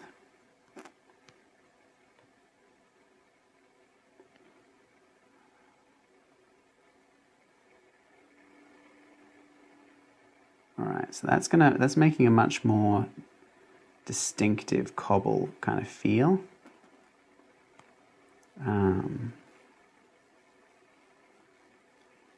And I think the three colors can lend themselves to that feeling of, I don't know if everyone studied the jungle when they were at school, but I certainly studied the jungle when I did geography, and they were always talking about the different layers in the jungle. You know, you had the floor, and then the bit in between, and then the canopy on top. Not necessarily in that order. And this one. And I like that as a concept. You know, if we're showing that using the different colors, then we can really use the different shades and the darkness and light to bring that to life a little bit. How are we looking, friends? What do we reckon? Difficult to tell without me doing the trunks, so I will do them now, and we will make a judgment call.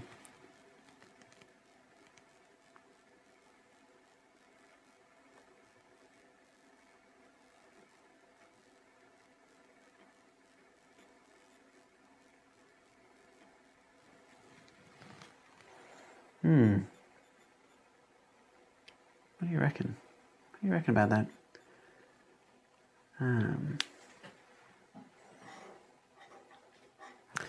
Let me think. What else can we do? What else can we do? So I want to give the impression, one of the things the jungle does, again, harkening back to high school geography, is it's ramps up in terms of size. It gets higher and higher towards the center. So I wonder if we leave a sort of an area around it on the bottom, and then that can be something that we can use to show how it disseminates out. Disseminates? Maybe. Who can say?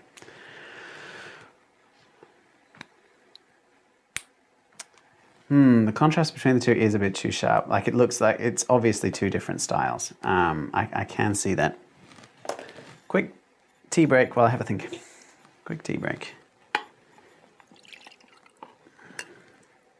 But what I can do as the map maker here is I can, when I scan it, I can digitally just pick that up, stick it over here, if we like that style over the first one. And I think I do.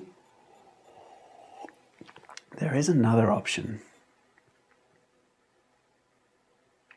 which is for me to use this pen to try to lighten specific parts of that.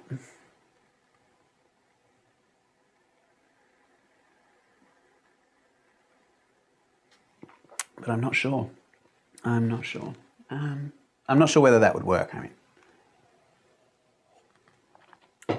And I'm not sure that I want to experiment with that. I might just do a bit more practicing with this style, and we'll see how we can go from there. What I will do is let me read the comments.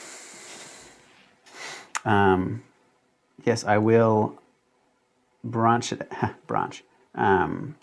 out in terms of thickness. So this is the center, this area, and then we can get thinner and thinner. And I think that kind of changing density of the jungle will naturally lend itself to making us think more of a jungle. Like, the mangroves really came together when we added the water.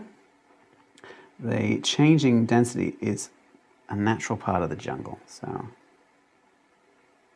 we can definitely do that. So you can see I'm adding in the trunks. I'm going to expand the area out.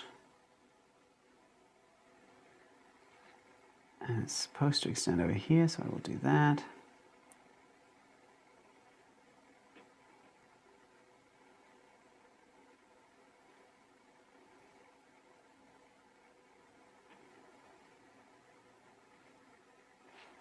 Yeah, I reckon. Okay. That should be a large enough area.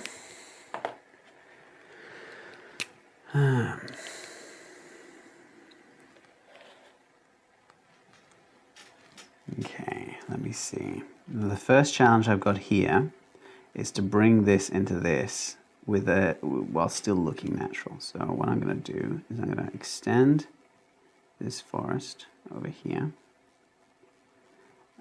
I'm going to do it color by color, remember? Color by color.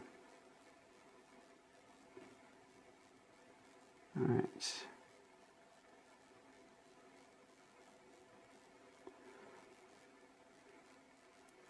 All right, I think we're getting there. Cool. Here we go. Using these, using those.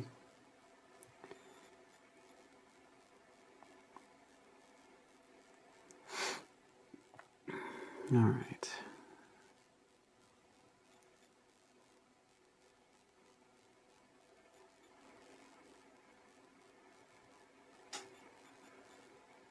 Yeah, because it will be easy for me to blend these two styles together as I'm going, because there's no color change between them, there's no style change between them, it's just spacing.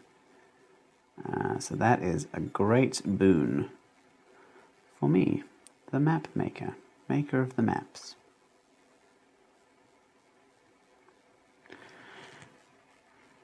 All right, so but you can see what I was saying before, that like this is going to be the longest period of time that I'm going to be taking on this map is going to be the terrain, the forests and whatnot, because, you know, however long I've spent on the jungle already, at least 15 minutes I should think, you know, just for this tiny area, and I've got the whole rest of the map to do. It'll take as long as it takes.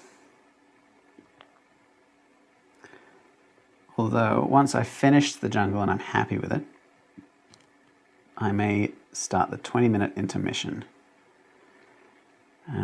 Finally eat these very, very cold pretzels that I made for my breakfast. I might heat them up first though. And come back a little refreshed and ready to keep going.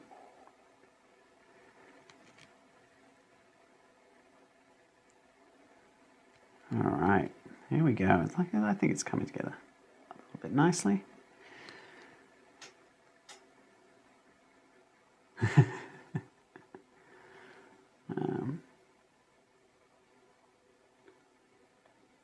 I have prepared an intermission slide. It's got some music. It's got the word intermission, I think so. So I will not leave you alone unaccompanied. You will have some red tunes, branded tunes. Red tunes, red quills. See, this is why I need a break, guys. I'm flagging a little bit here. I need to see sunlight, touch grass, go to the toilet, you know, all the standard things. And then be back in 20 minutes. Not right now, obviously. In probably about 10, I reckon. It won't take me too much longer to finish this jungle. So what I've done, actually this is a good point, is as I'm making this jungle, in terms of the proportion of the colors that I'm using, I would say that a bit over half is going to be this lighter green, the lightest green. Then the next, so that's about, let's say 60%. Then the next, say 30%, about half of that next tier will be the darker green. And then the brownish green will just be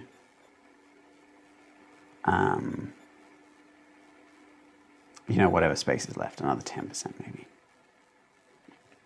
I've got to extend this out a little bit more.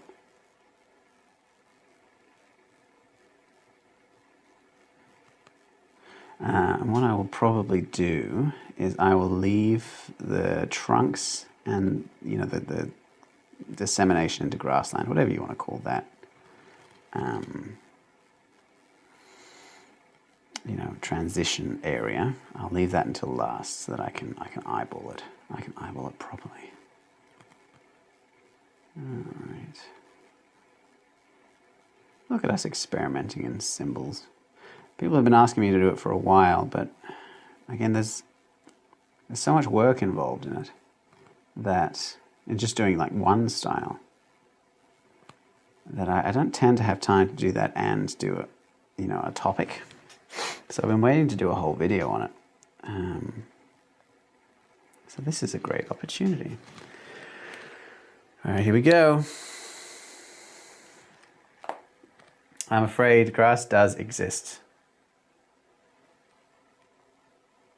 That's the end of that sentence.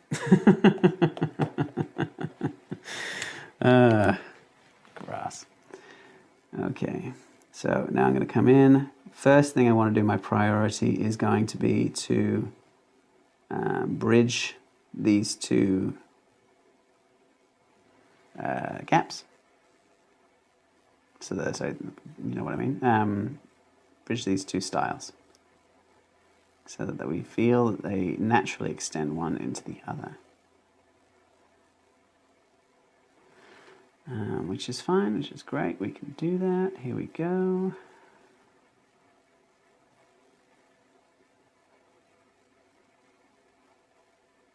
That's fairly easy. To pull that out into here, it's extending that transition out. That's going to take a little bit of time. Again, it's not necessarily not easy, it's just time consuming. Map, map, map, map, map, map, map, map. Alright. Trust the process, trust the process.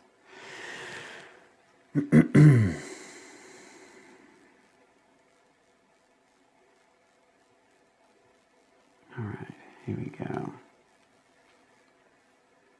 I think I need to add in a couple more here. I've got to remind myself as well that I have a third color coming in. Bless you.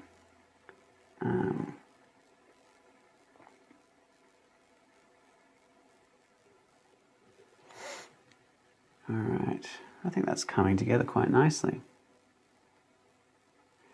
You know what? Bob Ross was right. There are no mistakes, just happy little accidents.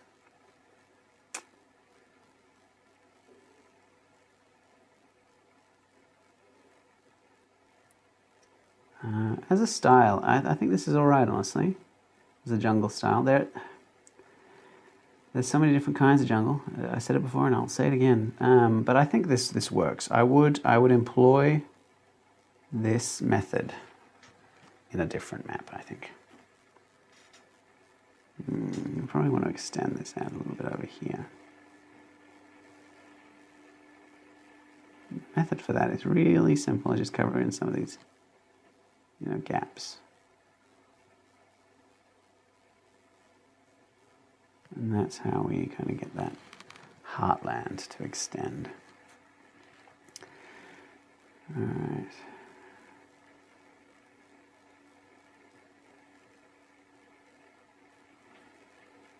You can see I'm changing up the shape of the trees as well. So I've got some quite long, flat half ovals. I've got some quite tall, semi-triangular ones. I think that variation is important. When you've got something as chaotic as a jungle, you do want to give the energy of that chaos.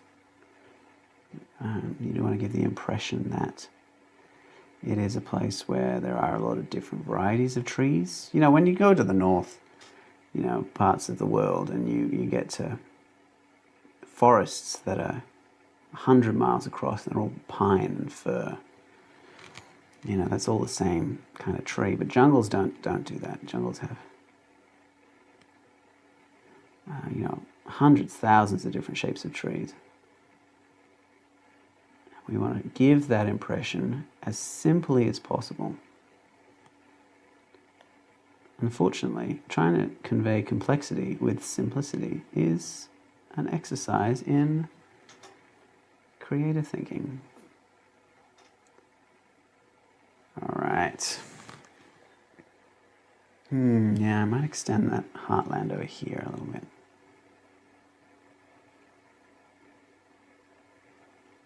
The heartwood, what do you call it? What do you call the center of the jungle? The middle bit. The green growth. The fangorn.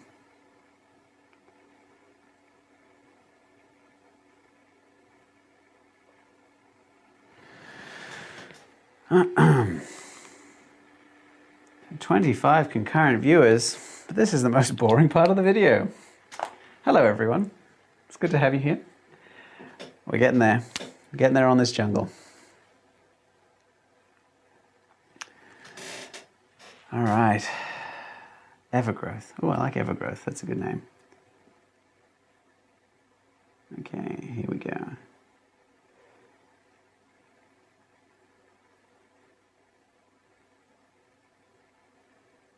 So I am just filling up these gaps a little bit. So that we can feel the chaos and the different biodiversity.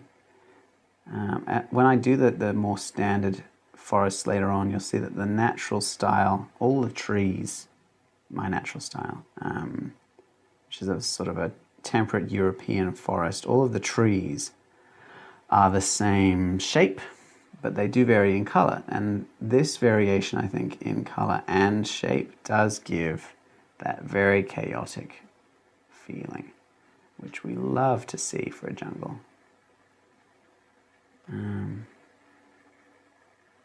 Yeah. Look, I think this style needs a little bit of work. I need to workshop it a little bit more, but as something I made up on the fly, I'm not against it. What do you guys reckon? Are you happy with it? What would you change about it? What would I change about it? I might... I'd have to come back to you on that one. I'm not sure what I would change about it. But it doesn't have everything that I am looking for in it. I'm trying to think about what it does need. That certain je ne sais quoi, you know? For those of you who've only ever watched my tutorial videos, you may get the impression that I have a slightly different personality when I'm reading something as I do when I'm speaking. All right, here we go. Yeah, I think the density of the original, I'm just looking at it on the camera now, does look quite nice. I think it has sort of, we've saved it. We saved the city, Patrick. What I'm going to do is I'm going to add in some tree trunks. And then we will go to a bit of an intermission for 20 minutes while I get a drink, eat my breakfast, and take care of my various. And then we'll come back and I'll do the rest of these forests. If you have other styles that you want me to do in the meantime, now is the time to ask me. I might do a redwood. I'll put it somewhere else. Over here, probably. Oh, you can't see that. Over on the far side. And then we can experiment with that. So if you have a terrain style that you're like, oh, I don't know how I would symbol this, this is the time to put it in the comments. And I'll come back and I'll do a few more. And then we'll get a very interesting, very varied map that people can use as a reference for their own worlds. All right, I think it looks pretty good. Let's zoom out and see what we think. Whee! Okay.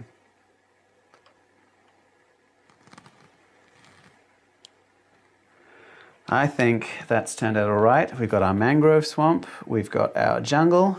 I'm going to come through and do a few more symbols and areas, but I reckon we've got maybe another 3 hours work on it, 2.5 maybe, in order to get it all done and have some experimentation. All right, so I am going to move this across. I'm going to talking head this.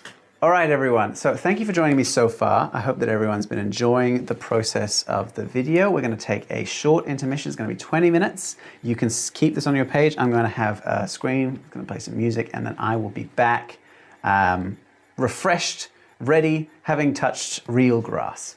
So thank you for tuning in so far. Keep chatting in the comments if you want me to do anything else after I get back. But until then, yeah, thank you everyone for joining me so far. I'll see you in a minute.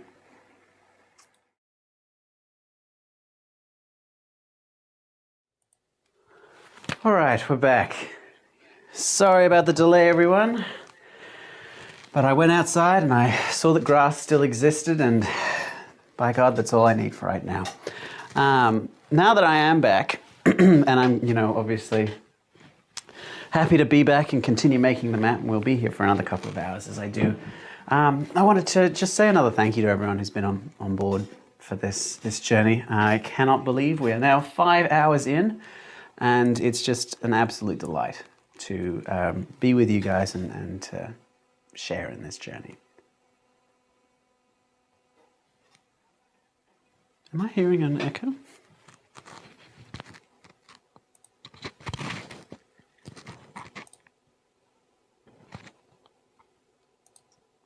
Can you hear me? All right, good gracious. I don't know what that was. Okay.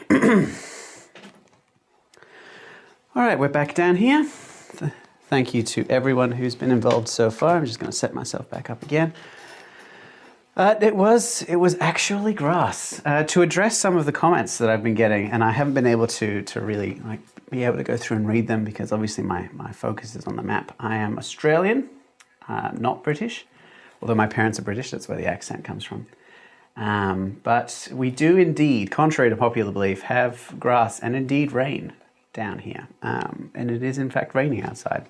So that is why I I had that moment, transformative moment of staying outside. Yes, the volume issue was entirely on my side. It's not on your side. It's just I can hear the echo. As I mentioned, I've got I'm not wearing headphones because I find it very distracting while I'm working on the maps. But there was an odd little sort of hiccup over there. Okay, so I was reading through the comments. Thank you for putting them in. It's fantastic to see them. And I noticed that absolutely we can do some braided rivers. I want to take a look at doing some cliffs and archways. I'll do some redwoods. What else have we got up here? Coral reefs, absolutely. I've got an idea on coral reefs. But to address the comments that are currently coming through, yes, down here in Australia, the land of the convicts, we do indeed have a great many animals that won't kill us, if only because we stay in our houses all the time. So it's lack of opportunity, really, if nothing else. But it's quite nice. It's quite nice down here. It's not nice today. This room is the warmest room of the house that we have at the moment. But that's what we've got. The rain does not go up, I'm afraid, Renee. Alas, it doesn't come down very often. But when it does, it tends to come down. All right. How are we looking? What do you think of the map, everyone, so far? I think the jungles are looking pretty good. Yes, no, please do suggest new things. A ring dike. Okay, you can do that. What was the suggestion for? I actually had to look up what a finbow was. I had to look that up. But we can give that a go. I reckon we can give that a go. Okay, so looking at the map here, I reckon that we've got a fair idea that this is a very sort of wet side of the continent. It's quite warm. That means, I think, that this jungle would extend up the side of the continent. That being said, I think that would take a great deal of time for me as a map maker to do that. And I'm not sure I want to spend that much time doing it. So what I might do is marshlands or bogs. We've already done some over here. We might do that again over here. But this is a good opportunity. If there's a lot of rain over here, I can see everyone chatting in the comments, it's great. But I don't want to interrupt what I'm saying in order to constantly respond to them. So I'll try to keep it together. What I'm going to do is I'm going to take this very damp side of the continent as an opportunity to do a braided river, as was requested. All right, here we go. So what we want to do to give the impression of the braided river is have several lengths. So I only have, this is the thinnest, blue pen that I currently have. So I'm going to make it go up. So a braided river, for those who are unfamiliar, has a very wide, flat bed and multiple streams that issue down it. So I believe, correct me if I'm wrong, everyone, I believe that they're formed like it's rivers that flood often, which, you know, causes a wide, flat bed for the sheer volume of the water.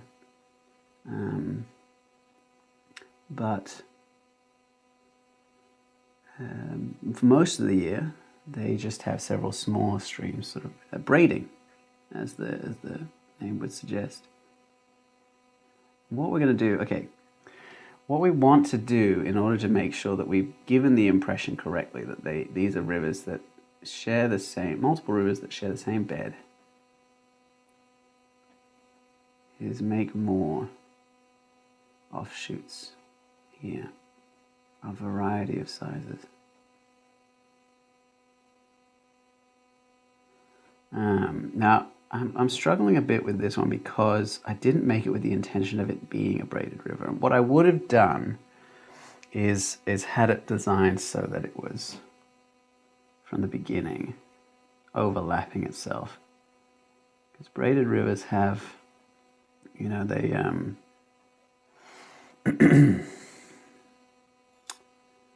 don't know where that sentence was going.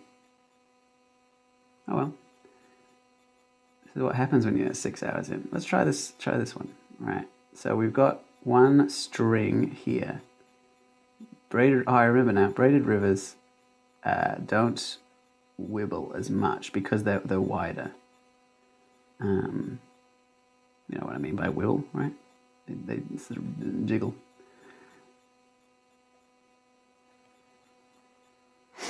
Sorry, itchy nose there. All right, so now we've gotten those two. And that's actually good because it saves me having to do jungle up there. You know, yeah, all right. That's going to have to do. What do you reckon? Difficult to show it. They would be less prone to oxbows because like an oxbow river requires a long period of time with the same amount of water moving quite slowly, getting wider and wider and wider. So they would generally be a little bit straighter, I would assume. I don't have an article in front of me. I just know how they're formed.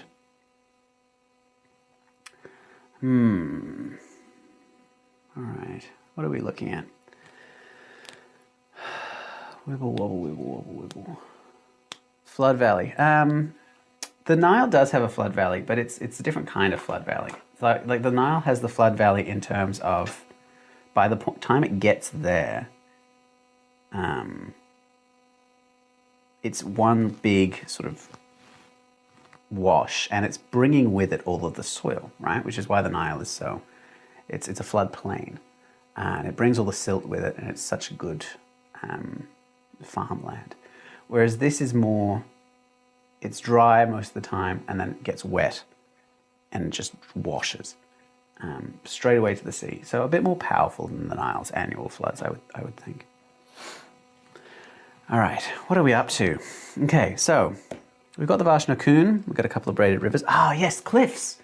Oh, let's do some cliffs. I'm excited. All right, now, you did ask for them to be coastal, but we've already done the coasts. So I won't, I'll talk about how I would do them, but I won't add them into the coastline for this particular map. Instead, I'm gonna zoom right on in, and we can,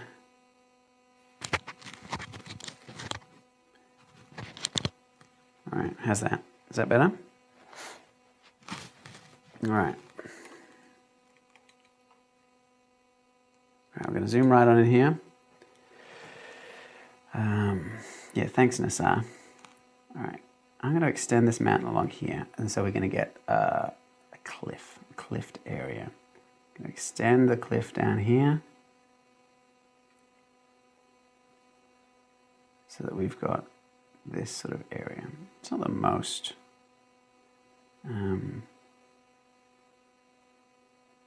tidy way of doing it, but well, we'll just see what we can do. All right, same principles as the mountains. I'm going to use a thicker sort of spine, ridgeline at the top, and then I'm going to use a thinner offshoot to show the altitude of the cliffs. Again, the same kind of thing. When it changes direction is when you definitely want to be putting an offshoot.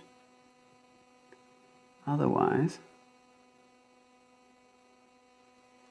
don't need to worry too much about that. Okay, And then I change my water. Let's try it again. Let's see if it keeps working. Get all the water off. Just get a little bit of dampness. And then we will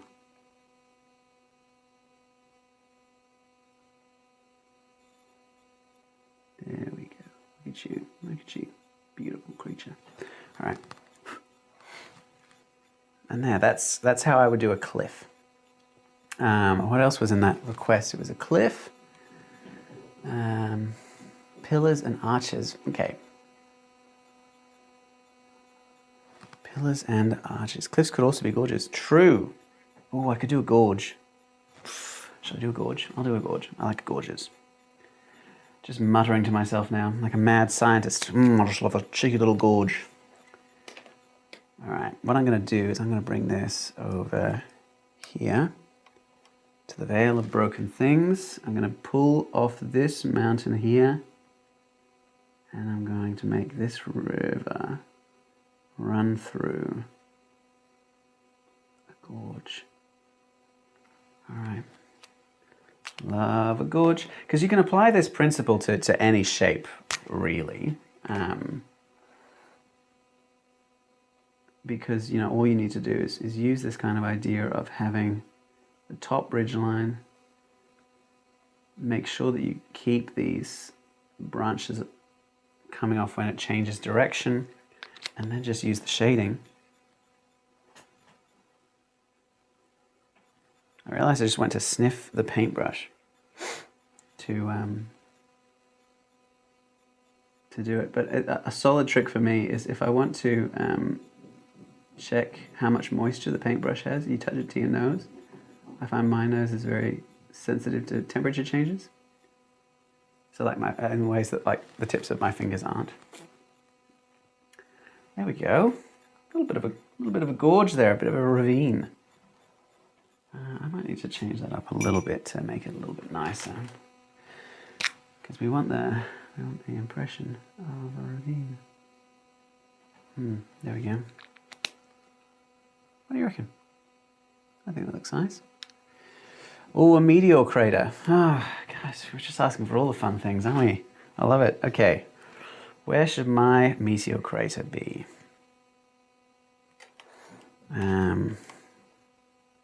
Taris. Yeah, Taris has this big area over here. All right, meteor crater. Same principle as before. We take a thick line. Okay, because we're looking at it from above. If we make it a very big crater, it will be mostly circular from our perspective, but the style that we're using for ridges and cliffs and mountain ranges requires us to have a little bit of perspective, so you have to make it slightly off, circular. Like this is quite ovular. Ovular. All right, here we go. So what I've done is I've broken this line up to give it the feeling of being a little bit older. It's not a new crater.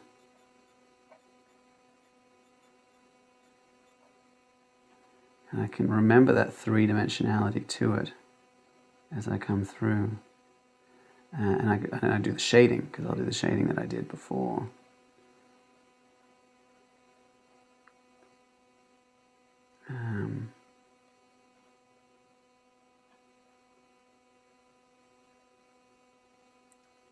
There we go.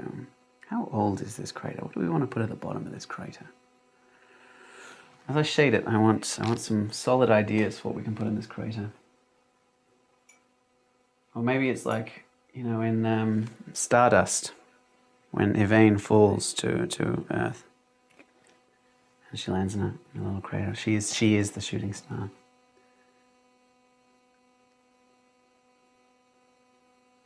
All right. And we shade the side away from the light source. Whichever side you want to use is up to you. Ah, okay, we can see the downside now to using such a delicate a line with this ink and this water technique. It does mean that we've lost a lot of the consistency of the line here. It's made it a lot more jagged. I reckon we can use that though. There's no such thing as a mistake, only a happy accident. And what I'm going to do is I'm going to wait for it to dry. I'm going to wait for it to dry. Then what I'm going to do is I'm going to use this 0.5 millimeter. It's so small, guys. Look at that. Beautiful. I'm going to use that to add a little bit of stippling, some dotting in there to give it a little bit of texture. All right, what have we got? Meteor crater ideas. Does anyone?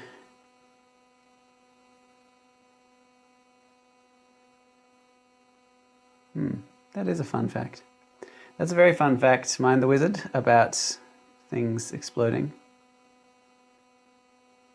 Landmass of Galapagos. A volcano. So a volcano in the center of the meteorite, or is this a separate thing that you want to see? All right, are we dry yet? I think we're dry. I mean, the good thing is that these pens, so my 0.1 and 0.05 millimeter fine liner pens, which are by Unipin and not by Artliner, they are not water soluble, or not very water soluble, so they don't lose their consistency when exposed to water, which is why I use them on my my watercolor drawings. But it does mean that for this, I can go over these lines and re-strengthen them again. All right, with these pens. Okay.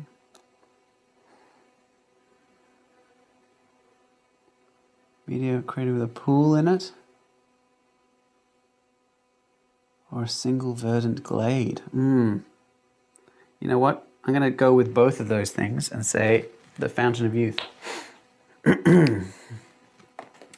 How am I going to show the Fountain of Youth, Ryan? You ding dong. Making a suggestion without thinking it through. Okay.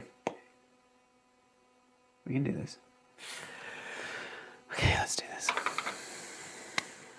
I'm going to start. It's a fountain.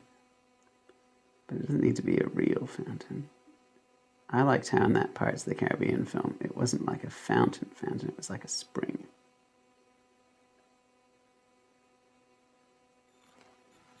Okay, so I'm going to make a little symbol for it. Here we go. A little bit of shading helps you to remember that it is an item. I'm going to add in some dotting. Okay, and now that we've done that, let's add in some lush greenery.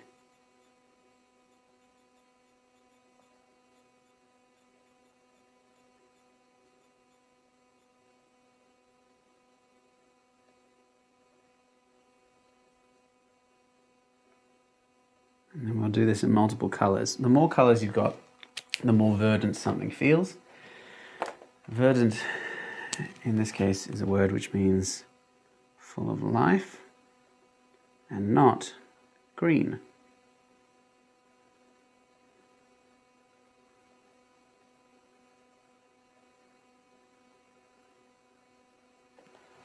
All right, and then last color I'm going to come in, I'm going to do some block shapes in the light green. Oh, it doesn't like that. All right, I'm going to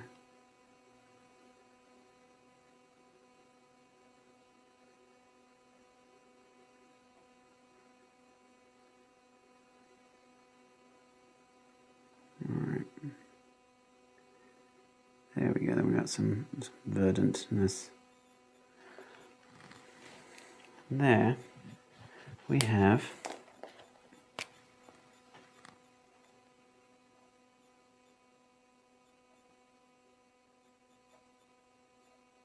the Starfall circle.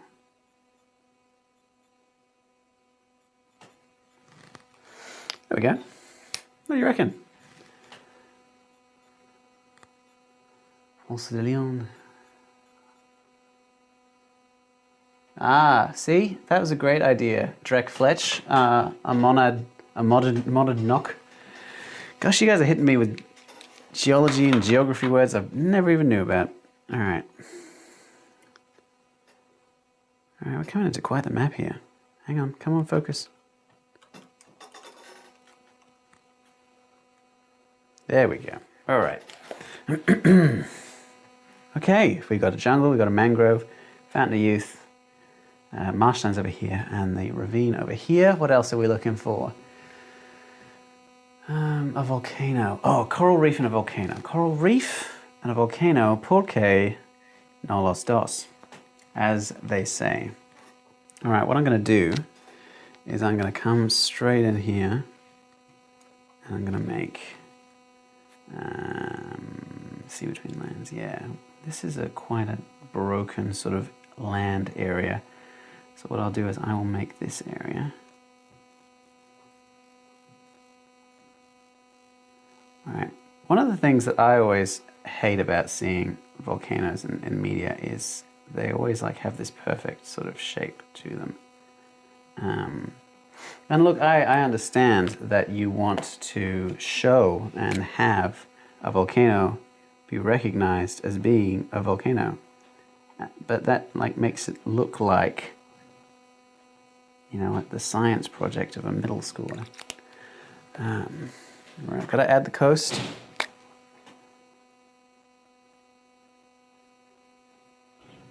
Once we've added the coast, we can see this is quite a difficult thing because obviously as you can see, the rest of the lands around are top-down views, but the peaks are by their own nature, you know, isometric in form. They have a perspective to them. And so the struggle that we have here is showing something that sticks up out of the water as being isometric. It's not a bad thing, it's just a thing. It's just a thing. Doing what we can, all right? And then we want, I'm going to stipple here using a lot of small dots to provide some shading. And that will be the way that we show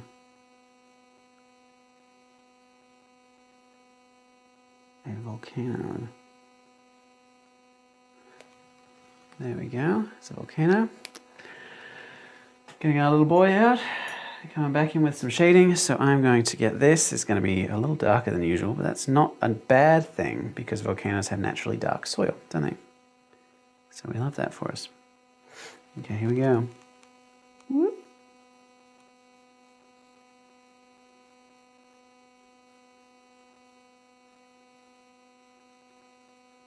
Yeah, that should be enough. Possibly too much. Oh, we'll see. Okay, coral reef. Okay, we've got a couple of choices with the coral reef. Because we could do it as I have done in the past, which is using a collection of cross symbols close to one another to show the peaks of where the coral reef would be. Let me give you an example. The problem is if I put two different styles on the map, then it looks a little odd. But if I were to place across here, across here, across here, like that, and I were to do that for the, you know, the rest of the length of this and then trail it over here, then that would be the reef. That would be how I, as a map maker, would show the reef is there. And the fact that I have, again, multiple different colors gives us a feeling of verdant growth, of creativity that we can use to really augment that. It looks like I'm committing to this one, so I hope we like this one.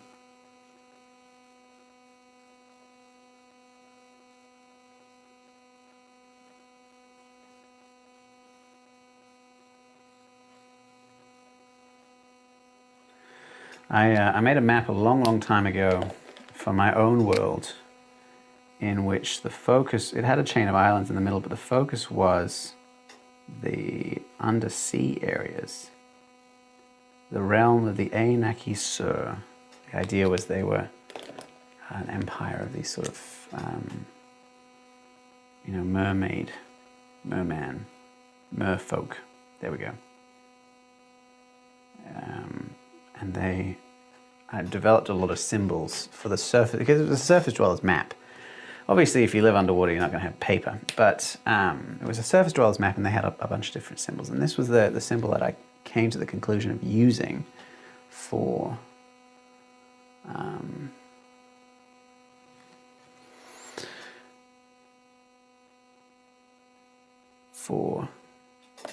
the coral reefs. I'm just seeing the comments about the electric snow.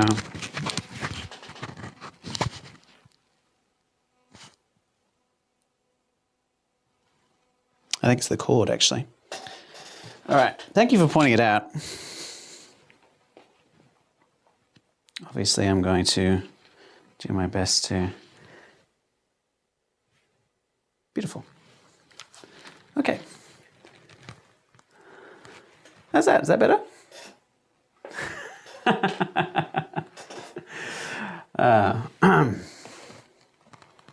See, this is why I should wear the headphones, but it's so annoying. I've been talking for what, 6 hours straight now, and I can't do that with hearing my voice like, you know, half a second after the fact. All right. Okay, how are we feeling, everyone? Okay, so we've got reefs, mangroves, jungles, crater with the Fountain of Youth. We've got the chasm, ravine, and we've got some marshlands, fens down here.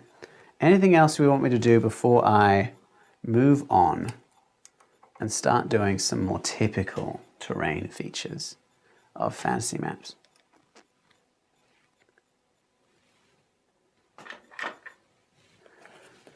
I'm going to tidy up while I'm waiting for the chat. Come on, chat. Maybe I should have another drink of tea. As you can see, I refilled my tea. Tea is a very important part of making a map. It's just a very important part of life in general, if I'm being honest. Oh yes, the Finbows. Finbows? Finbows. Fine bows. All right, let me think, because from what I could see, there are a... where should I put them? I'm going to put them up here. All right, let's go. That's the other problem that I have is a... Oh, coastal cliffs. Coastal cliffs. I will mention that. I'll come back to that. I'll do the Finbows first. Okay, so what I could see, they were a shrub, right? So what I'm going to do...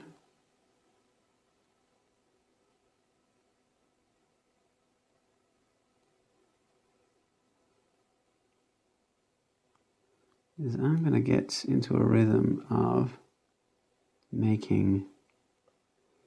Probably easier to do it like that. Okay.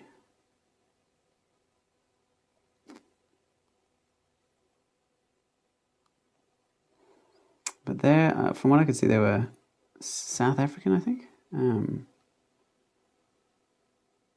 Fairly arid is definitely the indication that I got when I looked them up. Correct me if I'm wrong here.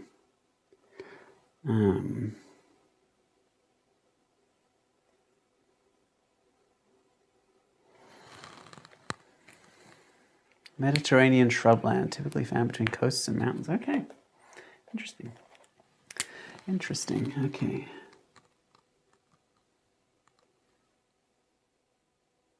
Well, I reckon we're going to give the impression of shrublands with this.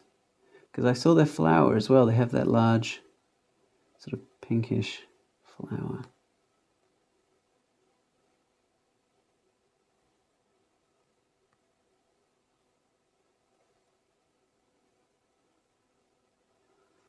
Here we go.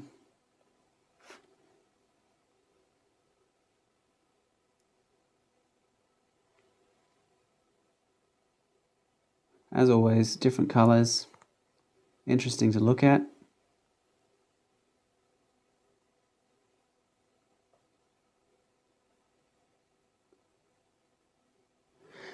All right.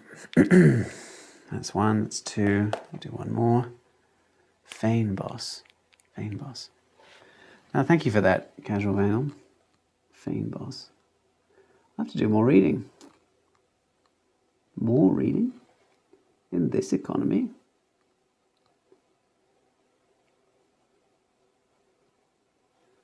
So you can see I'm settling into a pattern of using these sort of tiered dotting structures. What I'll do in a moment is I'll get a brighter color to highlight them with.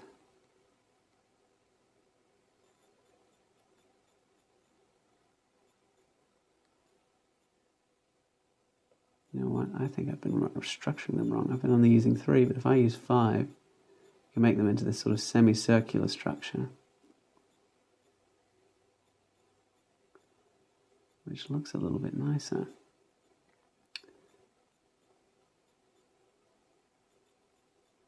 So 2 dots on either side to bring that shape out a little bit.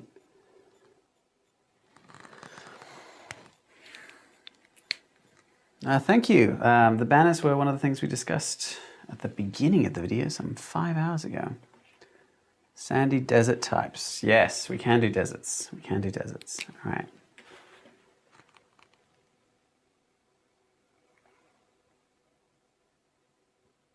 As always, I'm just gonna, actually this is giving cactus. Did I accidentally do cactus? I might have accidentally done cactuses. Cacti. The cactinators. Cactopods.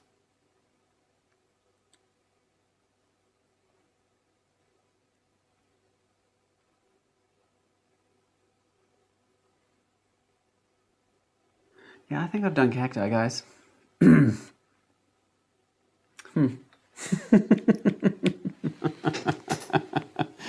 right, put that away. Get this one out.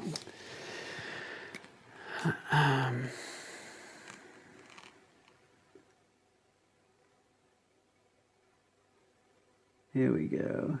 I'm just going to lean into the cactus vibe.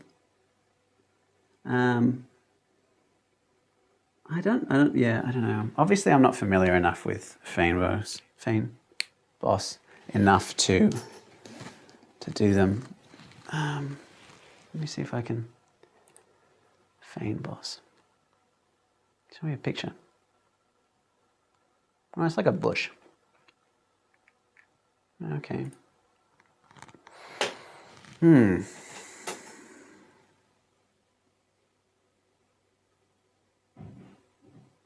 Correct. The arid land killed all the Feinboss. All right. What I will do, what I will do then, is I will put more desert stuff out here, and then I can, I'll do Feinboss somewhere else. I'm sure. Okay. So I've always done deserts using a combination of some lines and dotting structures. Depending on what kind of desert we're looking at. I'm thinking rocky terrain. I'm thinking cracked earth, some termite mounds, sand pillars, that kind of thing. Would come towards this sort of area. I'll use some darker dotting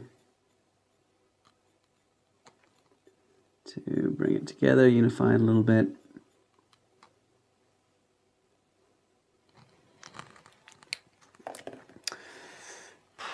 Honestly, these are the only 2 browns I have. I wish I had a bit more brown, but what I could probably do, I don't want to use orange. Orange is a bit too much, but try some yellow. No, yellow's not good enough. All right. It'll just have to be with the 2 then. That's okay. I will add a bit more texture using some quick strokes. Quick strokes. Nice and quick.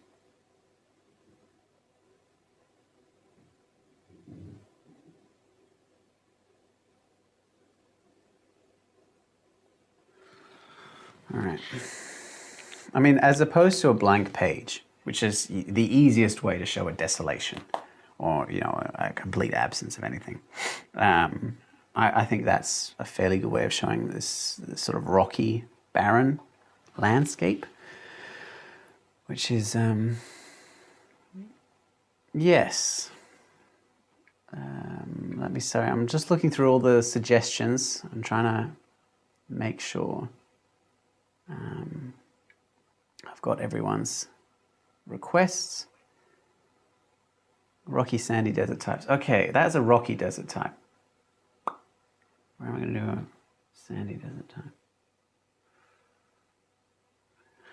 That's the problem. I've got to find a place to put all these things. Oh, no, wrong one.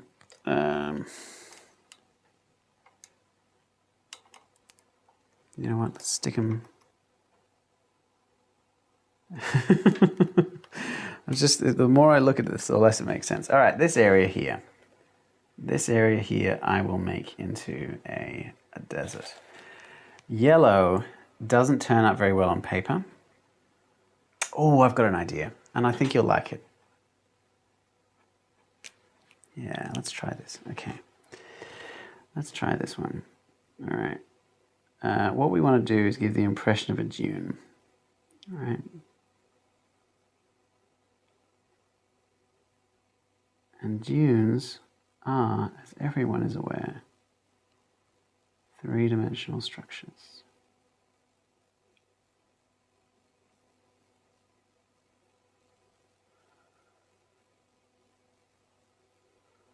All right, there we go.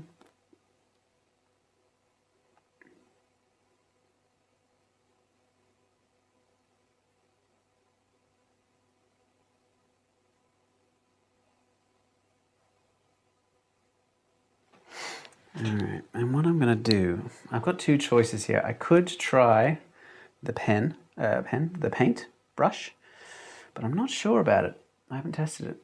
You know what, let's give it a go. Let's be daring. Let's be dangerous. Let's be bold. Alea iacta est, am I right?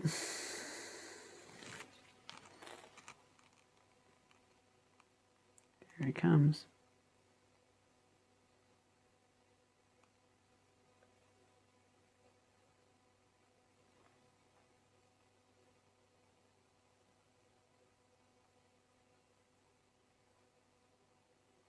You can definitely see a little bit of a change, but it's coming out not nearly as dark as I had hoped. That's all right, we can work with that. We can definitely work with that. All right, I'm gonna let that stew for a little bit. I'm gonna come back when it's dry, and I'm going to use some stippling techniques to give it a sandy texture. How are we looking? Okay. All right, doing everything on the list. I've got deserts and rocky, sandy deserts. I've got a camel. Water marker. Don't forget the water marker around the volcano. Oh, thank you. Thank you for reminding me about the water marker around the volcano. Obviously, I'm too scattered for this. All right.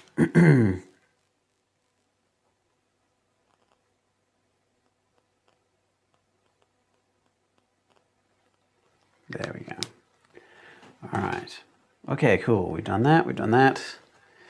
Mediterranean shrubland. Okay, I'm just going to do a shrubland idea. The idea of a shrubland. And we're going to do it up here. Come back up here because that's going to give us a nice... We've got the desert up here that's obviously very arid. We've got the jungle down here. We've got the mangroves down here. This is obviously, you know, temperate, warm, wet. Got a lot of wetlands here. But... you know, obviously we've got a problem because it turns into deserts. Okay, shrubland. Now I know in modern vegetation maps, they have this way of showing scrubland, which is like that, which I don't like, I'll be honest. So why did you do it, Ryan? Who can say? Who can say, Ryan?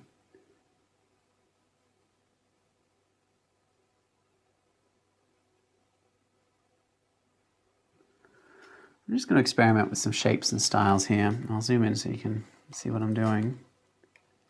But I'm just going to try out a few things, see what I think works, see what sticks. And then I like one of them. We can move with that. That's just more cacti. God, I'm just making cacti out here. Let me see. Shrublands. What does a shrub look like?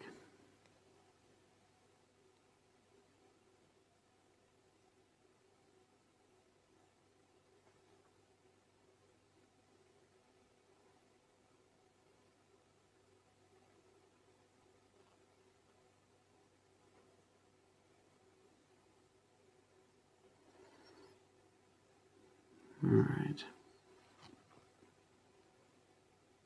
Again, we want to go for something that is simple, easy to replicate, and recognizable, but is also reminiscent of the original image that we're trying to replicate.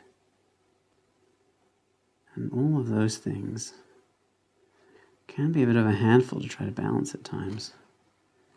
But we'll get there, you and I. We will get there.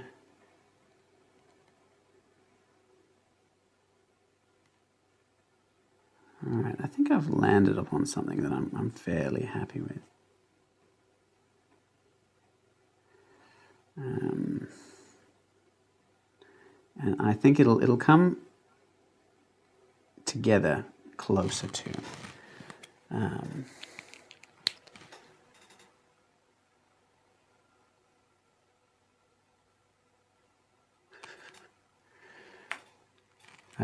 By shrub flowers, yes. Well, we'll see how we go.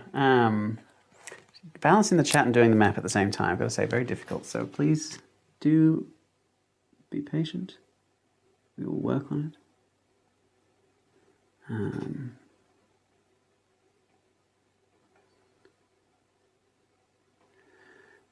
going to assume it's fairly dense shrubs because it just suits my agenda.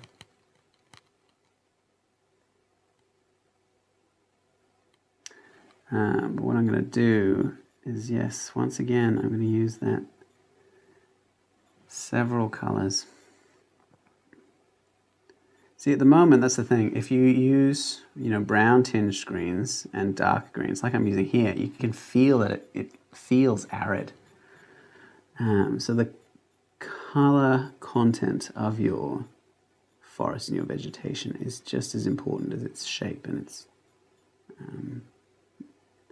placement.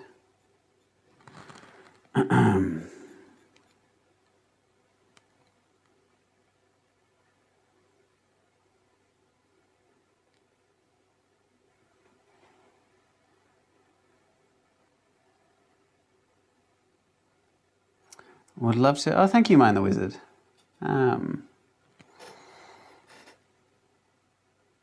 Thank you. Like the Roman ruins at Leptis Magna in Libya. Okay. The ruined desert temple. Everyone's biggest complaint about me is my hyper focus on maps and inability to communicate. Pepino, so you're not alone in that. All right, don't worry. I will get to your request, Mind the Wizard. I will get there. I'm just going to finish these shrubs, and then we can create. We will create your temple. What does Leptis mean anyway? Like Leptis Magna, the Great Magna. I mean, yeah, presumably. The Great Leptis. That's why I was confused. I confused myself.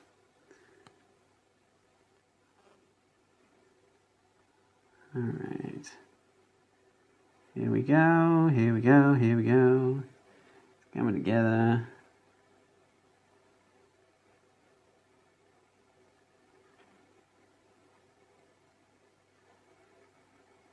All right.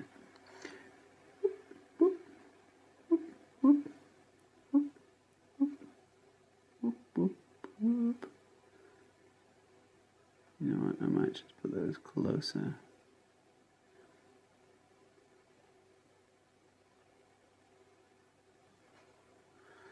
what I'm trying to do is give the impression of green grass around them. Don't know if that's the best way to do it. Maybe I'll just stick to dotting. Dotting, dot. But I will add the trunks in a minute, and I'm sure that will transform it. We must trust the process.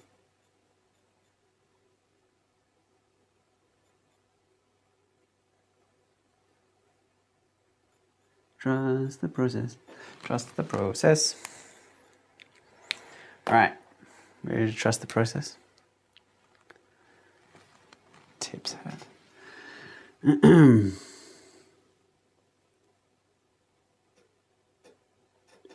right.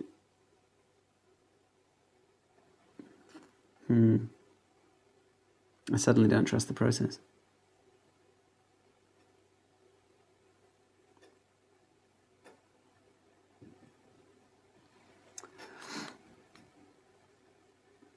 Because doing the flowers, you did mention the flowers on them before, but doing the flowers is, like, we want to get the feeling of them, and flowers are quite, small, complex shapes. It's going to be difficult for us to replicate them in a way that feels true to the original.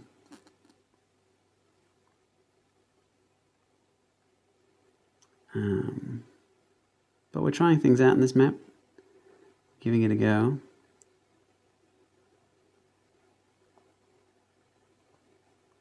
And then we will see how it turns out. It's already turning out. You panicked. All right.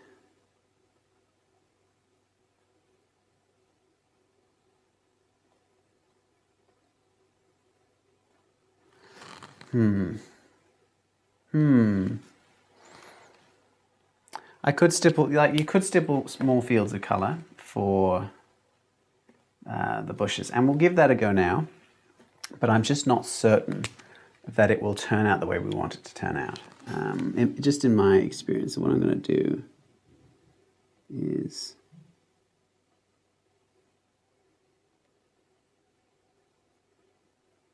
what do I want to do? What am I going to do, right?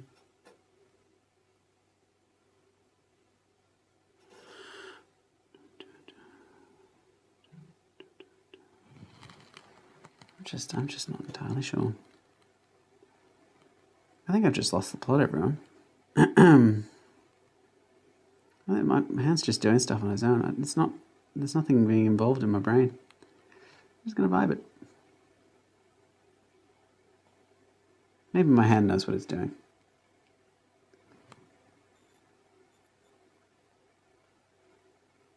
It certainly gives the impression of flowers. Whether those flowers are attached to bushes is entirely another matter.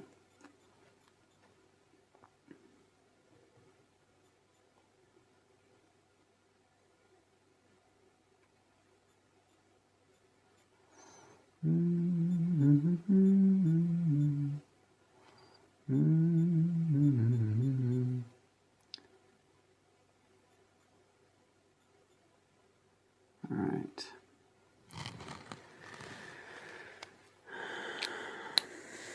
That actually looks a little bit better. Maybe my hand knows what it's doing.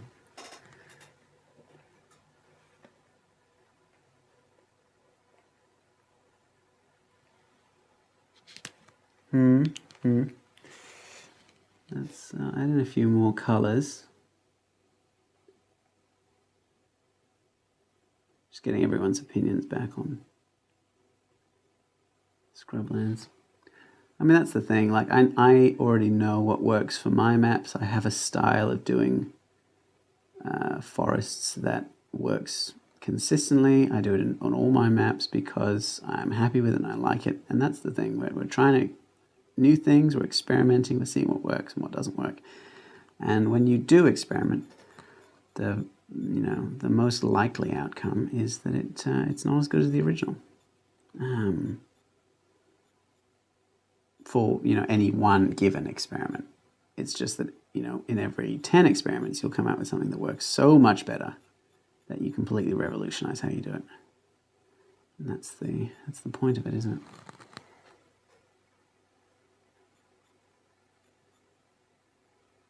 it?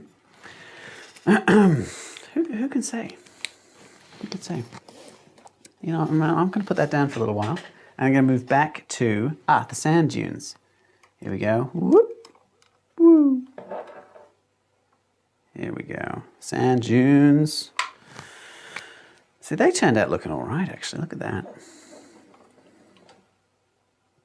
Can you see that? All right.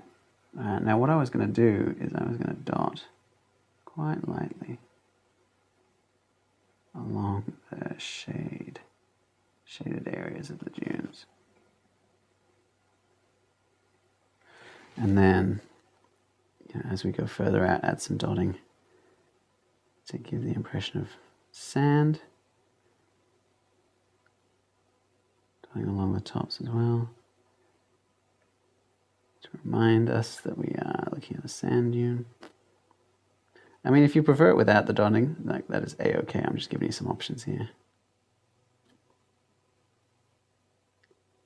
All right, here we go.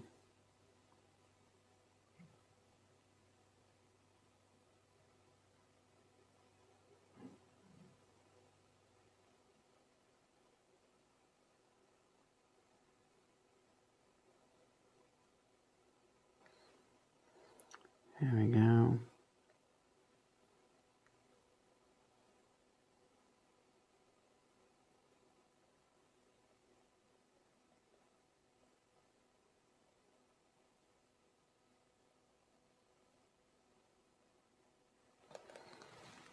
And then that's giving us the sand feeling of it. I think the colors worked out quite well as well, in any case. But that's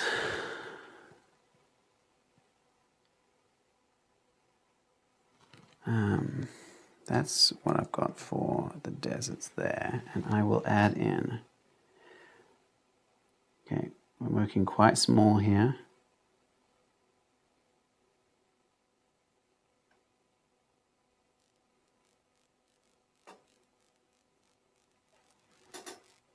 One, two, three.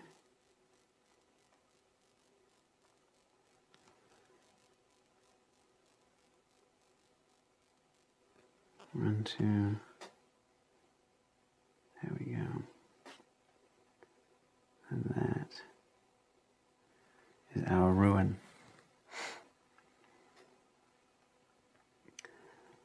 And we will call it the Wizard's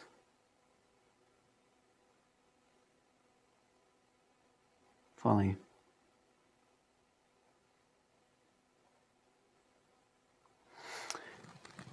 There you go, Mind the Wizard.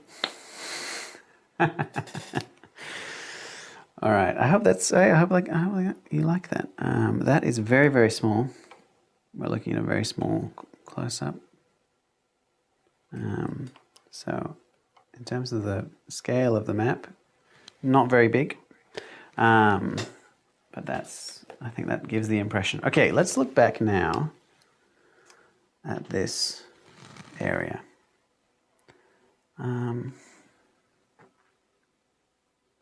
It does give more of the impression of meadows than scrubland to me.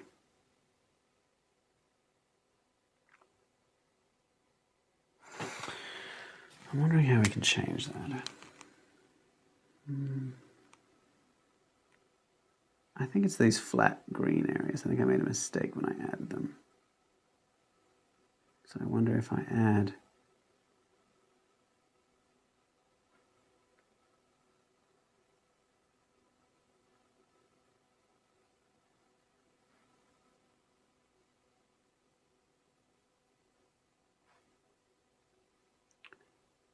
some green over the top of those to get rid of them.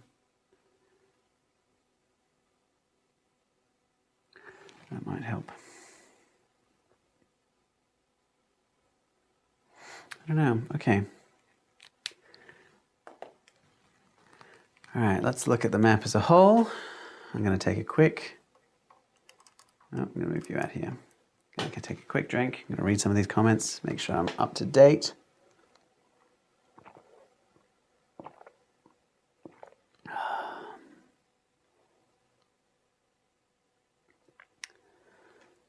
I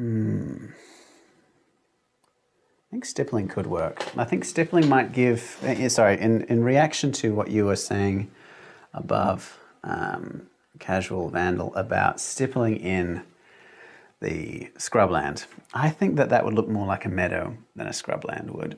But I'm willing to give it a go, but I'm going to give it a go over here in a different part of the map so we can see how that works out.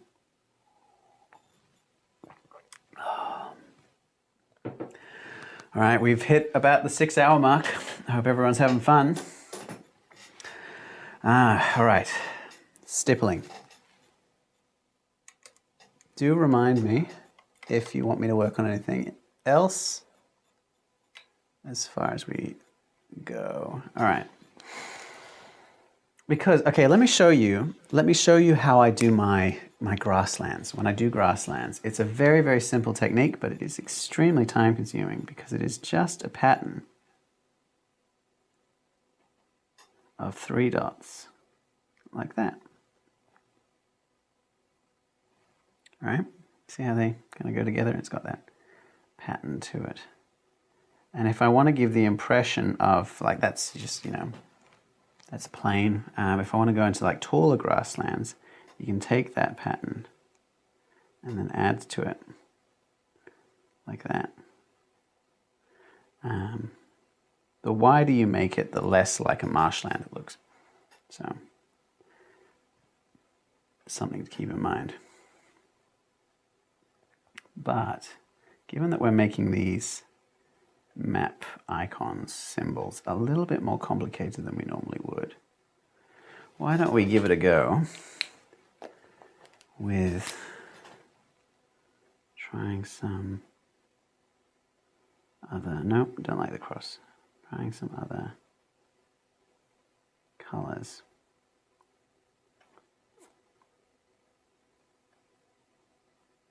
Didn't really leave enough space for that, didn't I? That's okay. Learning. Because if I, like, it's got to be mainly greens, obviously. I'm going to make sure it goes right to the edge to fill those loose gaps.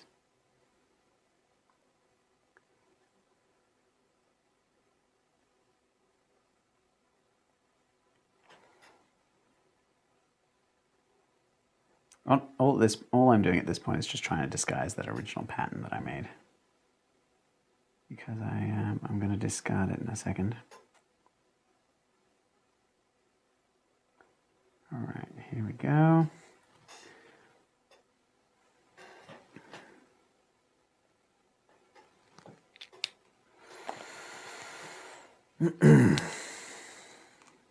Go a bit darker as well. Pairs and singles. All right, once you've got a main sort of covering of the greens in various colors, I reckon what you could do to make a meadow or a grassland kind of pattern is just, and this will take the focus away from those uneven lines that I've just done, is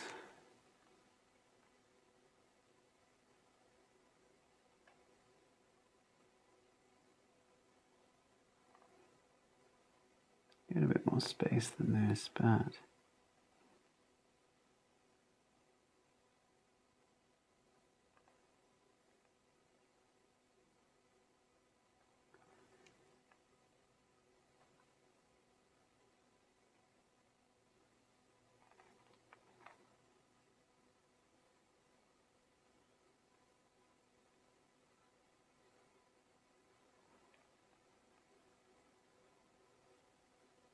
here we go.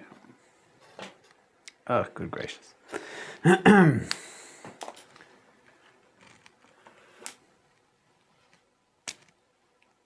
Sticking point for these sorts of mountains haven't translated to ranges that run more east-west. Well, that's true. There are ways around that.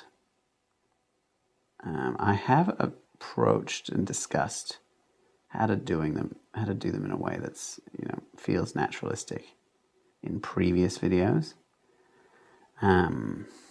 But I think as long as you have distinct peaks and troughs and ridges, and as long as you're willing to, suspend a little bit of disbelief, make things a little bit more jagged and ragged. This is in response to Pepino's comment about mountains, by the way. I think that you can, oh my goodness.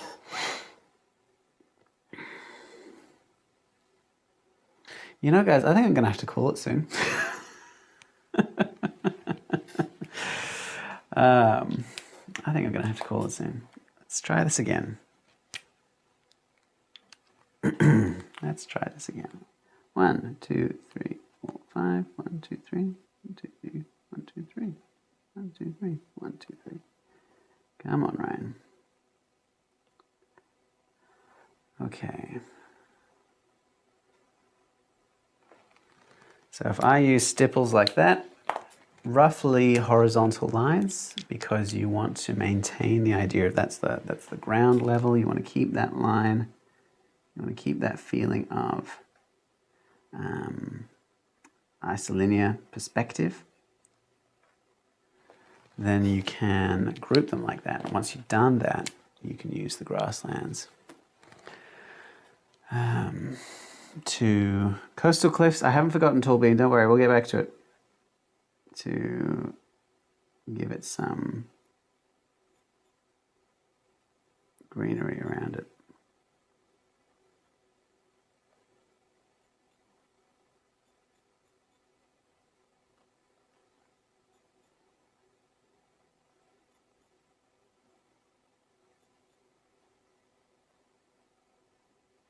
And I think that you can have a little bit more power from that, added by adding in some trees. And that really kind of brings that into perspective. Makes it look nice. Yeah, remember a lot of this is going to be by contrast. I'm going to come back and tidy this up later. But before I forget again, I will do a coastal cliff. Coastal cliff. We love some coastal cliffs.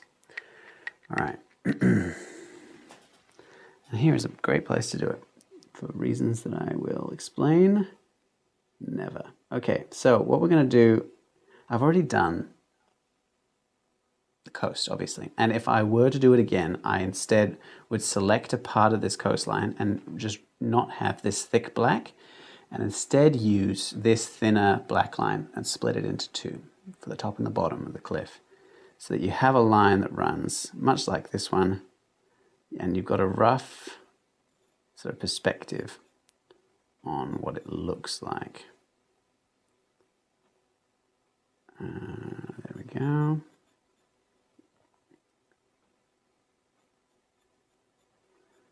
Okay, and that gives us sort of a rough cliff face. Then you come through and you do what the other cliff does. You do the vertical lines. Remember to do it where the line becomes jagged, because that's our stopping point. Remember to keep them vertical. And then, if we're feeling particularly brave, then we come through with our handy dandy paintbrush. And we shade that in there. Here we go.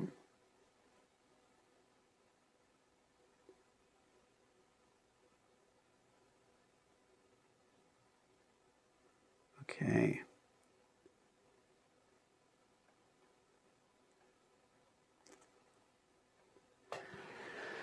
How does that look, Tall Bean?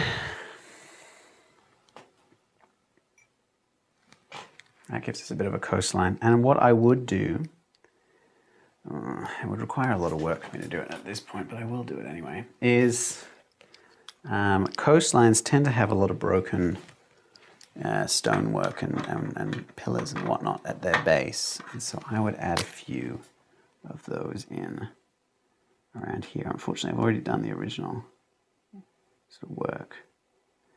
on the coastlines there. So I'll just have to make do as much as possible. Makes it look a little bit ad hoc, but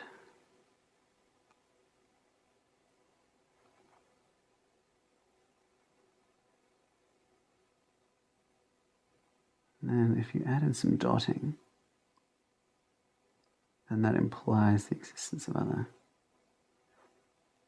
rocks that are, you know, small enough that only their wake shows up. Do you know what I mean? Okay. Okay. Coastal cliffs. There we go. Hope that was good.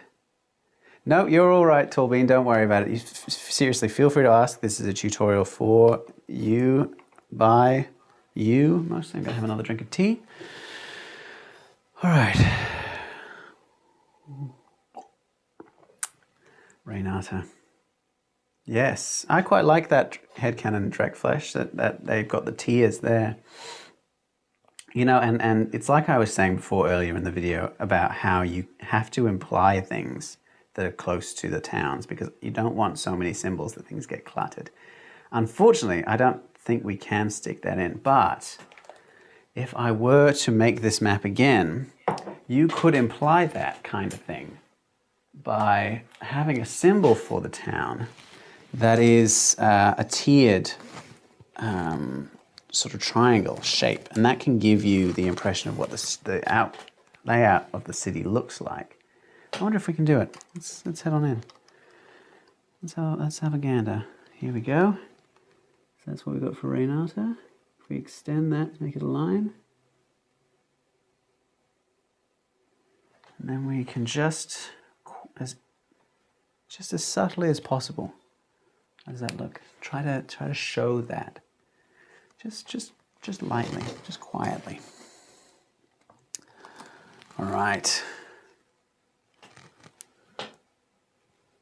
All right, yes, for those who want to join the Discord, please join the Discord. You can find it in the link in the description below. You can also join the Patreon if you like. Hang on. Come on, focus.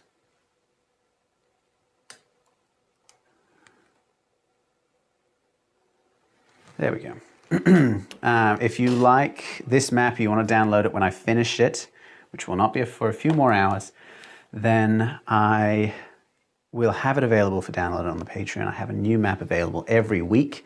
It is not a necessity to be a member in order to download things. I make them available for free. But I do want to thank everyone who does support the YouTube channel because it's just so amazing to have everyone you know, be a part of this community and help out and allow me to buy these materials. Obviously, the dream is to one day be able to do this as a job, make these tutorials, you know, create more written companions to go with them. But we'll just have to see how we go, what is viable, and how we can make that kind of work. But let us get back to this.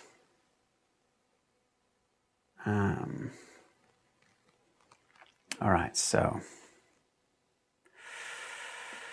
okay, I do see what you mean about those cliffs. Let me fix that first and then I'll get back to this. Okay, what I'm gonna do, guys, now is because I am committed to finishing this video by finishing the map.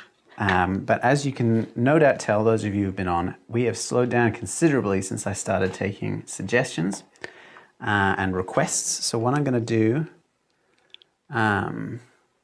is I'm going to just keep making the map as we go on. I can discuss any questions that you have, but I'm going to minimize the requests so we can get through this in less than 6 hours further.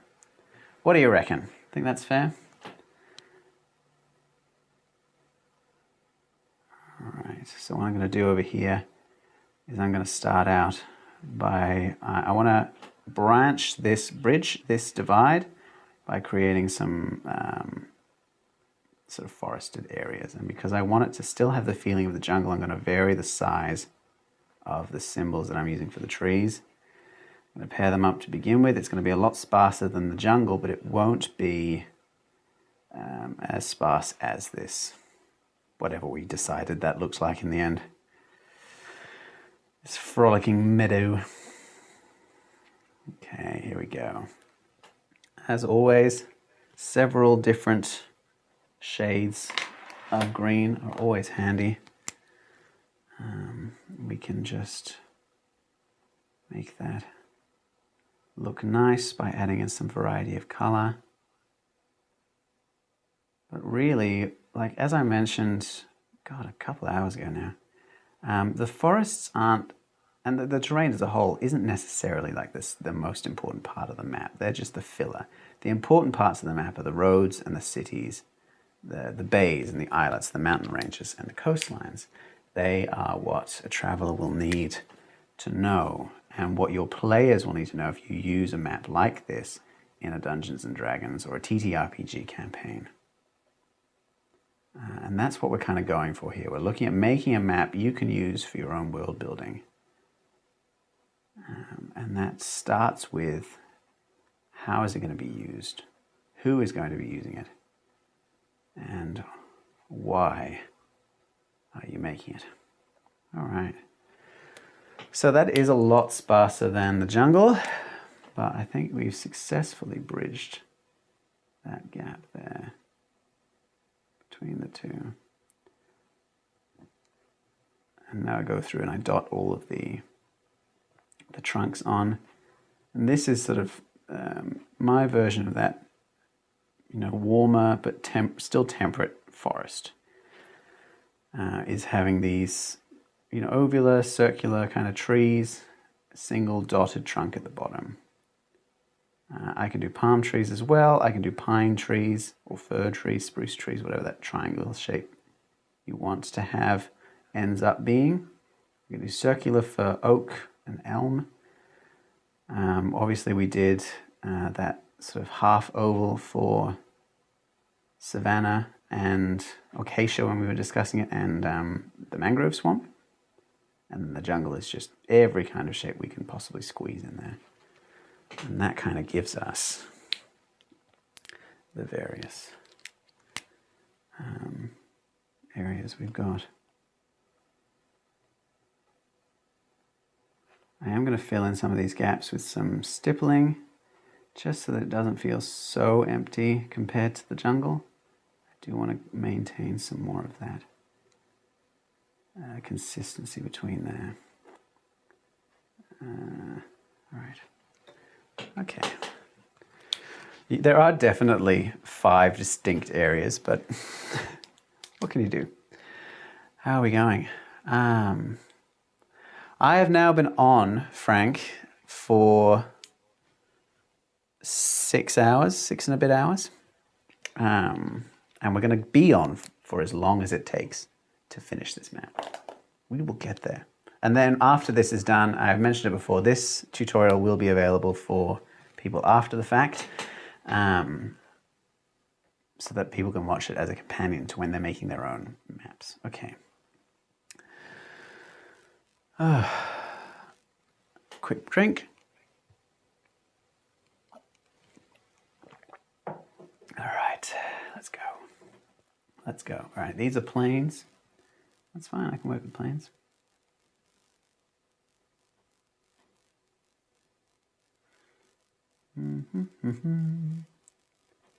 Remember, with symboling, what you want to do is achieve a simplicity of design that is evocative of the final product, not a direct representation of that product.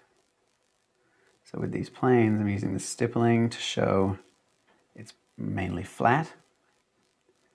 So hence the horizontal lines of those dots. But I don't need to worry too much about, making grass shapes or clustering it or, so on and so forth. But then it disappears. We get to the Biltara forest down here. And that's nice and easy. I'm going to do that. So I'll show you guys the temperate forest that I mentioned before, which is like a cypress tree shape. Gives the impression of a fairly warm climate. It's a bit closer together than this sort of area here.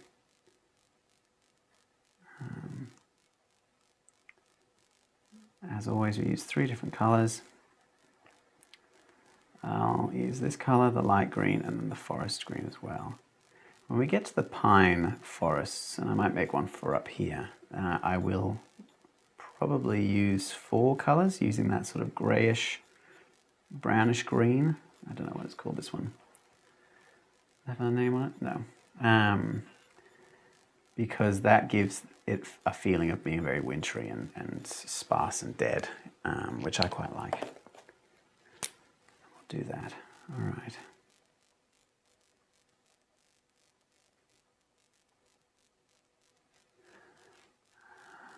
Gigantic lake region. Gosh, I'm excited to see what I do with the gigantic lake region. Jonathan, aren't we all? I'll figure it out.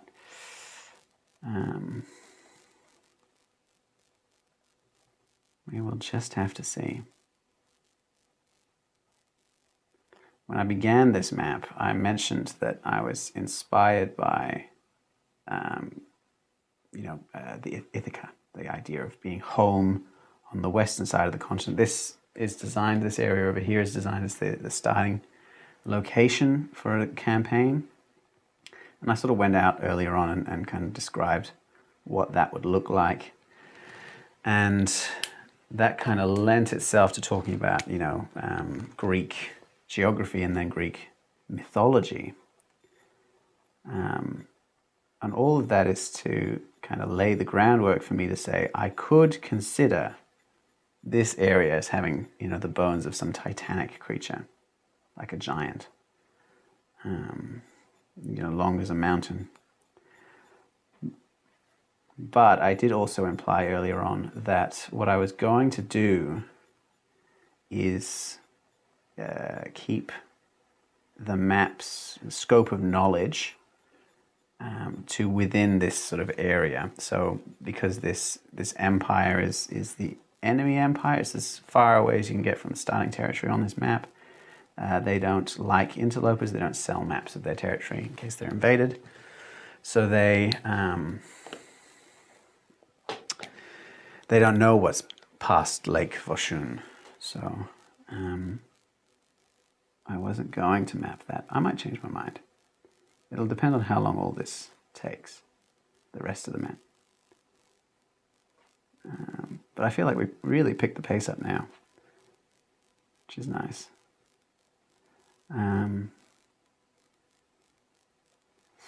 Obviously the jungle and the mangroves and the shrubland were, experiments which took up a great deal of time, and they're very dense. They're much less sparse than the other icons that I use, which means that I spent a great deal more time yet doing a smaller area. So if we pick up the pace sufficiently, get back on track, then I can return and do something more intricate later on. I'm just aware of, I'm committed to finishing this map. All right. How are we feeling? Okay. What should I do over here? One of the favorite things I do just to fill the map is I just have sort of scattered woodlands. So this is a thick forest. This is just an empty plain. And between the two of those, you can kind of fill out the rest of the map. So if I do this whole island, I'll show you what I mean. It's going to take me a little while, but this is a great chance for any broader world building questions. If you have them, stick them in the comments if you want me to discuss something. Rather than a specific symbol, we can branch out a little bit more. I'm happy to do that. What have we talked about so far? We talked about how to make history. We talked about how to do some mythology. We talked about how to structure a map like this in the same way that you would structure a dungeon map, in that you've got different stages for players at different, parts of their growth as characters and players, different level sort of areas. Which is honestly an idea that I kind of got from video games. But it's still, it's applicable to this and these kinds of maps in in a very specific way. Because, you know, if you've got an area that's friendly to the players at quite low levels, but you want them to have a bit more of a challenge later on, you can open it up to an area that's, you know, more challenging to them, more hostile and questioning. And then later on you come to an area that's, you know, ravaged by war, and that's a little bit more difficult, but in a different way. So we're creating, as I go through and I'm doing these trees, I'm creating areas of relative thickness of trees and relative sparseness of trees, but the point is that they're sort of scattered across the island. What got me into map making, Frank? What a great question. Childhood. That's the short answer. Look, I spent my childhood reading. Loved reading, still do, read a lot. And then when I did so, I spent a great deal of time reading and exploring the maps at the front of the book. I remember when, like, I'd read The Lord of the Rings and I'd read The Hobbit, and then I got my hands on the Silmarillion for the first time, you know, Tolkien's Legendarium. And it has a map at the front of Beleriand, which is the lands to the west of Middle-earth that was sunk, you know, thousands of years before. And I remember how excited I was to get this map of this place that had only ever been talked about and mentioned, and how cool it was that all of this, you know, had existed. It was this place that was lost, and I spent so much time looking at that map. Then when I got a bit older, and, you know, I lived by a national park over in WA, and in Western Australia, I should say. And there was so much to see in this national park, and we went out walking all the time. And there were very few accurate maps of it that I felt accurately portrayed what it was like to actually go in there. So I started making my own. And there's an English map maker called Wainwright. I mentioned him earlier in this video, actually. And Wainwright was a fell walker in the UK, and he made maps of all of his favorite sort of hiking trails in parts of, you know, the Lake District in England. And he's very influential to a specific part of the English population. So much so that I think there is a reference to him in, I think, Lord of the Rings, because it says that Bilbo had a map of the Shire with all of his favorite hiking trails inked out beautifully in red. And I think that the way that it's described always put me in mind of Wainwright, and I wondered if it was a reference to him and his work, because he hand drew these maps of these hiking trails. And it's a beautiful sort of isometric perspective style that he's done painstakingly over decades. You know, doing the topography, showing you a bird's eye view and a view from perspective, and showing you each of these trails in a way and that tells you about them and what they're like to experience them. And that was, reading his stuff, reading about him, seeing what he made, was pretty transformative for me, because it was a really powerful example of how a map can transport you to a specific place. All right. Almost finished this island. Gosh, we're flying through it now, aren't we? How are we looking? I'm just going to check the chat.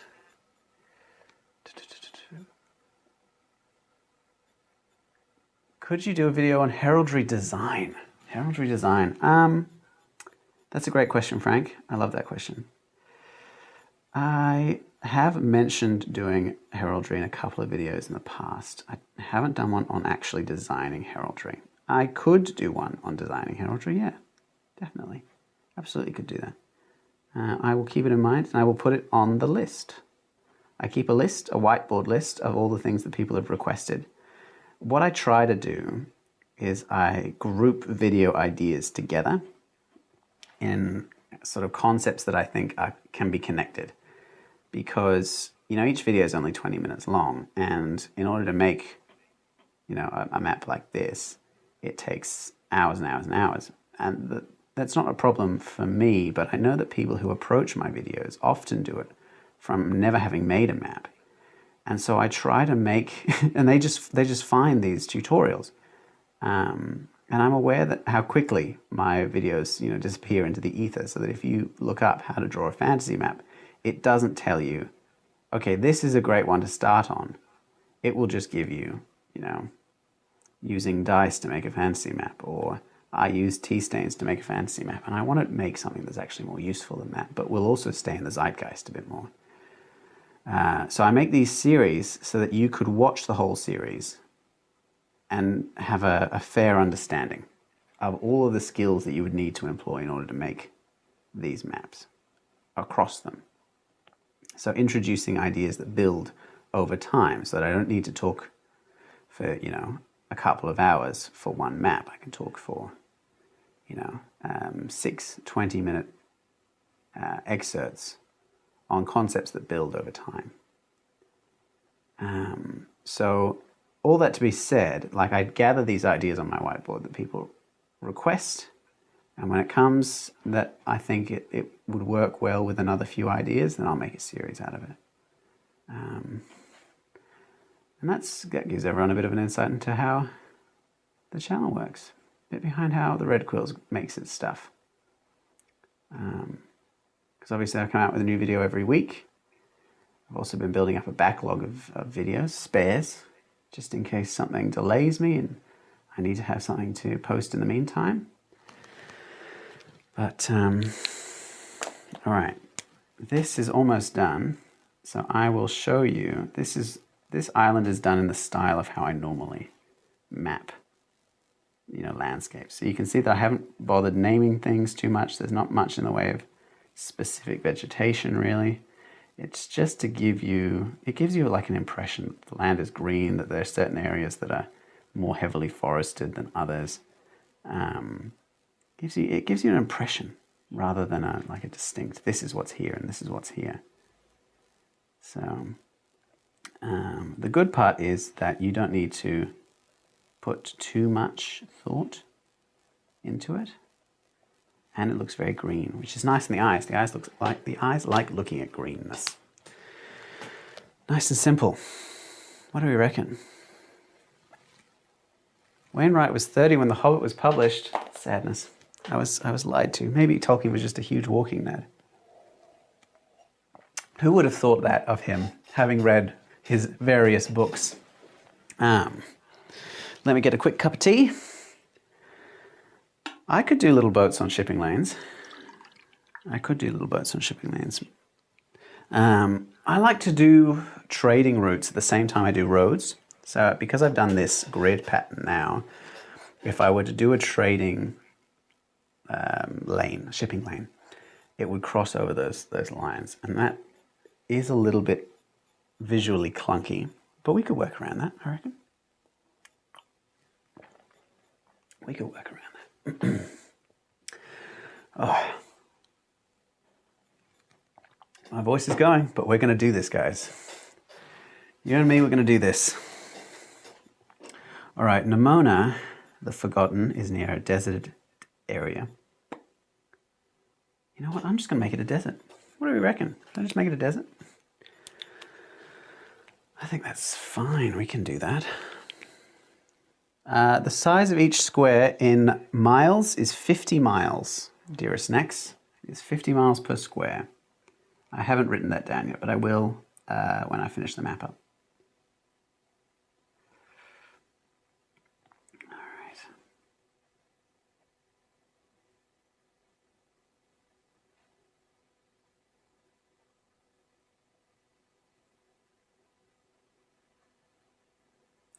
I think those dark brown dots do really add to the desert patterns. It's a rocky desert, there we go. All right, adding a bit more dots, dots. Okay. It looks desolate, doesn't it? But I quite like how it goes from the forest to the plains to the desert. It does break it up quite nicely.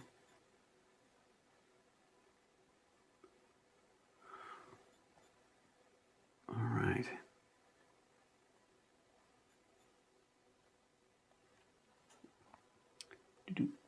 There we go. And Nimona is done. Excellente. Hum, ho hum. It's some good tea. I love my tea.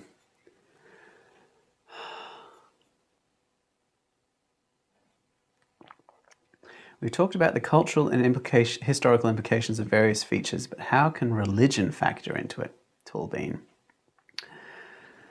Oh, tricking me into talking about religion on my good map-making channel. Let's discuss. All right, let's discuss it. And as I do so, I'm going to do these two. What am I going to do for these two? I'll talk about it once I figure this out. I reckon I'll do palm trees. Palm trees and thick jungle. No, thick forest. All right, okay.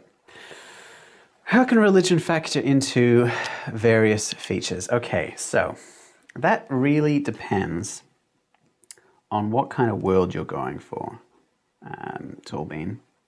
So hot take, I think that D&D's, and I'm going to talk about D&D because it's my most, like I have the most experience in D&D. But in world building as a whole, in fantasy fiction, religion is either too complicated or not complicated enough. It's mostly at the same time. The first is that history, and this is just my own observation, history really reduces mythology in terms of, like, it boils it down. It like a soup. All the flavor gets compressed to a much smaller area than it should be. Like, take ancient Egypt, okay? The Egyptian dynasty, the dynasties of the pharaohs, lasted thousands of years. But when you learn about Egyptian history, you do not learn about who they worshipped at different times in the empire. In terms of their civilization. So what was their pantheon like, in the early days of Egypt versus what the pantheon was like at the end of Egypt is not something that's really discussed to someone who's just asked what that is like. And in fact, that's not even given as an option for people who are just asking, who did the ancient Egyptians worship? Because the correct response to that question is, a person who lived at the time of Cleopatra did not have the same view of the world as the person who lived, during the reign of, Ramses II, or even earlier, There's so much about their view and their understanding of the world that changed over time that you just don't get to talk about. And so they, in order to talk about as much as possible in the shortest amount of time, they just give you one answer. This is who the gods were of ancient Egypt. This is how the pantheon was structured. This is how people worship. This is where they went. Right? And this is, I find it is most glaringly obvious during, civilizations that lasted for thousands of years. Ancient Egypt is a great example of that. But, the indigenous cultures of Australia, they have a storytelling tradition some 40,000 years in the making. How do you reduce that to a discussion? How do you talk about that in a way that's actually going to be helpful and not reductive to a massive degree? So in that way, it is reductive. I realize that I've gotten a little bit off track here, but I'll come back around to it. So when fantasy writers write about mythology, they are reductive in that they don't consider the many different viewpoints that crop up over time, particularly because of Tolkien. Tolkien had the elves, and the elves live indefinitely. They don't live forever. They live indefinitely. When they die, they go to Valinor, and then they continue to exist. They are bound to the earth from the moment they are born until the moment that the world ends. Which means that humans who have mortal lives are, they have a great existence. They're happy-go-lucky. They spring through the meadows and then they die. It's great. But because of the indefinite lifespan of the elves, it gave this feeling of that it was normal to have a timeline that lasted for thousands of years with very little change. When you've got someone who lives indefinitely, they're bound to not change. They have to not change, because if they do change, you've got all sorts of problems. All sorts of problems at world builder. And that came into religion. When you've got a world like D&D in which elves live for 700 years, how does something that lives for 700 years approach religion in a way that someone that lives for 60 years doesn't? Because religion is our way of understanding the inexplicable about the world. And a culture that is, in the Stone Age finds much more inexplicable than a culture, in the modern age. We might be wrong about what we explain, but there you go. So,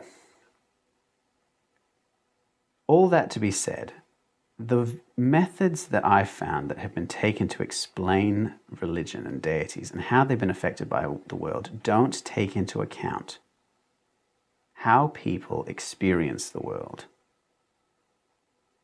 as being inexplicable over different generations. All right. When you come into a map and you see, massive landmarks like a volcano or like a meteor crater or a massive ravine, their explanation of those things, depending on how inexplicable, how surprising they find them, will shape religions. Especially if something seems naturally contradicting. People love things that are naturally contradicting because that is inexplicable. That doesn't make any sense. Focuses themes of rebirth, of divine intervention, come from deserts that flower after the rain, from seeds of trees that burst forth from the ashes after a forest fire. They come from tidal waves and earthquakes and storms. And so a religion that is impacted by geography is impacted by the things that we mortals cannot explain and find unusual and haven't seen before. If you have a bunch of elves who have seen everything, what are they going to worship? That was a bit of a ramble. How are we going?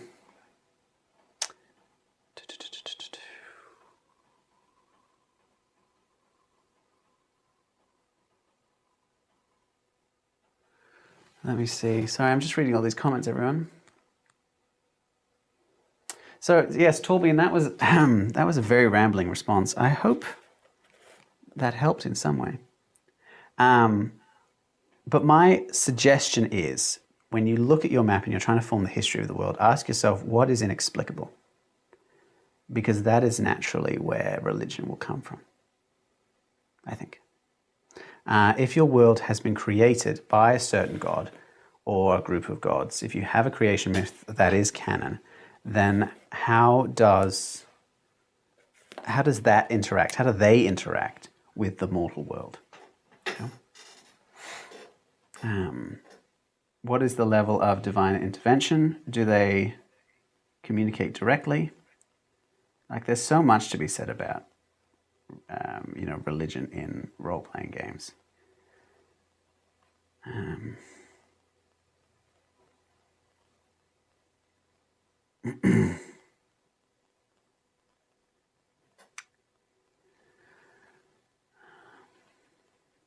Yes, definitely. If it doesn't come from there, it will, yeah. Explanations can come from multiple different directions, but the inexplicable, you're right, I should say the inexplicable is not necessarily the origin of religion, but it is the focus of religion, I think.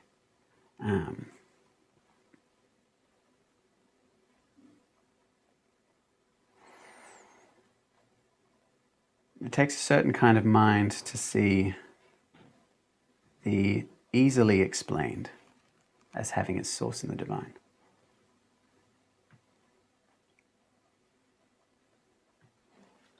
All right. We're getting through this map, guys. You know what, David? I'm so glad that that was useful to you, because I realized that I had been talking non-stop about something that wasn't directly asked. I'm glad that it's useful.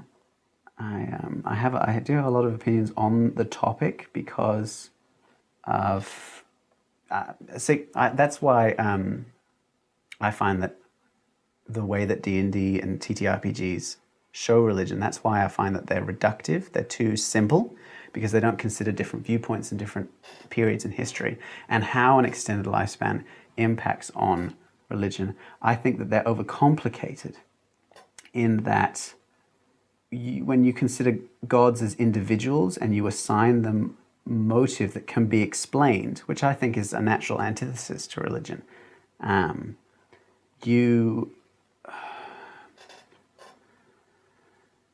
you have to have a lot of different personalities of gods in order to explain how everything's working, rather than having different explanations for the same thing. Like if you lived in the Mediterranean, you would naturally consider Apollo and Ra to be, if not the same person, then at least you would acknowledge they're in the sort of roughly the same region.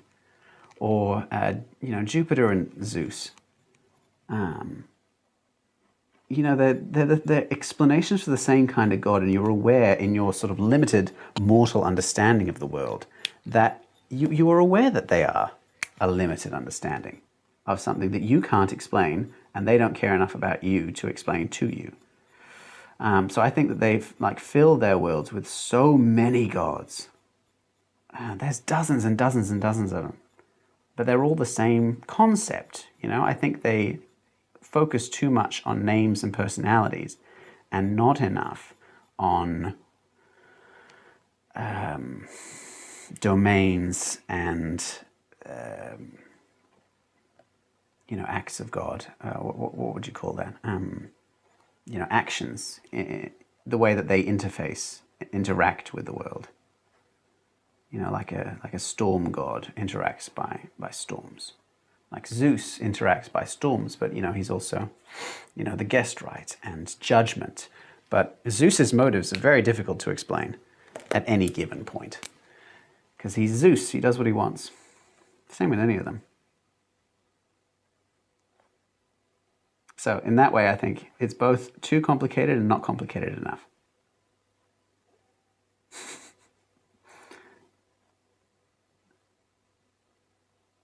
There we go. As I'm going through here, I'm gonna pull my mind back to map making. As we go through, you can see that I'm trying to sort of bring these disparate biomes together and make it work. I did this sort of palm tree forest down here, just as another variation that we can add to the list of things I'm putting on this map. I'm going to try to tidy up these grasslands and meadows down here. So this will be like an Arcadia, like a breadbasket of Greece kind of area. And I will check the chat in a second, just to make sure I've got to dot all these trees.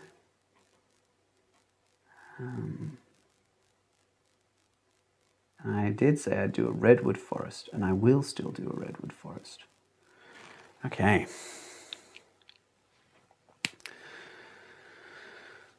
Oh, we've got everyone talking about religion. Oh, good.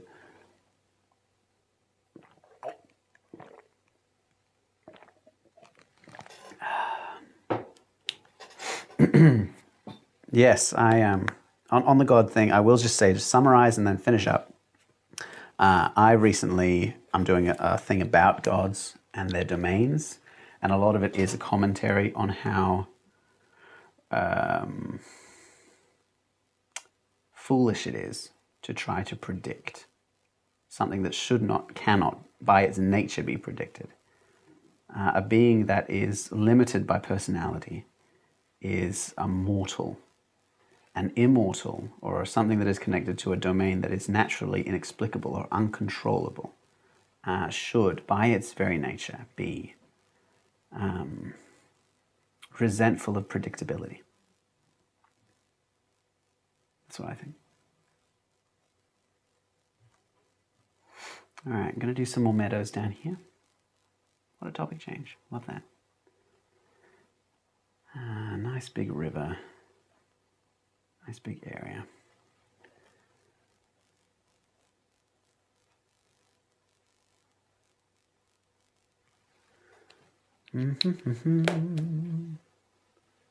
How much do you find yourself making a decision just cause versus making a decision based on something you want to see there later but haven't decided much yet? That is a great question, Arajan. A great deal of my creative work is based on what I will call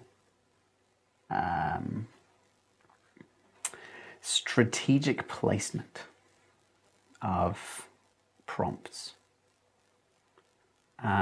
So for instance, I actually mentioned it when I did the Veil of Broken Things up here before.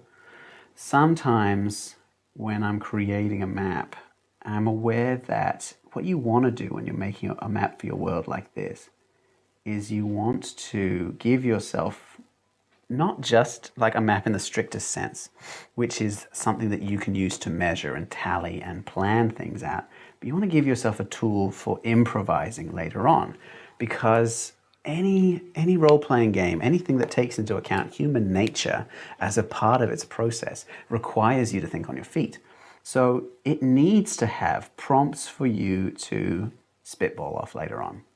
You want to be able to take an idea that's just, laid out on the map and be like, okay, this is what it means, and I've chosen that meaning specifically because someone has said something I didn't expect. And so I'd say about, I'd say I'd make about 40% of the map with a specific intention in mind. I make a further 40% with a sort of vague intention in mind. I've got a general idea of what it means, but I haven't really fleshed it out, and I'll get to that later. And then the last 20% is I just throw it in there because I want something that I'm going to be able to just work around later on. And that's the general kind of process that I use. All right, flower time.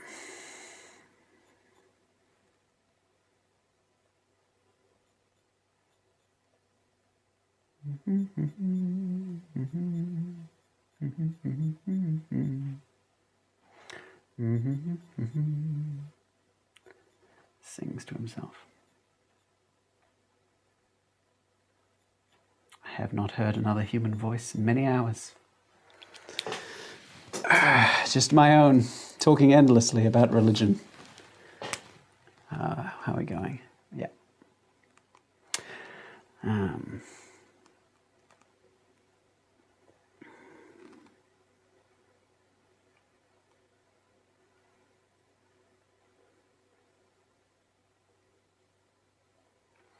All right, so you can see that I'm clustering these together. As I mentioned, in these sort of horizontal lines, that gives the implication of the perspective that we're using.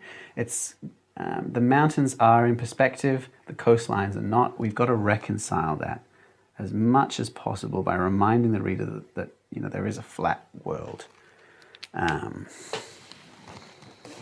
because the eye doesn't like that.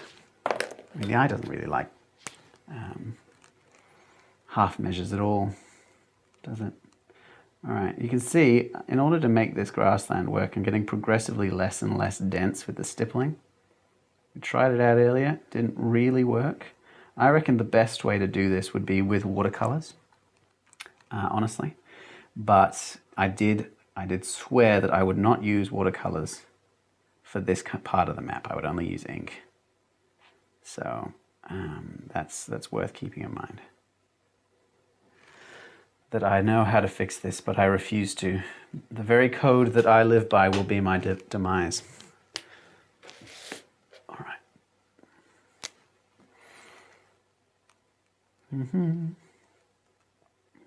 Okay, we've got our Arcadia here. I'm going to move north and I'm going to do some more forests. I'll do a pine forest, and that'll give way to a redwood up here, I think. And then we can see how we go. At that point, once I've done most of the map, I'm happy to start taking more suggestions. As long as I can be certain that I am actually able to finish the map today, because I do have to finish this map today. I won't have time to make it after I've finished doing this. And I want everyone to be able to find it and download it and use it if they want to. Okay. How are we looking? You know what? I'm going to move you guys.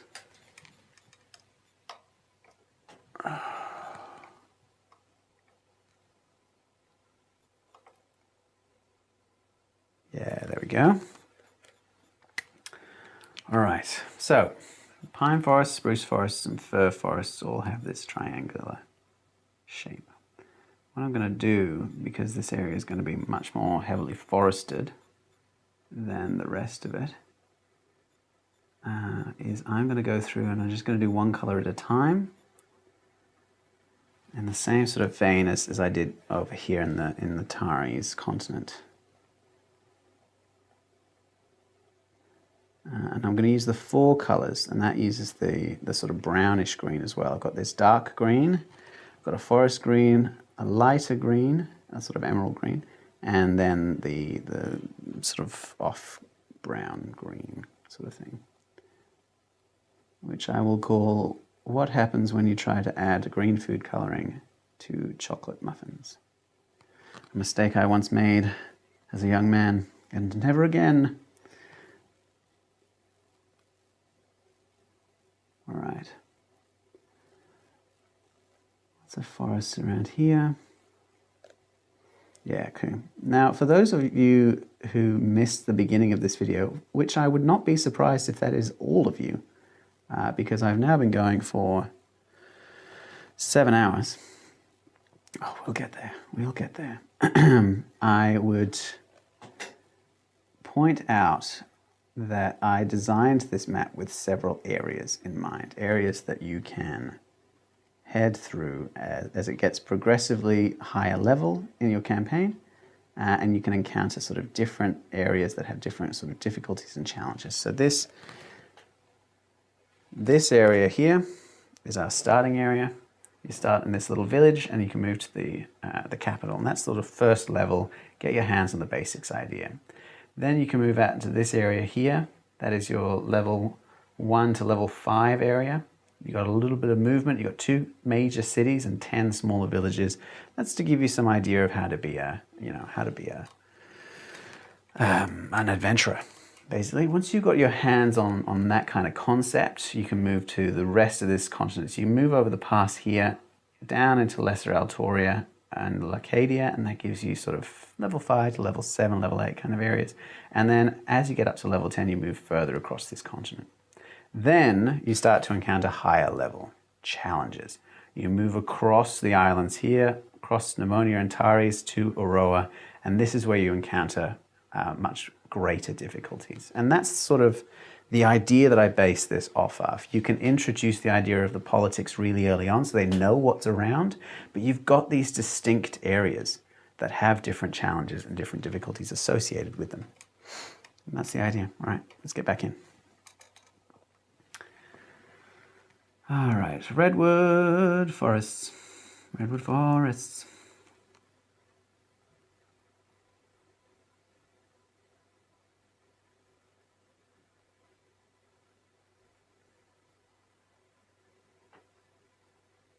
The problem with redwood forests is, and like any homogeneous forest, is that because they're all the same tree, they all use the same color palette, and I'm gonna have to vary that so it's not visually boring. But again, we're just reducing the shape of redwood down so that it is, you know, as accurate to the shape of it and the color of it and the idea of it as possible, without making too much work for all of us.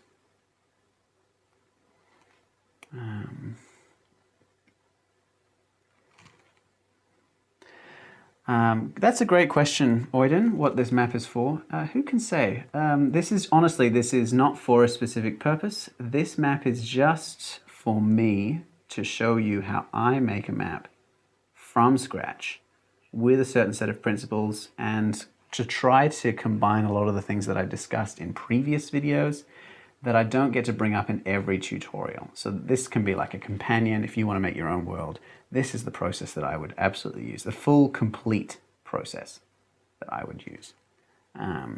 Because obviously, I mean, I've been talking for 7 hours now. Obviously, I can't compress everything that I would recommend that you do into a 20-minute video, which is the general length of my tutorials on the Red Quills. But there's so much to say. So this is the opportunity to address that. I think I might have made my redwoods too big.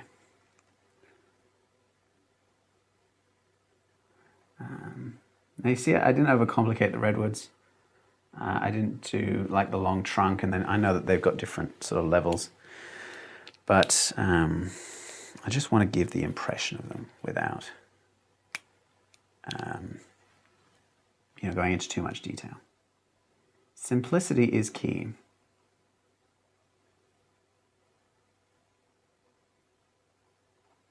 All right. Come through and keep doing these forests. This is a nice dark green, and I think it's going to be good for the redwoods, but they're going to have a more limited color palette than the rest of the trees, I think, because it is a homogeneous forest. It's only got one kind of tree in it. Nothing else can compete. Nothing can compete with a redwood. I mean, they say size doesn't matter, but it does when you're a redwood.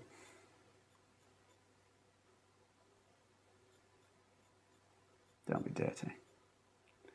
Okay. I think it's time for me to do another ramble. Anyone got a question? Oh, how would you go about drawing different map projections for a world map? How do you go? Okay, map projections for a world map. I assume you are talking about like the Mercator projection, or you know, a direct, you know, one of the old flat circular maps they used to do. But I can't remember off the top of my head what they're called. I am absolutely a fan of Mercator projections, but a couple of series ago, I did a world map for the first time of my own D&D world. And I did that in the Mercator style. But I also did an archaic map, which used 2 circles to show each of the hemispheres, and tried to take into account the distortions. Look, I'm a practical sort of guy. I like being practical and aware of the limitations of what we do when we make a map. So because of that, I am aware that when you get into the nitty-gritty of projections, the mathematics is so incredibly complicated. And you can absolutely use a computer for that. And I would recommend, if you do want to do it, I would recommend you use a computer for that, because the Mercator projection was so revolutionary, because it made all those calculations that you need to do when you take into account the curvature of the Earth. It just simplified the whole thing. And it made it so much easier, because suddenly straight lines on the map were straight lines on the world because of the distortion of the Mercator projection. But before that, when you had tried to represent a curved surface on a piece of paper, you had to do all this maths. And that's still the case if we want to make a fantasy world that's actually true to what it is. I would just make my life easier by making a map of, and I would like to add at this point that one of the reasons that I put off making my own world map for so long, we've been in this world for 5 years, I didn't make a world map until earlier this year, was because I was aware, partly because I was aware, that it would be so difficult to work with a world map. Because if you want to, like if I make a world map and I say, okay, this is an accurate representation of the surface of the world as distorted by the Mercator projection, then I have to, if I want to make a map of a certain location in the northern or southern hemisphere to any particular degree, I need to do a certain amount of maths to figure out what that actually looks like, taking into account the distortion of that projection. And I don't want to do that. I don't want to do maths. It's not why I became a visual artist. In fact, quite the opposite.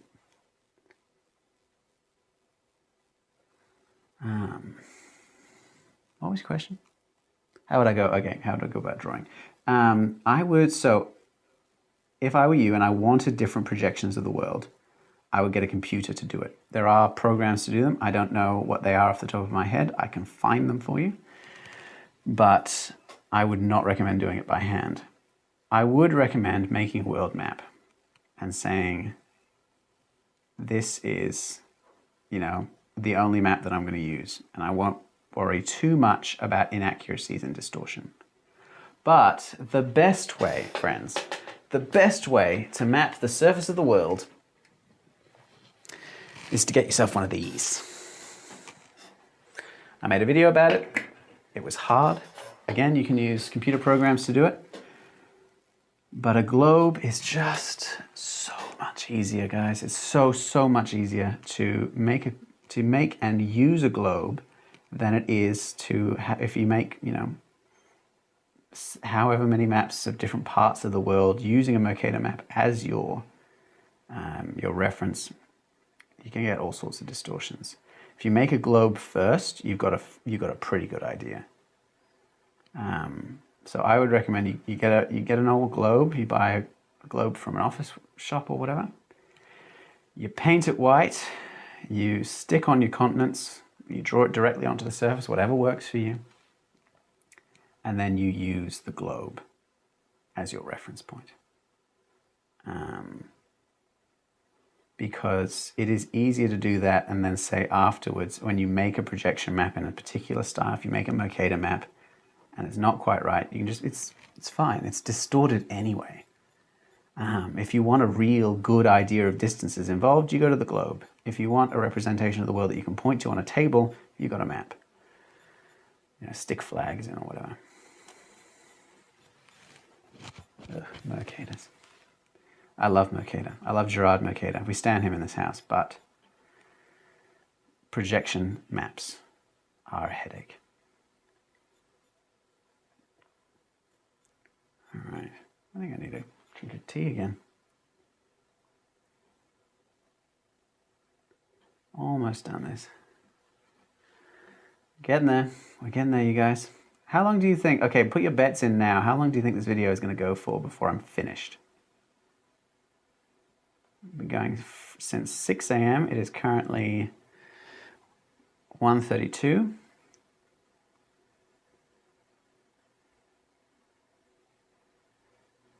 How long do we think? All right. Last of the colors. Last of the colors? Yes. I was just making sure I had all these colors. Yeah.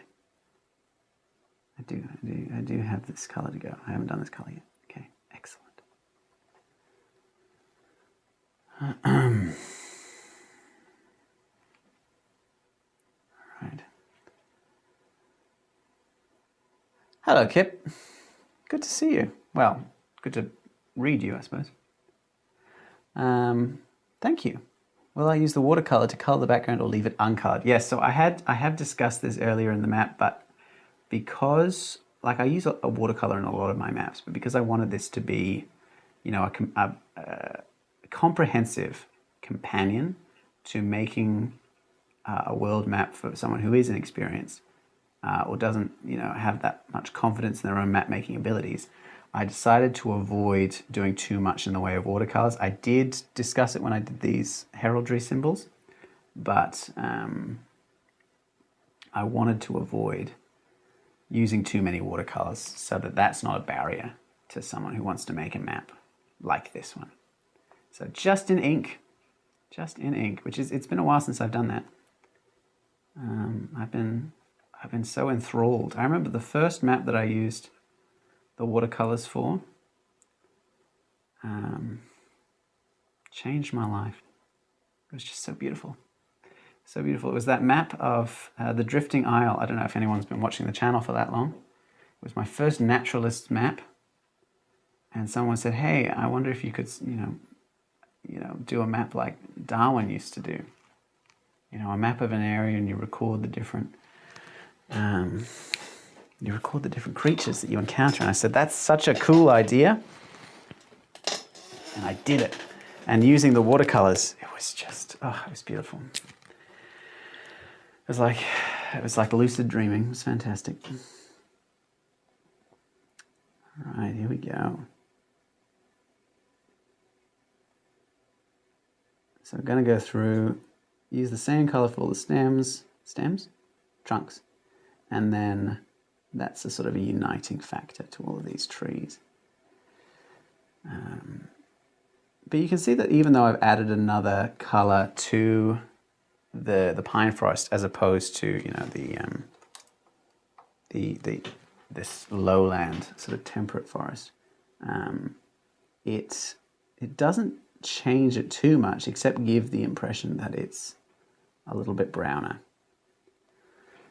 which I think works really well for the pine forests of here. All right.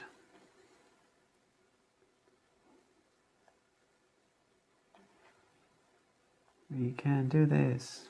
Do. And then we will have done the redwood forest, and I think that's all the requests we've got so far. Oh, we had arches, but I can't really work arches into this map at this stage. Sorry, guys. I'll do it in another video. But by the time I got the request, I'd done all the coastlines and stuff. And I can't really add it without making it look like an addendum at this point.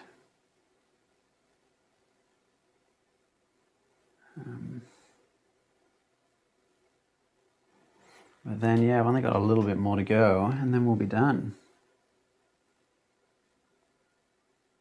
Did anyone put any bets in for how long we take? Say 3 o'clock? Okie dokie, another hour and a half. I like that bet.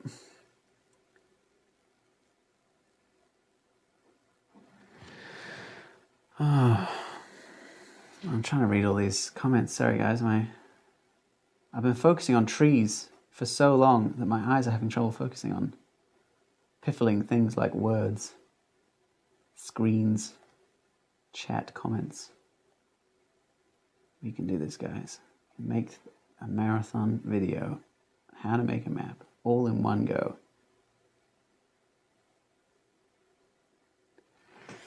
Here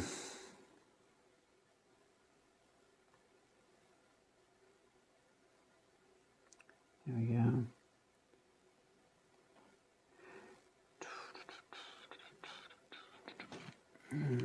Now, I think it would be worth doing later on if I were to, once I finish all these tree works, if I were to, so what I'm going to just do for these redwoods is I'm going to give it a fairly long trunk, and then have a little T-junction at the bottom, give the impression of the roots being quite large. What was I going to say? Oh yeah, I think it would be worth doing after I've done all this foliage to go through and add in some world building details to all these cities. So if I were to write out here, you know, more details about the courts. In the same way that I added like these sort of addenda to the names. Oh, let me move this. It would be good to have a bit more world building in the map. But then again, I'm just making this as a companion. If anyone wants to download it for themselves and you want to have it without details like that so you can add it yourself, then that is great. I would just be making up some world building for completeness. You can see that I just stopped doing the T-junction, so I'm going to have to go back and do that for all of these. That's all right. There we go.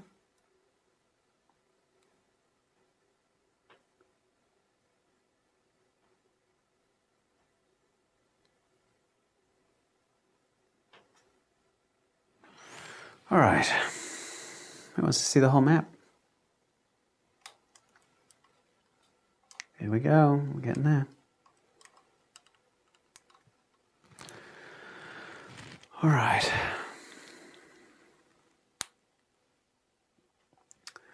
Oh, yes, I do want to add more ruins. I'll do that later. We have got the Wizard's Folly down here. But I'm going to take a quick tea break. 30 seconds. Be patient. I'll read the comments while I'm there. How are we going? Oh.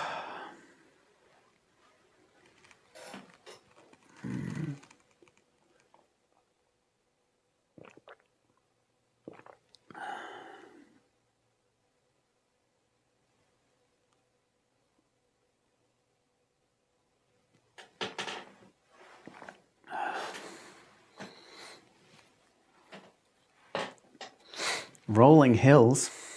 Hills don't exist. Sorry, that is a request from Drek Fletch for a request for rolling hills. We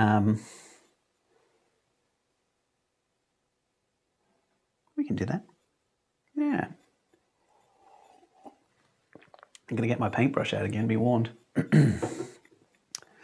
Paintbrush. All right. Because this is area I'm going to make quite gentle. So it's not going to be the flowery area. It'll be closer to... I don't really have an area like it on this map. The closest to this, but without the flowers. A few more grassland areas. That kind of thing. All right. But I will put some hills. So for hills, similar to the mountains, what I try to do is I have... sort of squiggly line, but it's more of an S-bending line rather than like a jagged line. Oh, I'm way too far away. The best way to make the most out of printer paper, Brandon, thanks for comment, is just cram it, I think. Don't worry too much about size at this point. I work on A2 for a variety of reasons. One of which is that it's not really worth me making like a video because the A2 is so much smaller. You can see what I'm doing on an A2 piece of paper and you can see like the whole project at once. Whereas an A4 piece of paper isn't, or printer paper, whatever you're using, wherever you are, is much more difficult to get that result out of. There's nothing wrong with a piece of printer paper. What you could do, make sure you've got fine liner pens, make sure you're quite delicate with them so you're not going too heavy with the lines, and then you can scan it. You can go to an office shop for it, or you can, if you've got a printer at home that can do it, you scan it at 600 DPI, and then print it at 300 DPI and A3. And that's an easy way to just increase the size for, at the same amount of effort. Oh no, that's too much water. I should use the nose trick, guys. There we go. That's a bit nicer. Oh, fix those hills later on. So that's how I do hills. And they roll. All of those hills roll. Can you see that? Yeah. Okay.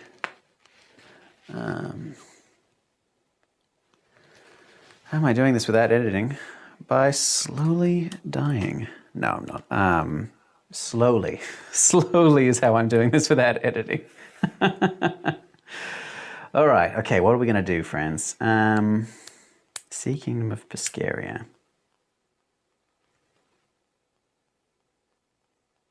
You know what? I haven't shown you my standard marsh methods. So I'll show you a standard marsh so you can compare it to this one.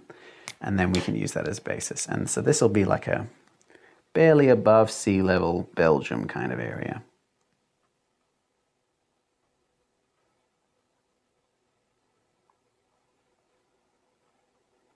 Because it's quite simple.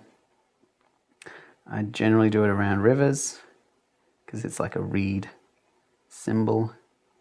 If you use 3 colors for pretty much any symbol, you'll get a feeling of you know, completeness. It'll look nice. So I would recommend, you know, using a full range of colors.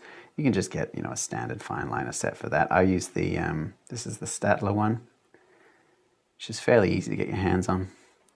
Replacements for it as well, because that's my problem as a map maker, is I run out of individual colors very, very quickly. All right, and then I'm gonna just make one side of the island you know, habitable, and in order to show that it's habitable, because it's hard to show a nothingness, if I were just to leave it blank, I will add some trees.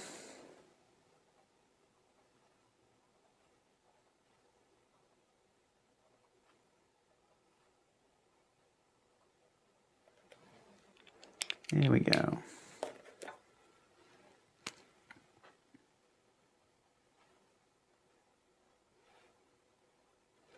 All right, so those colors of them, I'm going to bring out this sort of greenish brownish color and do a couple of lines whoop, whoop, underneath each of these reed beds. I've tried it with a light blue. It does not look as good. Just be warned. If you want to give the impression of, you know, marshes, a light blue does not work. Dark blue also does not work. You want a light brown or a greenish brown. There we go.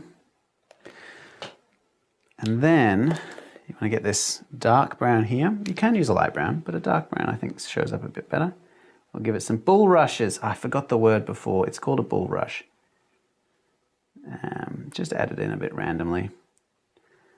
And then that'll give us this sort of marshland vibe. There we go. Beautiful. What a beautiful little map you are. Having a grand time. Okay. And then I'll give you a close-up.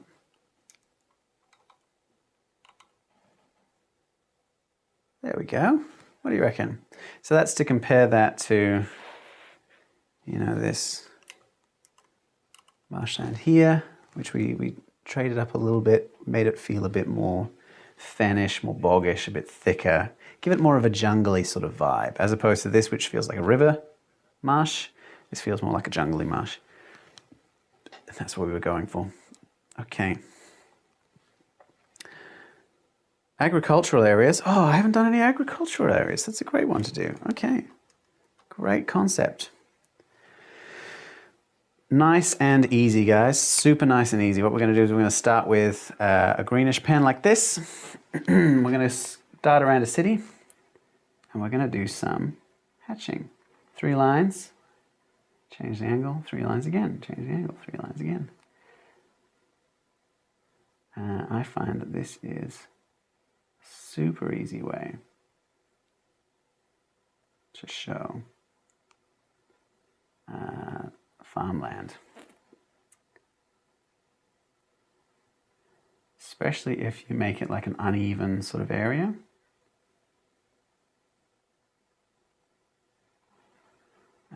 Then you've got an idea of how large an agricultural area you've got around the city is. But that's like a very, very simple way of doing it. I quite like it. I think it looks very nice.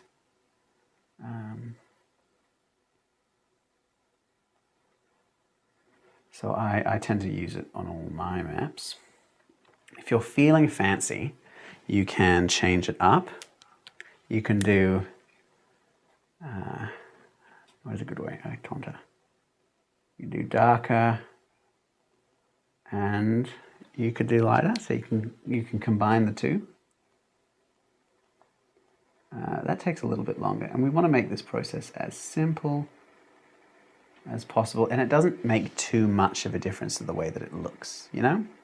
Like for the trees, for the forests, the feeling is palpable, like the change is very easy to notice, but you can't use like the brownish green for an agricultural area because it feels like it's sickly, like it's dying.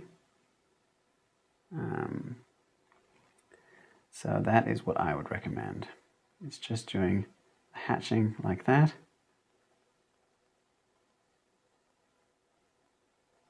There we go. That was a great suggestion. Oh, I've forgotten to do this river.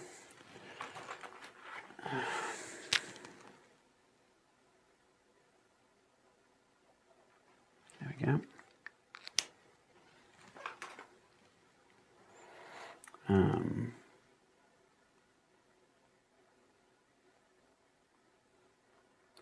So like on a civilized area of the map, and this works because this is sort of the home territory and we want it to feel like it's nicer, it's friendlier than the rest of the map. You can add in a lot of, you know, these sort of farmland areas. I have experimented with doing orchards in this style, which my method was just, where can I do it? Here. My method was just dotting it. But I'm not sure about it, honestly. That's how they do it on you know, modern maps, like actual maps. But doesn't vibe to me, honestly. If it vibes to you, it vibes to you, but it doesn't vibe for me. Right. Here we go, finish it up. Change the angle up so it looks good. There we go, all right. Just do a couple more.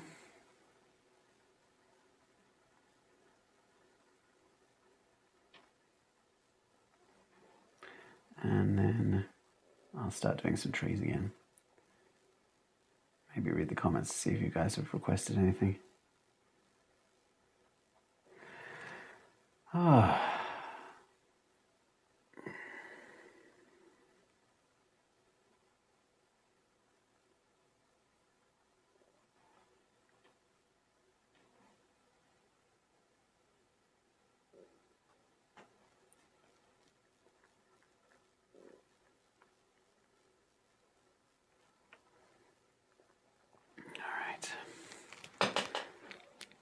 How are we looking? Other than the mountains, the coastal related stuff, do you have any biomes that you prefer to lay down first and supplement with an additional one? Great question from Jonathan on whether or not, or like what order I do the landscaping in. I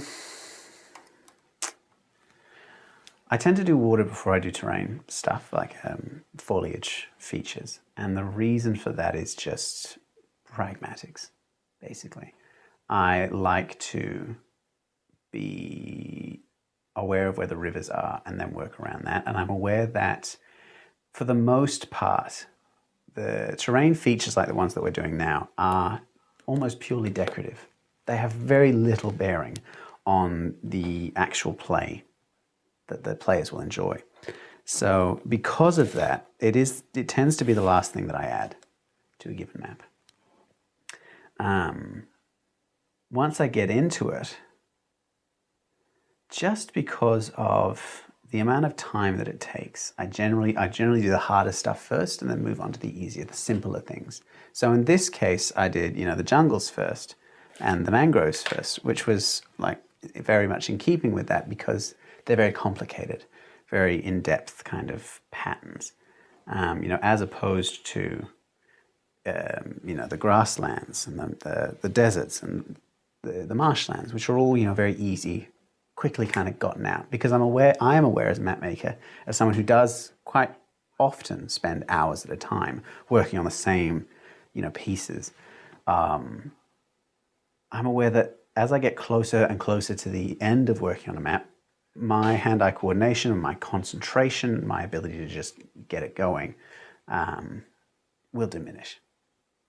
And so I leave the easier things for last so that I can be assured that there'll be less that can go wrong, basically. All right, I'm going to do the trees here and down here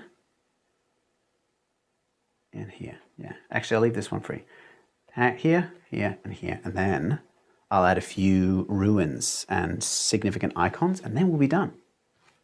We'll be done. We'll be done, friends. I love that. I love that for us. Yeah, so have a look at the whole map from a distance while I'm doing this. Because now that you've seen the close-up stuff, you can see the effect of the map as a whole. So what I'm going to do now is the lowest effort version of the forest, which is what I will call copses. A copse is a small group of trees.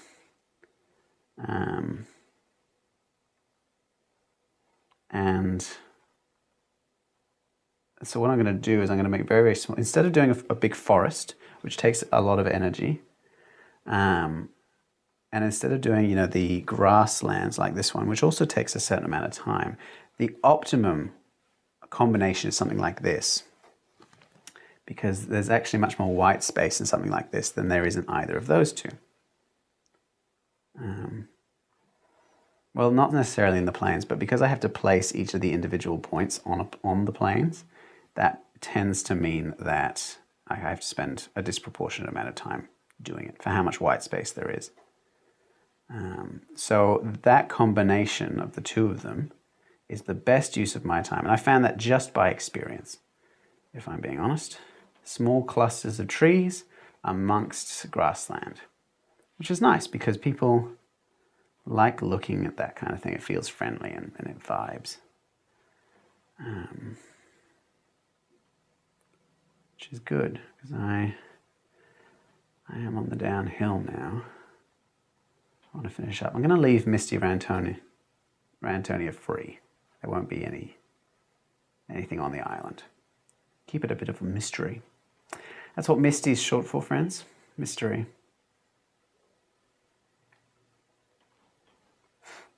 All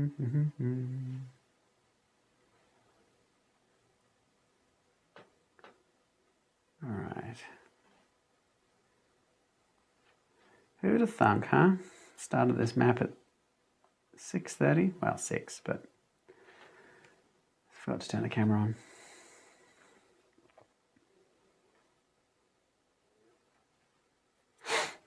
All right.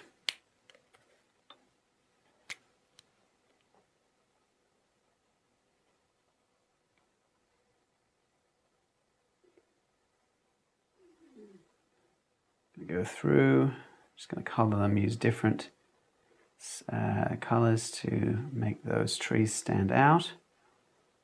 And I will, once I've done these trees, I will go and make a few icons. I'll do a couple more ruins. If you have a specific kind of ruin you want to see, nothing too complicated. Don't go ahead and be like, I want to see a sphinx, because that's mean. Ideally, a simple shape would be nice. And then we can go on to that. Or even just a general kind of ruin and say, how would you show that, Ryan? And I'll say, oh, that's a great idea. I wouldn't. Or, this is how I'll do that. And then we can work on it that way.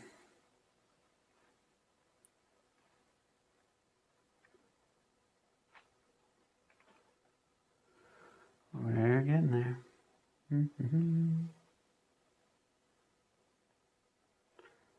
The good news about, if you've got a map like this and it's got a fair amount of what is effectively blank space, like what I'm doing right now, this whole expanse that I'm filling with copses and small bundles of trees is essentially just blank map that I'm trying to make look like it's not blank map.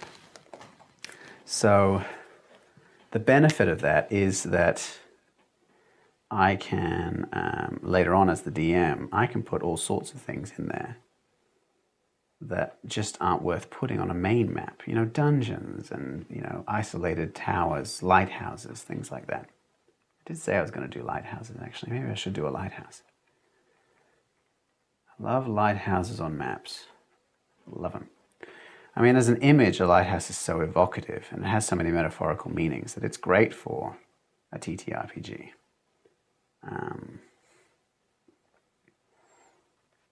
But I mean, you look at this coastline. It's so hostile to ships. You get shipwrecked at any point along the coast here.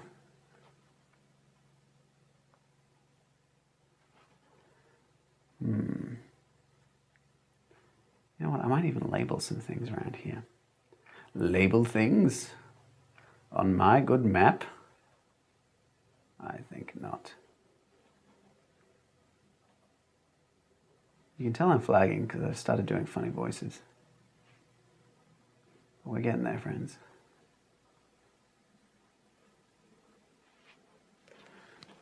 We're getting there.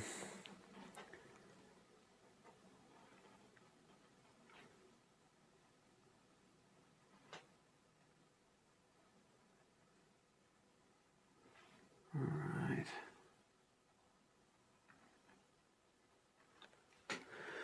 How's the chat going? Not as important where redwoods jungle catch the eye. Down near Santornia. Maybe on the point. I was thinking about, yes, sorry, to direct Fletcher's comments. I was thinking about doing something down here. Like a little illustration or something to catch the eye down here. But we'll just have to see. But I can see, like, as you see from a distance, there is a density there, and we want to balance that somehow. I'll think about it. Come back to it. Did I read everyone's comments? Floating structure. Floating is in the air. Absolutely, I shall do a lighthouse. Floating in the air. I actually did a map that had something floating in the air. I've got it in this office, but I won't get it out. What I did was I drew like a little icon. You know those little coin-sized illustrations that you see on some maps? I did one of those for it. It was a city on a floating rock. And then I just traced in like a light blue the path of this floating island because it moved across the world. And that was the way that I kind of did it. So you could have a vision of what it looked like and you knew what it would be at specific times.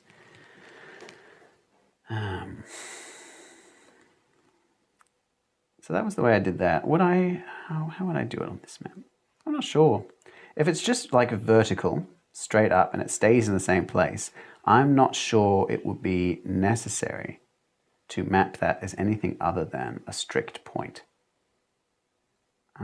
If it's significant enough that, you know, people consider it to be, you know, a unique or the focus of religion, for instance, then I could see an illustration being necessary. But in terms of, like, that's the thing. It's if it's a simple object like a crystal, it's easy enough to do that. I could do that on any one of these mountains. Just a little crystal floating above. You do a little shade underneath, probably with the same technique that I've shaded the mountains. A shadow underneath. And then that's an easy way of showing something that's floating and using an icon that floats.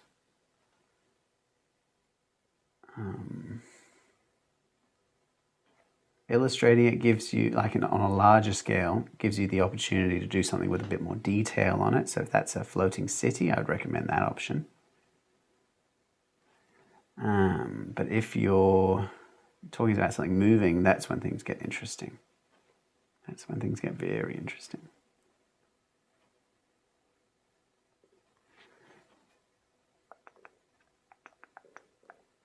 Almost done, guys. Almost done. Just going to go through after this, do some writing, add in a few more labels, and some grasses, and then we'll be hunky dory. We'll be done like yesterday's dinner. Okay. And so these labels, I will not pretend at all. These labels are just an opportunity for me to fill up some of this white space so that I don't actually have to work as hard.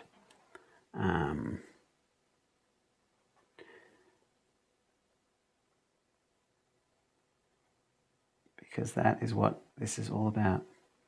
Not having to work as hard. And like the plus side of that is that I add more lore to the map. And isn't that what we're all here for?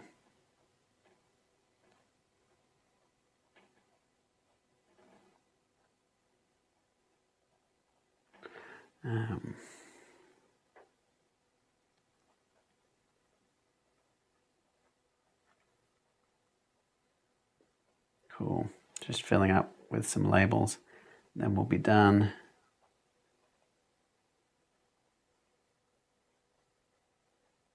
And these are just descriptive ones, honestly, which I generally think are quite lazy, but I am being quite lazy. Being very candid about this.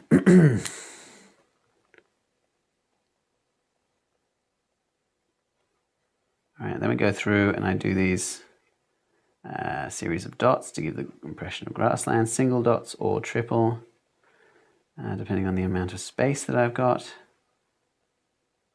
And then as we go through, we should be pretty much done. I'll do some illustrations and then, yeah, we can stick it down.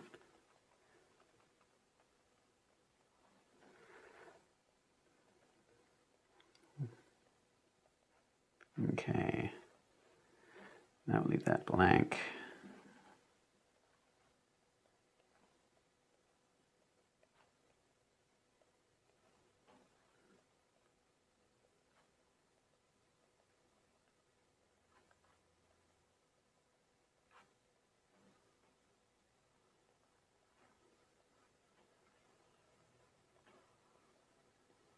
I might tidy up this area in post. Just take out a bit of the stippling. I think I went a bit overboard, which is fine. It's great to have that option.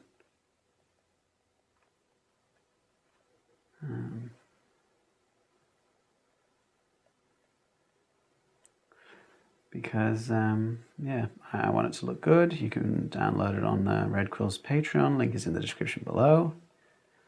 I'm getting much better at saying that in videos.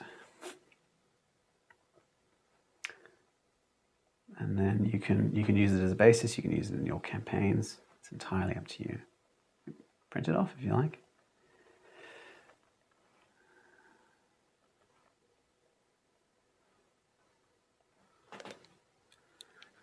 All right.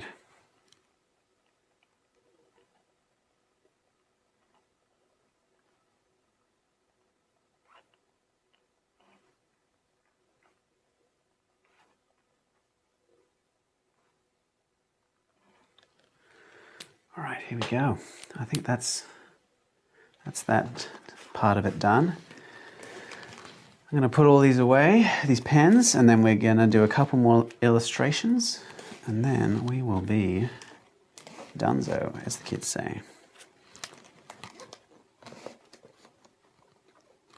All right. Let me see. What is everyone thinking? Ooh, a shipwreck. That's a fun idea.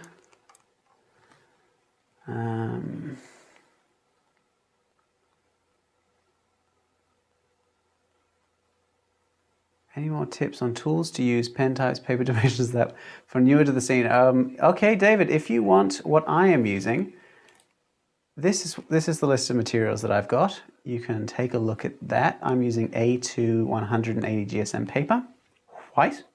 I actually think I like that. I think this is 120 GSM. But that's what's written down. And you don't have to be that thick. Thickness doesn't really matter if you're just using pens. I'm using that because I find that the watercolor works quite well at this thickness. So that's what we like. So that's great.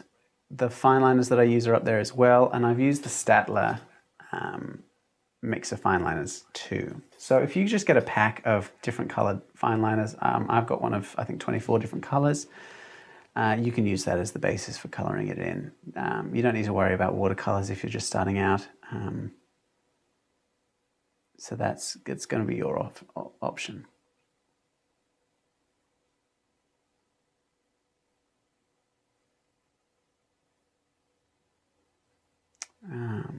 Okay. There is a Discord. You can find it here. And I'm going to... Sorry, I'm just reading everyone's comments. I'm going to do a couple of these requested locations. What am I going to do? All right, let me think. You know what? I am going to bring the watercolors back out.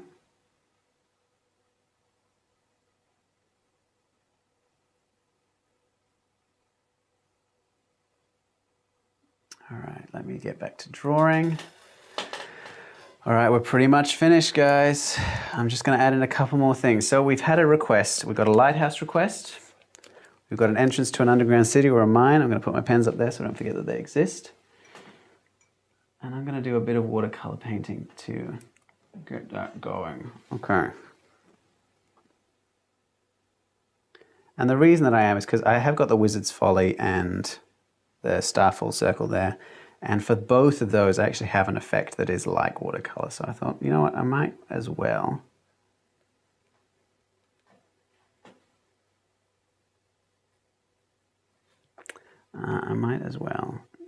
Use watercolors for these. You know what they say, if you're not using watercolors, what are you doing? I have no excuse. It's just been several hours, that's all right. Entrance to an underground city. I might just ink that one. I don't think I'll pen that one. Paint that one. Let me think, what else are we looking for? Shipwreck. Shipwreck.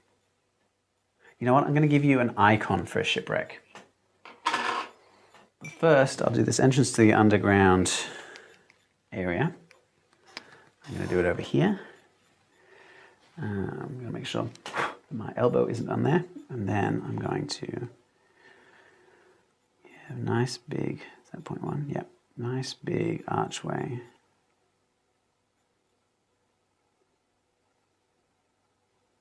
There's a couple of more. I'm going to make it a little bit ruined.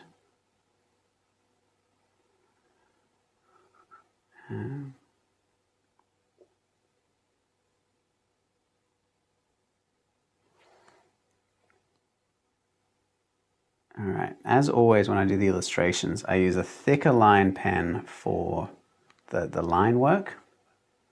So in this case it's the 0.1, which is still quite thin.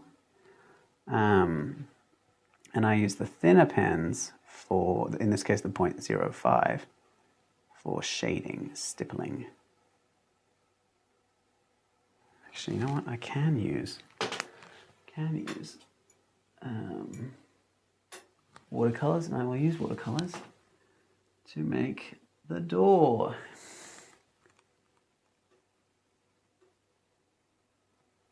There we go. I would recommend watercolors rather than inks for illustrations because the inks tend to be very saturated, very highly saturated, especially if you're making sure you're covering a whole area. They tend to just take over. And they like soak through the paper and it's just no fun. So that's a good beginning for that. All right, shipwreck. Okay, I'll do the icon.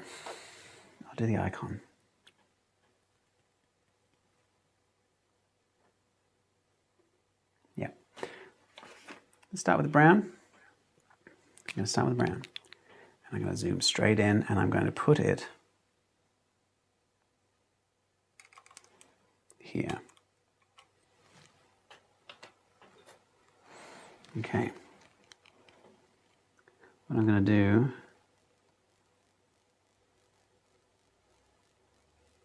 just like that.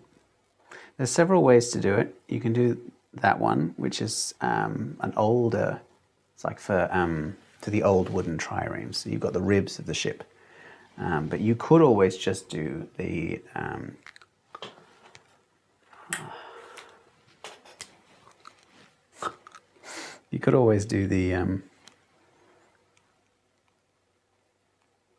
mast sticking up above the water.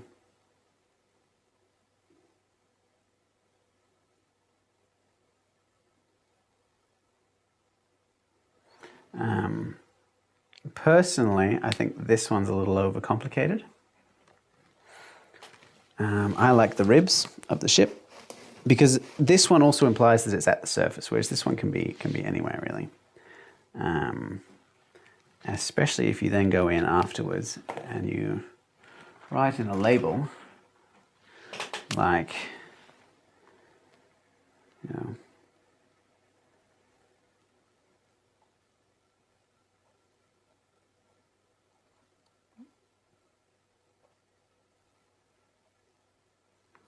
the wreck of the Valiant. I'll probably get rid of that post. But I wanted to give you guys the option.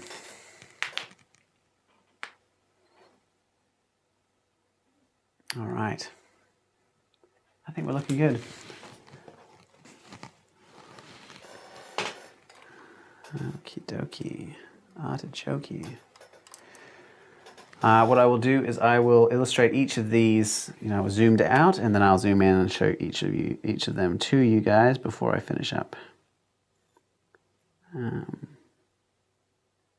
Which will be imminently.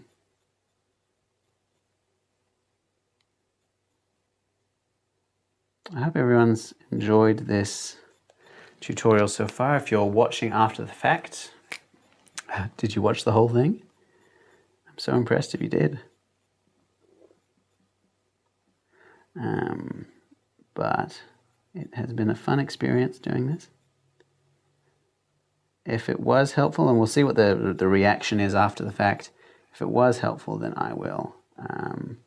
I'll do one, you know, not on a weekly basis, probably not even on a monthly basis, but I'll do one, you know, 2 or 3 times a year.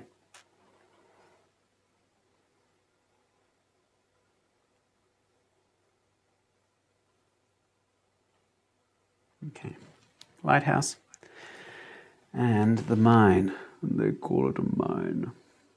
A mine.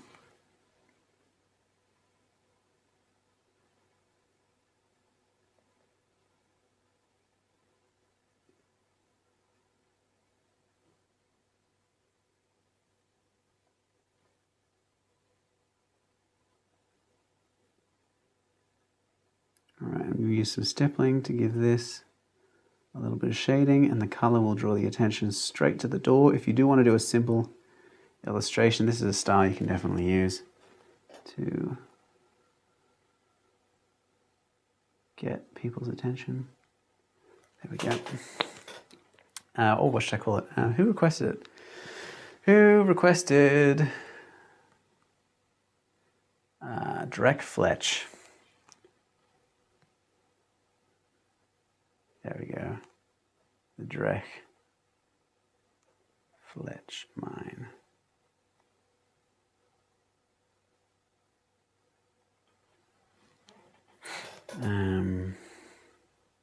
I can't write lighthouse in there. I haven't got enough room.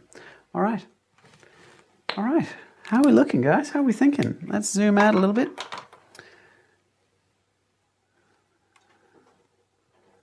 All right. Time check. It is 2:17 my time, which means that I have been going for about 8 hours and 20 minutes. It has been an absolute marathon. I hope that everyone enjoys this map. Before I log off, before I say my final words, is there anything that I have forgotten? Anything that you would like me to add to this map in the chat? Let me know. Whilst you do, I'm going to start doing this. I'm going to thank all of my members once again for allowing me, by creating a community that helps me to make these maps, to get the materials that I need to use, to contribute to my life and my endeavors in such a way. It's absolutely fantastic to know everyone, to see everyone, to be thankful for this community. I hope that this has been useful to everyone. What I'm going to do before I finish is, not that one, I will sign this. I will sign it up here in the top, right, just with my old RQ.